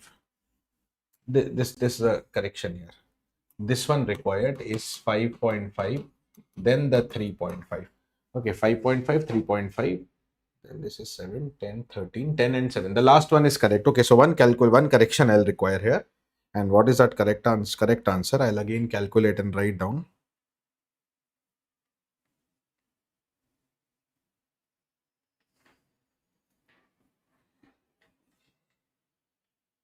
It's actually 78.25 times pi. Yeah, 78.25 times pi. Okay, so minus here also 78.25. Okay, so how much is the water area? Don't calculate by, minus 78.25. This is 104 pi. Okay, so ratio land area by water area, 78.25 is divided by 104. Approximately how much? 0.75. Approximately 0.75. Yeah, 0.75. Correct, Akbar and Sagar. 0.75 only. What is this? Simple. Okay. Next one. Yeah. Now look into this question. Okay. This is a better question because the passage given, it's a logical reasoning question only. Okay. But only thing is the passage given, which, many times students just leave the questions by looking into passage. PQ are our child, XY are grown-ups, X and Y are parent to two of the children they play. Two of the children play. So 3 children are there, but X and Y are parents to 2 of the children. Child of X is not same as the child of Y. Exactly one child does not have a parent playing in the tournament. Okay, now see, there are, if you talk about parents, X, Y, 2 parents are there. But if you talk about children, okay, there are 3 children, P, Q and R. Okay, the child of X is not the same as child of Y. Parent and his or her child cannot be on the same team. Number 1. A match can feature at most one parent or his or child. That is maximum of one parent child can play. Maximum of one parent child can play. Now you see here, what are the teams given? First team PX. Now that clearly this PX itself is enough to say that X and P cannot be parent child, because rule 1 says that parent and child cannot be on the same team. Similarly, you see RX. RX says that X and R cannot be parent child. So we have got the answer at least for X. The X child is Q. Okay, the X child is Q. That is clear. Okay, now we have to figure out Y. Okay, now we have to figure out Y. So now you see X and Q na. X and Q. Now you see here. You see this combination. Okay, you see this combination. Right. X and Q both are playing. Okay, max of one parent child can play. X and Q are already playing. That means Y and R, one of them. Now Y is already the parent. That means R cannot be child. Only one parent child can be there. X and Q are one parent child. Y and R cannot be there. Y and R will not make the pair. So Y will make the combination with P. Okay. So now read the correct answers. Okay. X does not have a child playing rod. X has the child playing. Q is playing. P does not have parent playing, P's parent is playing. Why? Now we figured out. R does not have the parent playing. Yes, that is the correct answer. R does not have the parent playing. Option number C. Let me see what you got this. Okay, yeah, Akbar correct, Sagar correct. C. R does not have the parent playing. Correct. C answer. Okay. So if you try to attempt, it is easy only, but you know, mentality, I'm telling, an exam time, many students look into the passage and they leave it. Okay. This is again a good question. This again a good question. See this. Okay. What is mentioned from scores of 100 students? Okay. For each student, there exists another student in the class such that their scores are at most 10 marks away. 10 marks it is. Okay. If this is false, now see, they say some statement and that is false. Okay. What does it mean? For each student, there exists. Okay. Suppose there is one student who got 100 mark. There exists another student in the class such that their scores are at most 10 marks away. If this was true, okay, another student marks will be in what range? 10 marks away. That is 90 to 110. 10 marks can be left or right, anything. That is not mentioned. Okay. But this is false. That means if a student has 100 mark, any other student will not have the marks in 90 to 110. That means if the marks of a student is X, okay, then, or let me call something like this. Any student X, okay, suppose he got marks M, he got some marks M, okay, any other student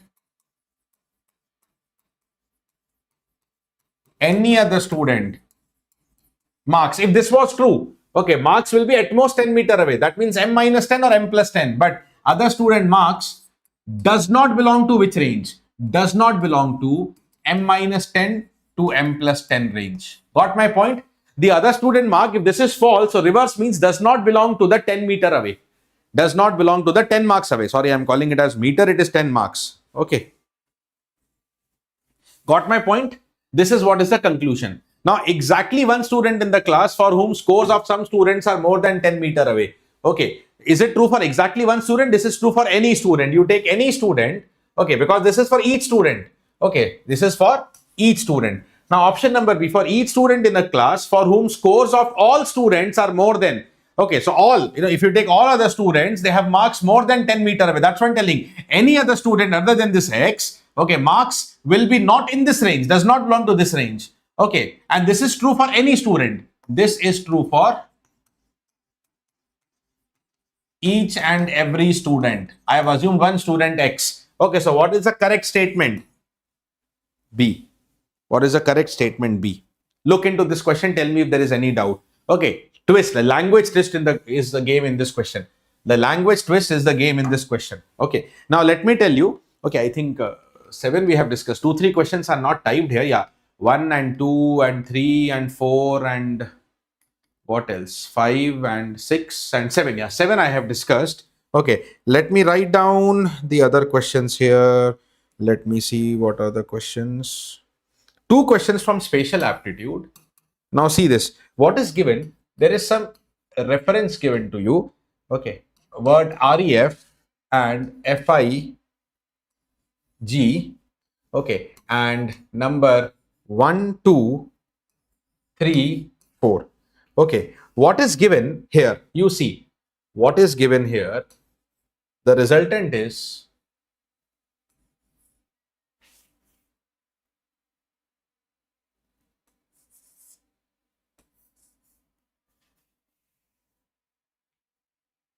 okay, I think then 3 is not given in this way. 3 is given like this. 3, 3. Okay. And then what is written here in the second line?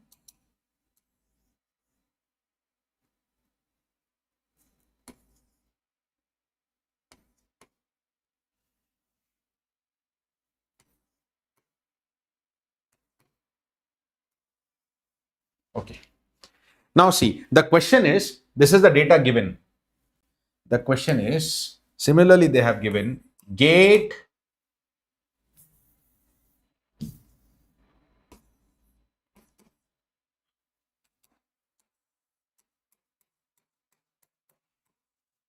(2026) aptitude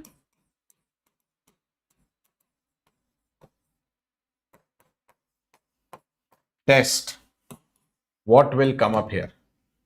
What will come up here? Mirror image question, basically image question.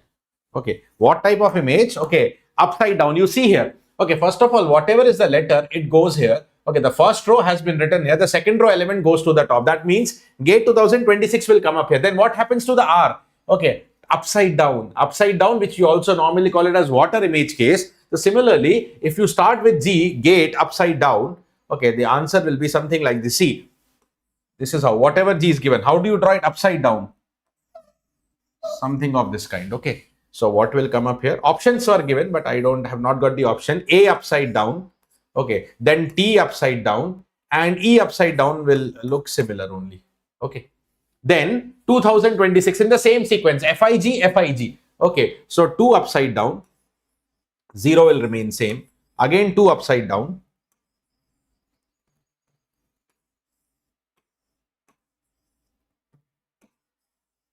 And 6 upside down. How it should look like this. Yeah.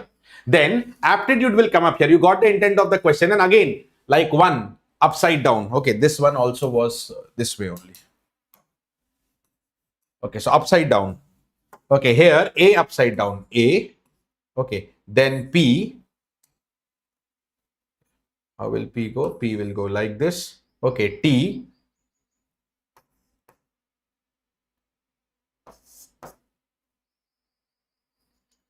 Something like this, T, and etc. You understood? Now, for actually options itself are sufficient to nullify. That's what I got the answer. Okay. So what is this? This R, E, F, and Fig will go here, and this will go here. And you have to consider image. I'll write down the analysis of the question about horizontal. You have to consider image about horizontal, image about x-axis. Okay, image about x-axis. Okay.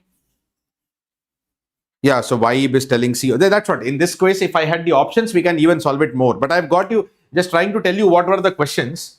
Okay. And what was the approach of it. Options I didn't get for this question. Next, one more question from this image based only, spatial aptitude. A question very similar to what was there in electrical. I mean, the theme of the question at least.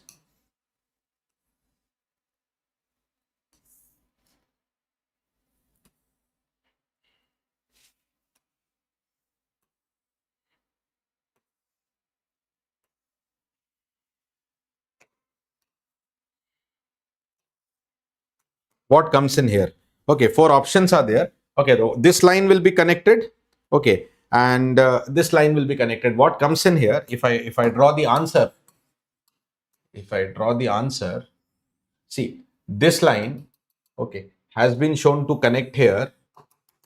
This line has been shown to connect here, and then this line, okay, has been shown something. Yeah, sorry, this was solid line.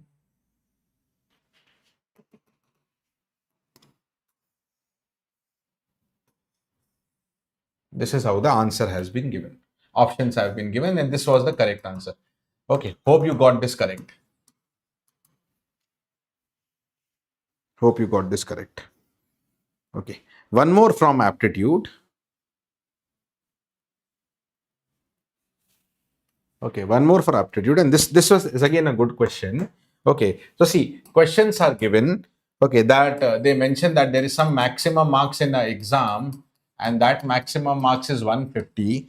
Okay, statements are given. Statement number 1, highest score is 100.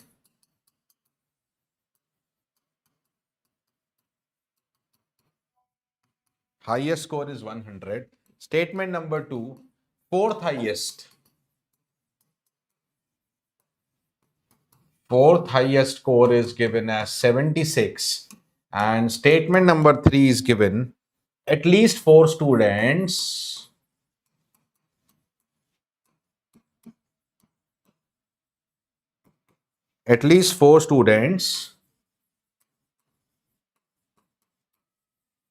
whose scores are within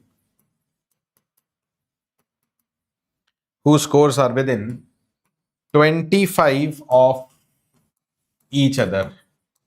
Okay, and if options are, what implies what? S1, option number A, S1 implies S3. Option number B, S2 and S3 taken together will imply S1. Option number C, S1 and S3 taken together will imply S2. Option number D, S1 and S2 taken together will imply S3. Will imply S3. Okay, now let's read this. Okay, hope that this is what is the question you have got in the exam. For any correction, please, you can mention here. Okay. Great to know, Akbar, if you have got the 13 marks. Okay, this was 1 mark question and you have left a verbal question, nocturnal. Okay. But anyways, no problem. 13 is a good score. 13 is a good score in aptitude. Now see here. Okay, S1 implying S3. Highest score is 100. Okay. Only by this information, how can you say at least 4 students whose scores are within 25? So definitely not correct. S2 and S3 combined can imply S1. Now see here. S2, 4th highest is 76. S3, at least 4 students whose score are within 25. What does it mean? Now see here.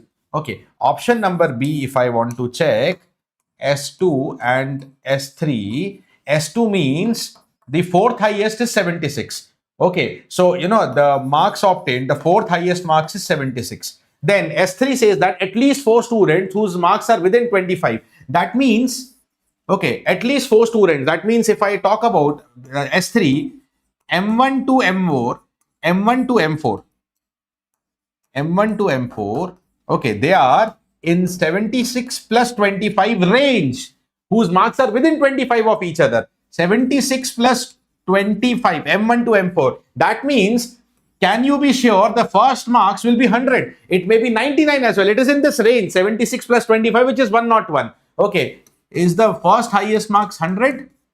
Not sure. It is in this range. It is in this range. Got it, na? It is in this range. So B also not generally correct. What is the C option? S1, S3 implying S2. Now S1 and S3, S1 and S3 implying S2. Now what is S1? Okay, the highest marks is 100. And S3 again same. At least 4 students whose marks are within 25. So if I mix S3, I will say that at least 4 students are there, M1 to M4, whose marks are within the range of 25. That means the range will be 100 minus 25 range. Okay, 100 minus 25. Now the 4th student, okay, 100 minus 25 is how much? 75. Okay, now the 4th student will have the marks within this 100 to 75. Okay, within this range, 100 to 75. 100 minus 25, telling, not 100 to 25. Okay, so 100, like here 76 plus, here it is minus. Okay, that means the range becomes 75 to 100 actually.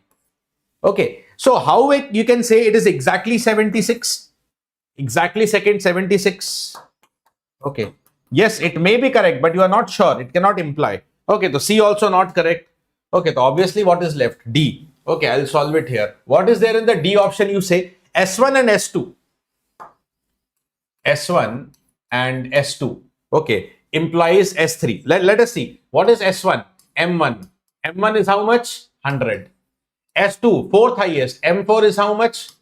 76. Okay, that means there are at least 4 students, M1 to M4, okay, whose range is how much? Within 25. Yeah. They are in the range 75 to 100. Yes, 25 range means this is how 25 range is obtained. Within 25. So are all of them are actually 100 to 76. That means all of them are between 76 to 100. This is correct. This S1 and S3. Okay. Now see, if they had told every 4 student will lie within 25, no, at least there is one set of 4 students, that is M1 to M4, which will be in 25 range. Yes. Okay. The S3 follows if I take S1 and S2. Option number D. Option number D. Okay. So this one is again a good question. This one is again a good question. Okay. Yes, Vishnu, correct. S1, S2, Sagar, correct. S1, S2 implies S3. Okay. Just a second here.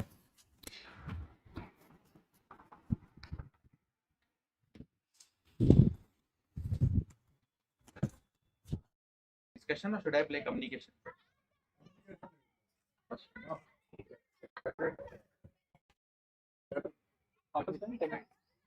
I didn't check, but maybe it will be 10, 15, maximum 20. Not even. Ah, It'll be more. it will be at least half an hour. Sir, you play communication. Okay, students.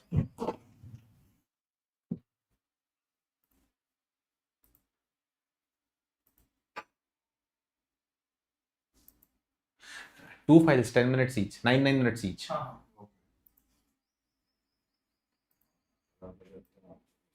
Okay, let us try solving questions from communications. These are questions based on Students, so all our questions like Hemant sir, Gautam sir and me, we have discussed our part. Okay, and what is left is communication, and MY sir, of course, unfortunately, he could not be here at this moment, but he has recorded all communication solution because communication had a decent weightage. Again, I think 8 questions, communication. So he has recorded and we are going to play that video also. That means in today's video, all 65 questions of EC would be covered for you. All, nothing is left, all subjects, only communication. The video will start playing soon. It has been recorded by MY sir. Okay, and you are going to see that soon. Okay, we'll come back after communication is over. We all will come back here.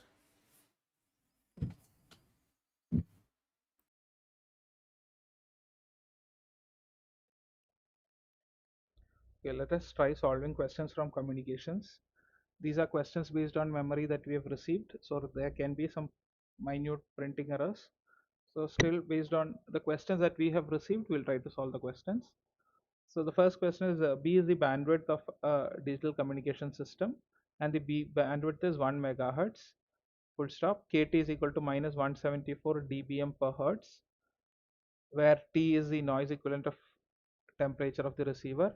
Power received through an AWGN channel is minus 80 dBm. Select the correct answers about the Shannon capacity of the channel. What is the Shannon capacity? The formula for Shannon capacity is C is equal to B into log to the base 2 1 plus SNR, signal to noise ratio. But now here if you observe, the power that is given is in dBm. Now whenever power is given in dBm, there is an equivalent you can find out in milliwatts. There is an equivalent power you can always find out in milliwatts. The basic rule is whatever is the power given in dBm, divide it by 10 and then 10 to the power of that value. Divided by 10 and 10 to the power of that value is the power in milliwatts. That is, power in milliwatts is always equivalent to 10 to the power of power in dBm divided by 10. So if you look at it, what is the signal power? The signal power, because we need the signal power as well. Signal power is equal to whatever is the value in dBm divided by 10. Divided by 10 means it is minus 8. 10 to the power of minus 8. But that value will be in milliwatts. That is the only thing. So that value will be in milliwatts. So same way around, if you look at it, what is the noise power? The noise power is equal to KTB. So we've been given the KT value. KT value is given again in minus 174 dBm per hertz. Okay, so this minus 174 dBm per hertz, you can write it as KT is equivalent to 10 to the power of minus 17.4 milliwatts per hertz. Therefore, noise power is equal to this into the bandwidth KTB, which is equivalent to 10 to the power of minus 17.4 into 10 to the power of 6, because bandwidth is given as 10 to the power of 6, which is 10 to the power of minus 11.4 in milliwatts. So capacity is equivalent to B into log to the base 2 1 plus SNR signal power is 10 to the power of minus 8 divided by 10 to the power of minus 11.4. This works out to be B into log to the base 2 1 plus 10 to the power of 3.4. So if you try to solve this, this works out to be some B into log to the base 2. This is some 2511.86. So this is approximately 2512.86. If you try to solve for this, log to the base 2 means it will work out to a value which is just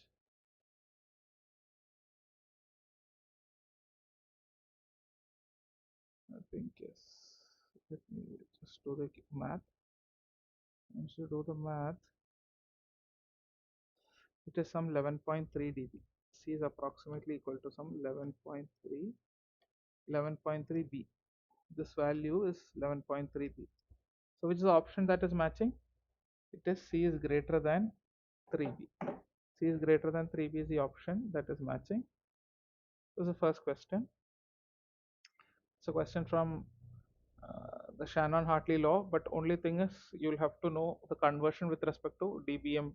How can you convert it to milliwatts? That is the only takeaway, major takeaway with respect to the gradation of the question. It can be graded slightly on the higher side only for this particular matter, that you should know how to convert dBm to milliwatts. Okay, let's do the next question. The next question is, the average bit error rate at the input of a 741 Hamming decoder is 0.1. Probability that the decoder will fail to decode a received word. Okay, so if you look at it, it is nkt. So this is 741. This 7 is a code word length. Okay, and this, it is generally written as nkt. T is the number of correctable errors.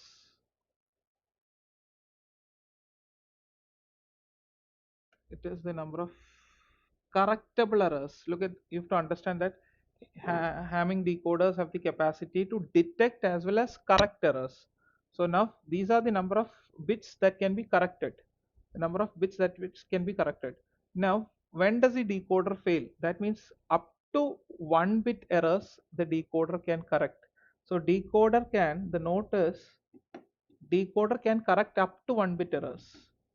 The decoder can correct, that means it can correct, not only detect, can correct up to 1 bit errors. So up to 1 bit errors, up to 1 bit errors means it includes what?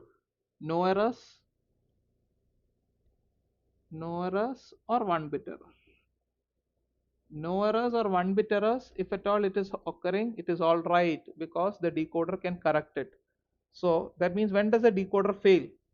When the decoder fails is, therefore you can actually look at it like this: probability that the decoder fails. When does the decoder fail? Anything beyond this, the decoder fails. That means more than 1 bit errors means the decoder will fail. More than 1 bit errors means the decoder will fail. But how do you write it in terms of probabilities? Anything other than this means it is 1 minus. 1 minus probability that no bit errors minus probability of 1 bit errors. Anything. In these cases, the decoder will fail. Okay, so no bit error means how many bits are you transmitting? The code word length is 7. So no bit error means 1 minus p to the power of 7. All the 7 cases, no error. P is the probability of bit error. Probability of bit error. So all 7 cases, no errors. That means 1 minus p to the power of 7. 1 bit error means out of the 7 bits, 7 into 1 bit error, other 6 bits without error. Okay, so you'll have to find out these values. Now once p is equal to 0.1 means, so we substitute p to be equal to 0.1. So in this particular case, this is 1 minus 0.9 to the power of 7 minus 7 into 0.1 into 0.9 to the power of 6. This works out to be 1 minus 0.478 minus 0.372. This will be some 0.15. 0.15 should be the final answer. Okay. Okay. The next question is, a QPSK a QPSK modulator signal is sent over an AWGN channel, and a coherent QPSK demodulator is used at the receiver. EB by N naught at the receiver is 8.4 dB. The maximum likelihood reception is used at the demodulator. ERFC of U, ERFC, here it is u by root pi. This u by root pi e to the power of minus u square. The bit error rate at the output of the demodulator is. So what is it?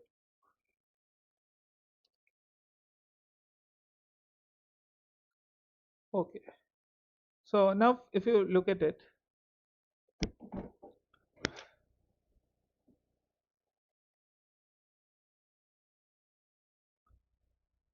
so we'll try to complete this problem. That is, the probability of error is given by q of root of 2 eb by n naught. Now eb by n naught is given here in dB.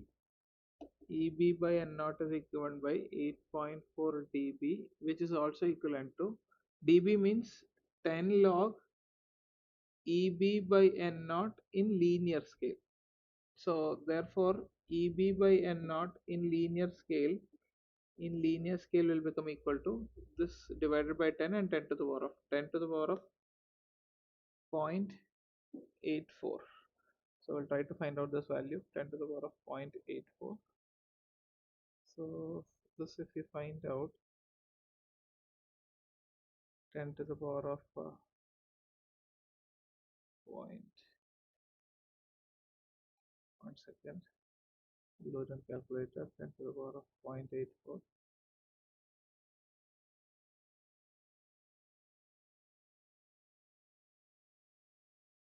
This is 6.918. So this value will become equal to this into 2, 13.84.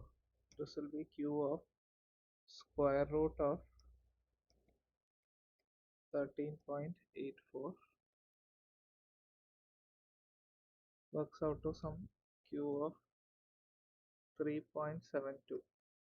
Now there is a relation between q functions and ERFC function, that is q of x is equal to ERFC of half of ERFC of x by root 2. So this, if you substitute this, you will get it as half of ERFC of, therefore q, I'll just write down, therefore q of 3.72 is equal to half of ERFC of 3.72 divided by root 2, which is half of ERFC of 2.63. So we'll try to find out what is the value of ERFC of 2.63. ERFC of u is given as e to the power of minus u square divided by u into root pi. This is what is given, e to the power of minus u square into u by root pi. So this, if you just divide, u equal to 2.63, ERFC of 2.63 is equal to e to the power of minus 2.63 the whole square divided by 2.63 divided by root pi. So this, if you work out, this will work out to be nearly 2.1 into 10 to the power of minus 4. So therefore probability of error is equal to half into ERFC of 2.63, which is equivalent to half of this, which is 1.05 into 10 to the power of minus 4. So the nearest option is 10 to the power of minus 4. Okay, now we'll do the next question. Try to solve the next question, that is x of t is a real narrowband signal and is equal to a of t into cos 2 pi f c t plus theta of t.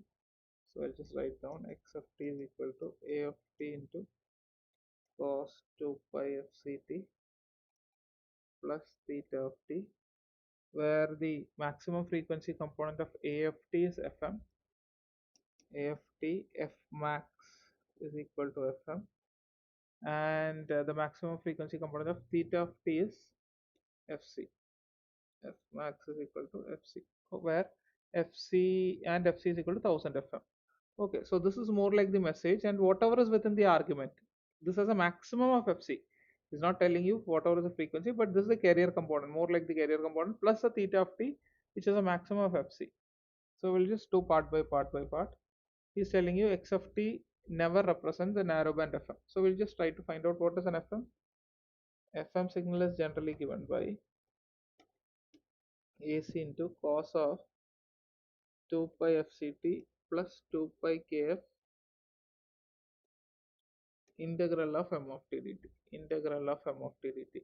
So this, if you compare, let's compare with x of t, a of t into cos 2 pi FCT plus theta of t. Yes, we can make a valid comparison as long as a of t is equal to AC, a constant, and theta of t is equivalent to 2 pi kf integral of M of t dt. Look, he's just telling you that this particular signal theta of t has a maximum of fc. So this can also denote the FM, the message frequency. If it denotes a message frequency equivalent signal, yes, it can represent FM. It can represent FM. So he's telling you that it can never represent FM. That is not false. This is false. It can also represent FM. So we'll do to the second part. Second part is, it is mentioned that x of t represents a band limited Gaussian noise process. Any band limited noise, no, it is given by ni of t, the in phase component, into centered around fc, cos 2 pi fct minus nq of t into sin 2 pi fct. This is the in phase component as well as the quadrature phase component. Now if you make a comparison with respect to x of t is given as a of t into cos 2 pi fct plus theta of t, isn't it? So if you just open this up, a of t into, this is cos a cos b, cos 2 pi fct cos theta of t minus sin a sin b, sin 2 pi fct sin theta of t. Can we make it equivalent? Yes, you can actually, because there's a cos 2 pi fct term here, also there's a cos 2 pi fct term here, there's a sin 2 pi fct term, even here there's a sin 2 pi fct term. So the coefficients ni of t here can be a of t into cos theta of t, here the nq of t can be a of t into sin theta of t. So you can make a valid comparison between these two. There can be a valid comparison. Therefore it can represent, therefore it can represent narrowband noise, isn't it? It can represent band limited noise, or you can use the word band limited noise. It can represent band limited noise. Okay, so this is possible. Narrowband or band limited, same thing. Now for the C case, AM, SAM is given by AC into 1 plus KAM of t into cos 2 pi fct. This, if you compare it with x of t, is equal to a of t into cos 2 pi fct plus theta of t. If you make a valid comparison, a of t here is same. A of t can be made equal to AC into 1 plus km of t, because after all the message frequency FM only is the message frequency, that can be made equivalent. Again, theta of t, if you make it equal to 0, this can represent AM. It can represent AM. It can represent AM. So option C is also right. Now it is, he's asking you PSK modulated, x of t is a PSK modulated signal for suitable choice of A of t and theta of t. What is PSK? We'll take up generalized PSK, MRA PSK, where SKFT is given by AC into cos of 2 pi FCT plus 2 pi by M into K, where K, M symbols, no, MRA means 0, 1, 2, up to M minus 1. Can you make it equivalent to X of t, where X of t is A of t into cos 2 pi FCT plus theta of t? Yes. A of t can be made equivalent to AC, This is the same. Theta of t, for case to case basis, you can make it a constant. For example, when k is equal to 0, this is 0. Second case, k is equal to 1, 2 pi m into k is equal to 1. So that particular constants you can map it to for each of these different symbols. PSK, MRA PSK means there will be multiple symbols. For each of these symbols, you can map theta of t to those particular values. Those particular values, if at all you are able to map, then you can also go for PSK. It is binary PSK means only two symbols. MRA PSK means M symbols. But if you do this mapping, it can be mapped. So even PSK can be mapped. So these are the two. These should be the options. All right. So these were the questions that we have discussed, and these are based on the questions that we have received based on memory. So there can be changes with respect to the numbers or the values. Okay.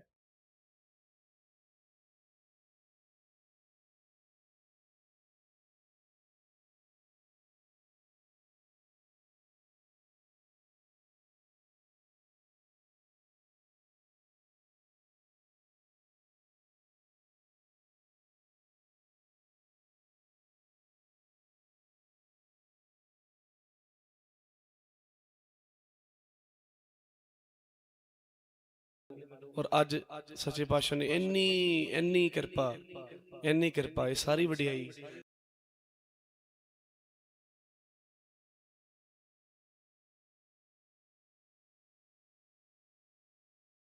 Okay. Hello. ਉਹਦੇ Hello.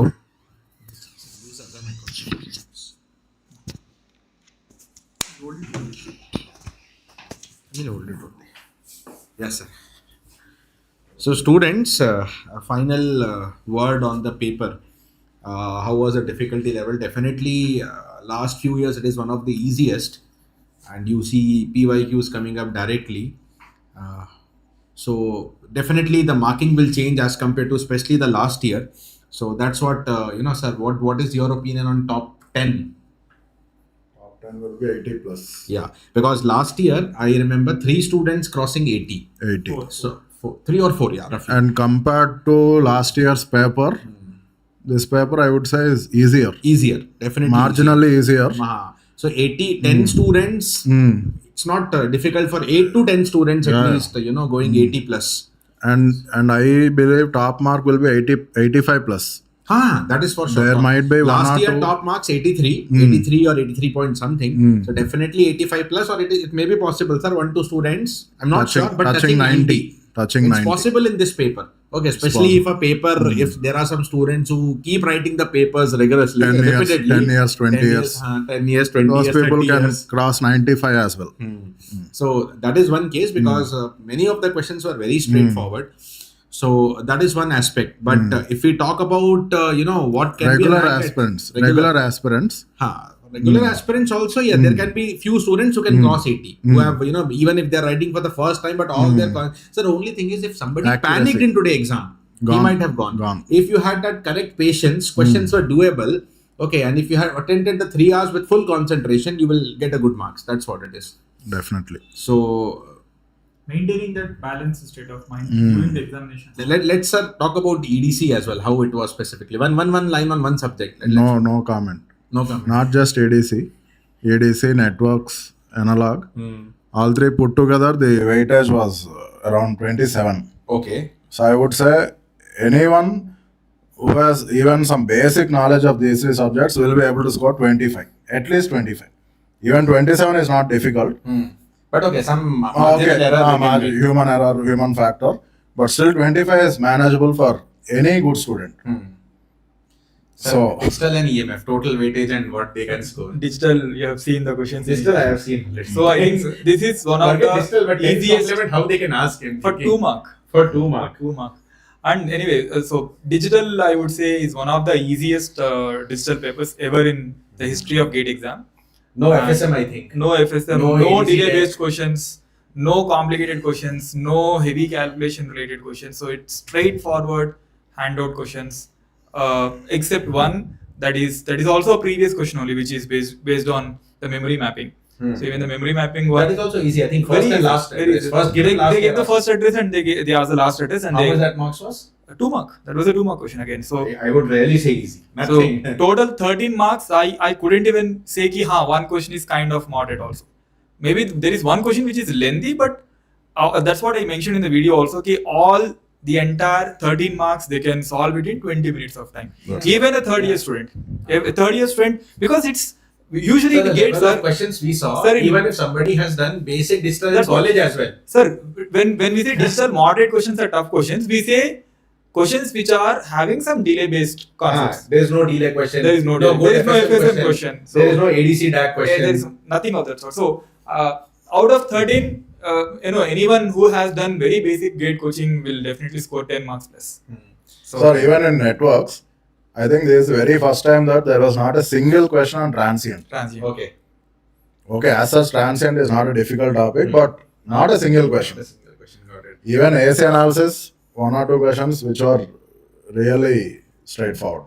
And EMTL, sir, I think 7 marks. EMTL 7 marks, But but number 6 of questions questions. was? There are 6 6 questions. Okay. In EMTL, there are 2 questions, sir, which are which may trouble students, and both of them are 1 mark. Okay. S parameter. One is S One is S parameter, and one more is the complex complex epsilon. permittivity. Huh? Complex permittivity one. So these are the 2 questions which may trouble students. But rest all 5 marks, straightforward. Doable. Not doable, sir. Very like straight. if we say they should- waveguide, the very first thing that we always say is Cutoff frequency. Basic. Only thing minimum is, cutoff frequency. student might not have done error in the units, inches. Exactly. Yeah, inches is what they That are is like doing. silly mistake. Okay, for that we can't comment. But the question is very easy. Yeah. It's not. They are not asking any group velocity, phase velocity. Polarization question, routine question, like Hmm. same model, one is sine, one is cos. We have a previous questions like similar to correct. that. And even though they have used Smith chart, but rather it's actually a question of lambda by 4 transmission line.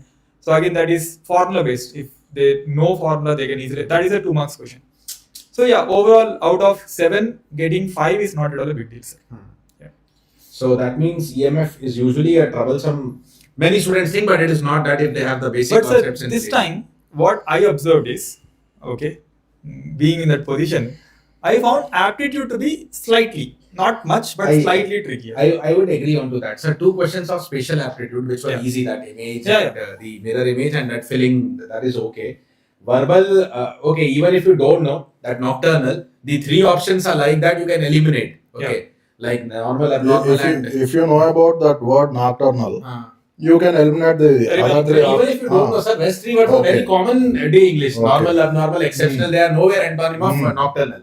So that way also, That will also elimination is the only And way to then one answer. question where they have to arrange first letters, and that is very basic. Like recognizes, identifies. So that is also easy, and I think that is 2 marks. Yeah. Parameter question, what is there? Anybody can solve parameter of a square. What easy they can ask, and then sum of 10 such things. P1 to P10. That land to water area of circle, or area of circular strips, you can say. Okay, so that is again easy. So geometry, which can produce a good question, but that is easy. 3 questions, which of course were good questions. We will say in aptitude. That 3 statement, S1, S2 implying S3, or S2, S3 implying S1. That needs some careful understanding of each and every word. I mean, if you have basic command, it's not an English question, it's a logical question, but you should have that understanding of the passage. That's it. No, first of all, that's a lengthy question. Hindi. So the moment they see the question in the examination hall, they will be a bit Scared. And then- even the badminton question, it was lengthy. That XYZ and PQ. PQ, badminton. That when you solve it, that is easy, but that much of thing, and whenever some statements given, then rule 1, rule 2, students, they are the puzzled. table, after the table, The table, team 1, team 2, and then another one question, what is there? So that within 25 marks. Within 25 That's marks. for So that is highest statement marks. 1, 2, 3, 10 marks. That is within 10 marks. Within 10 marks. At most. So that is again a good question. That is- I mean, pure language. Language. Twist English. of language. It's an English question. But that twist of language will twist So students. those 3 questions are kind of tricky, we would say. So yeah, that is one thing. And sir, one more factor I observed is whenever you take a gate aspirant, there are a few subjects that they will do repeatedly. One of the subject is mathematics. And this year, the weightage of mathematics is very low. Only 4 questions I got. I'll Yeah. comment on the questions as well. Only one question of double integral took time. It is not difficult. It is only time taking, lengthy calculation, nothing else. One question, sir, linear algebra. You see yesterday electrical, pure conceptual question. They are not difficult, but anybody with concept only can attempt in 3 Yeah. MSQ. This is Today, right. what is the question from linear algebra? Determinant. Not equal. Even if somebody has left linear algebra, they know from school determinant. Determinant not equal to 0. How you can expect such a question in gate EC? Okay. Yesterday in electrical, they are giving that column, orthogonal column, and every type of data. Electrical EC, they are asking determinant not equal to 0. Okay. That is one question. One is unit normal vector. Okay, that is a gradient concept. Most of you know because you study in EMF also, you study in maths also. But I told while solving also, only one option is unit vector. Even if you don't know gradient and if you see the logic, only one option is unit vector. So anyways, even if you know gradient, then also it is easy. And what else? What was one more question? Expectation x square. No, that is single sequence, question. okay. That's sequence. Okay. Two sequence convergence. Okay. That is again easy. Repeated model. Okay. Repeated. Even at 25 they had sequence question. So it's like not repeated after 10 years. 2025 had a sequence based question. So if somebody has done even the 2025, they know in EC there was some sort of sequence question. Overall, in this, there are two defining factors which will actually decide who are the toppers for this exam. One is communications and signals. Signals, I would say, is not difficult, but not like very usual question. Okay, now that block diagram is given, if you do the careful analysis, it is easy. But multiple blocks are there. If you do one error here and there, the question is gone. Then another question is, that equation yn equal to 5 by 6, yn minus 1 by 6, that is given. By looking into the question, you have to understand it is causal. If you don't take that point, you will always be confused whether it is causal or stable. So that is easy. For somebody with a good concept, that question is pretty easy. And then the Fourier series, what is the question? Okay, half-wave symmetry conclusion. Yeah. Half-wave symmetry definition given, xt minus t by 2 is minus xt. You should only know even harmonics absent. 2 marks question. Conclusion based 2 mark question. Then there is one energy question. Okay, one rectangle has been described. But even if you don't calculate that energy, it is ratio of 2 energy. Transformation of the signal is done. Amplitude and time scaling transformation, which is a normal standard 1 mark question that was for 2 marks. One question only which had 2 sinusoidal terms and orthogonal, orthonormal and harmonic. Harmonic is still a good option. It's an easy option. I mean, orthogonality they have to check which is in which interval. The correct time period you have to choose 1 by n or 1 by 2n. Okay, so that is one thing. So signals more or less are easy only, but little language wise it is unusual. That's the only thing I will say. 7 questions were there. And one more factor is, sir, it is easy for us, at this stage for us to say that paper is very easy. But for students when they are in the examination hall, that's what Kaushik made one relevant comment. Okay, I'll read it out. Okay. Solving here versus solving with exam pressure, both are totally different. We agree. So sometimes easy question can look tough in gate exam. Depending on the wording. Exactly, very good. So and also depends on your mindset. Some people tend to overthink. So how can this be so easy? So there is some logic and they overthink. So his conclusion is paper is on moderate to tougher side. Definitely not tough. Not tough. Not too easy. Moderate to easy. I will not say pure moderate also. Paper is moderate to easy only. But some questions are too easy. Some are too easy. Which don't deserve to be in this gate exam.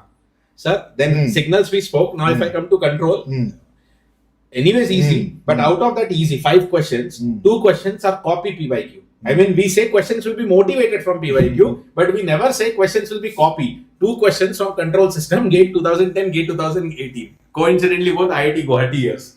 They have copied. And rest other 3 also were very easy. Okay, but yeah, good part is 2 questions from state space. Okay. So that's what. Recently also in the last 2-3 hours, we also spoke with a few students. So one thing that we have noticed is, since the paper is easy, people have done some silly mistakes. Flow and silly mistakes. It is like India versus USA and India, 66 per 6 or 66 per 7. That was the kind of a scenario even right now. So assuming that paper is, or people tend to do silly mistakes when the paper is easy. That is one fact that we have seen years long. I mean, they get carried away. And they think that everything is so straightforward. But yeah, so like I told earlier, there are two factors. One is communications and signals, because that is the only area where a little bit of trick is there. And, I mean, without knowing the subject, you can't. You can't. And the second is, whoever is not doing silly mistakes or limiting their silly mistakes, they also will be toppers. Yes. In spite of not being able to do good in communication. 45 questions only, but still if they are not if you are having that accuracy, 98-99% accuracy, you will be in rock the top. Yeah. I think we will give the marks range for different ranks. So we just had a discussion and we feel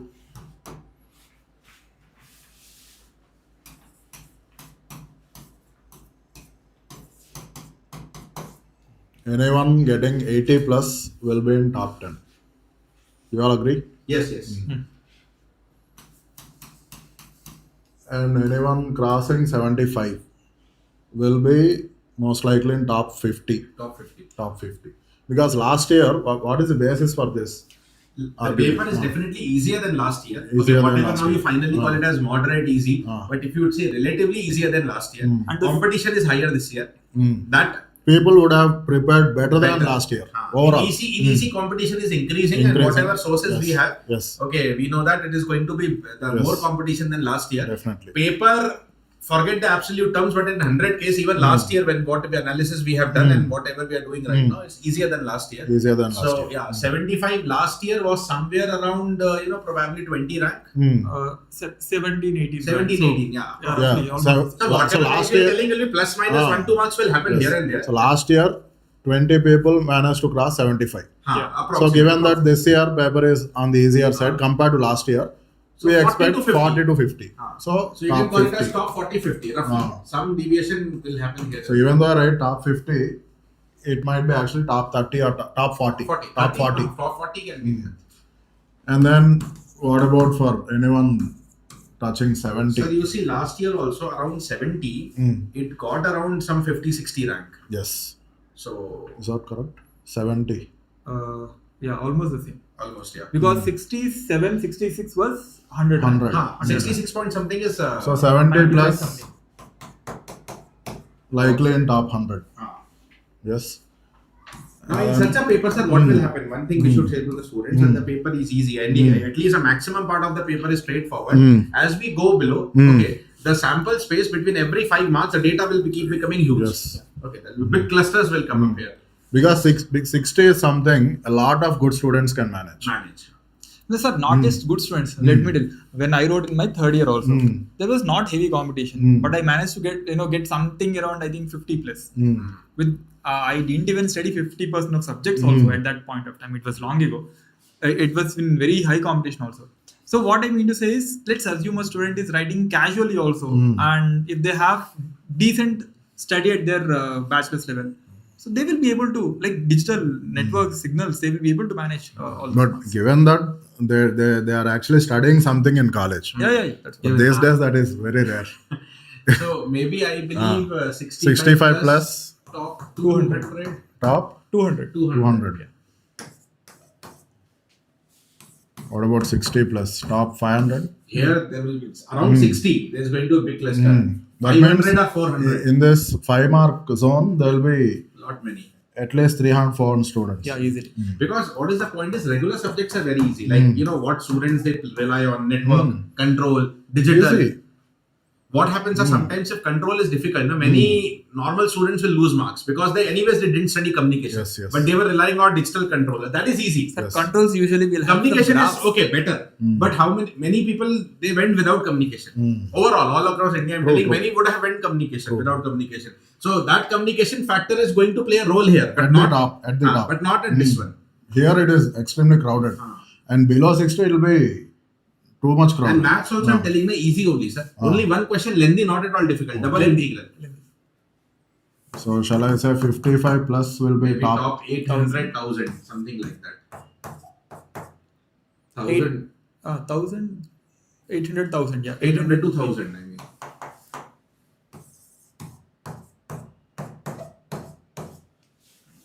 Now, okay, of course, in all of this, one plus minus 2 deviation. Variation will Maybe be top 50 comes at 73 also.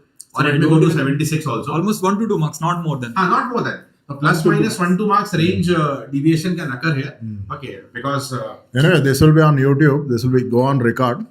Once the result is out, we can come back to this and we can reflect on it. Right. Because we need to also know about a lot of students, how they have performed. That we don't know till Yeah, now. for us also it is a learning experience. It's overall thing. But yeah, plus minus 1-2 marks deviation I'm telling may happen, but not like a huge. Yes. So any final words, sir?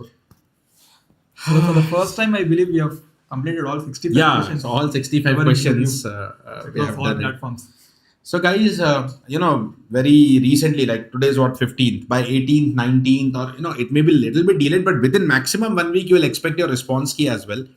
So wait for it. Whatever happens has happened. Okay, don't worry. If you have got the intuition that it has not gone correct for your way, next BARC examination is coming in another 1 month, 14th or 15th is BARC It is a exam. continuous journey. It is a continuous journey. See, if you have really worked hard, if you have learned in the gate preparation, trust me today, that your hard earned whatever time you have spent there, okay, it is not going to go into waste. Maybe today you might be little frustrated that you have not performed your well, if at all that happened.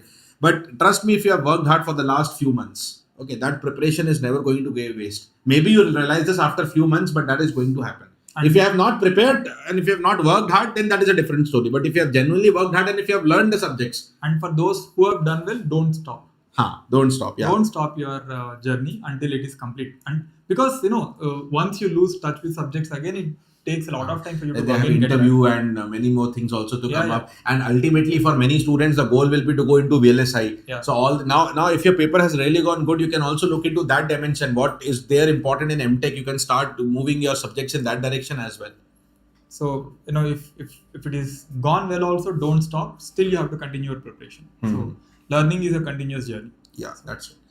So whatever it is, wait for your response key so that you get your exact questions and answers, and based on that you'll come to know how much you are scoring, and you'll get a rough estimate of how much you can score, and act accordingly. Act smart. Okay then. Okay. Yeah. Thank you, sir. Thank you, students.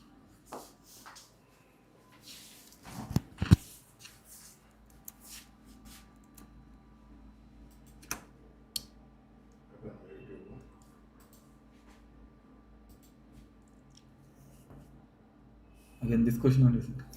What?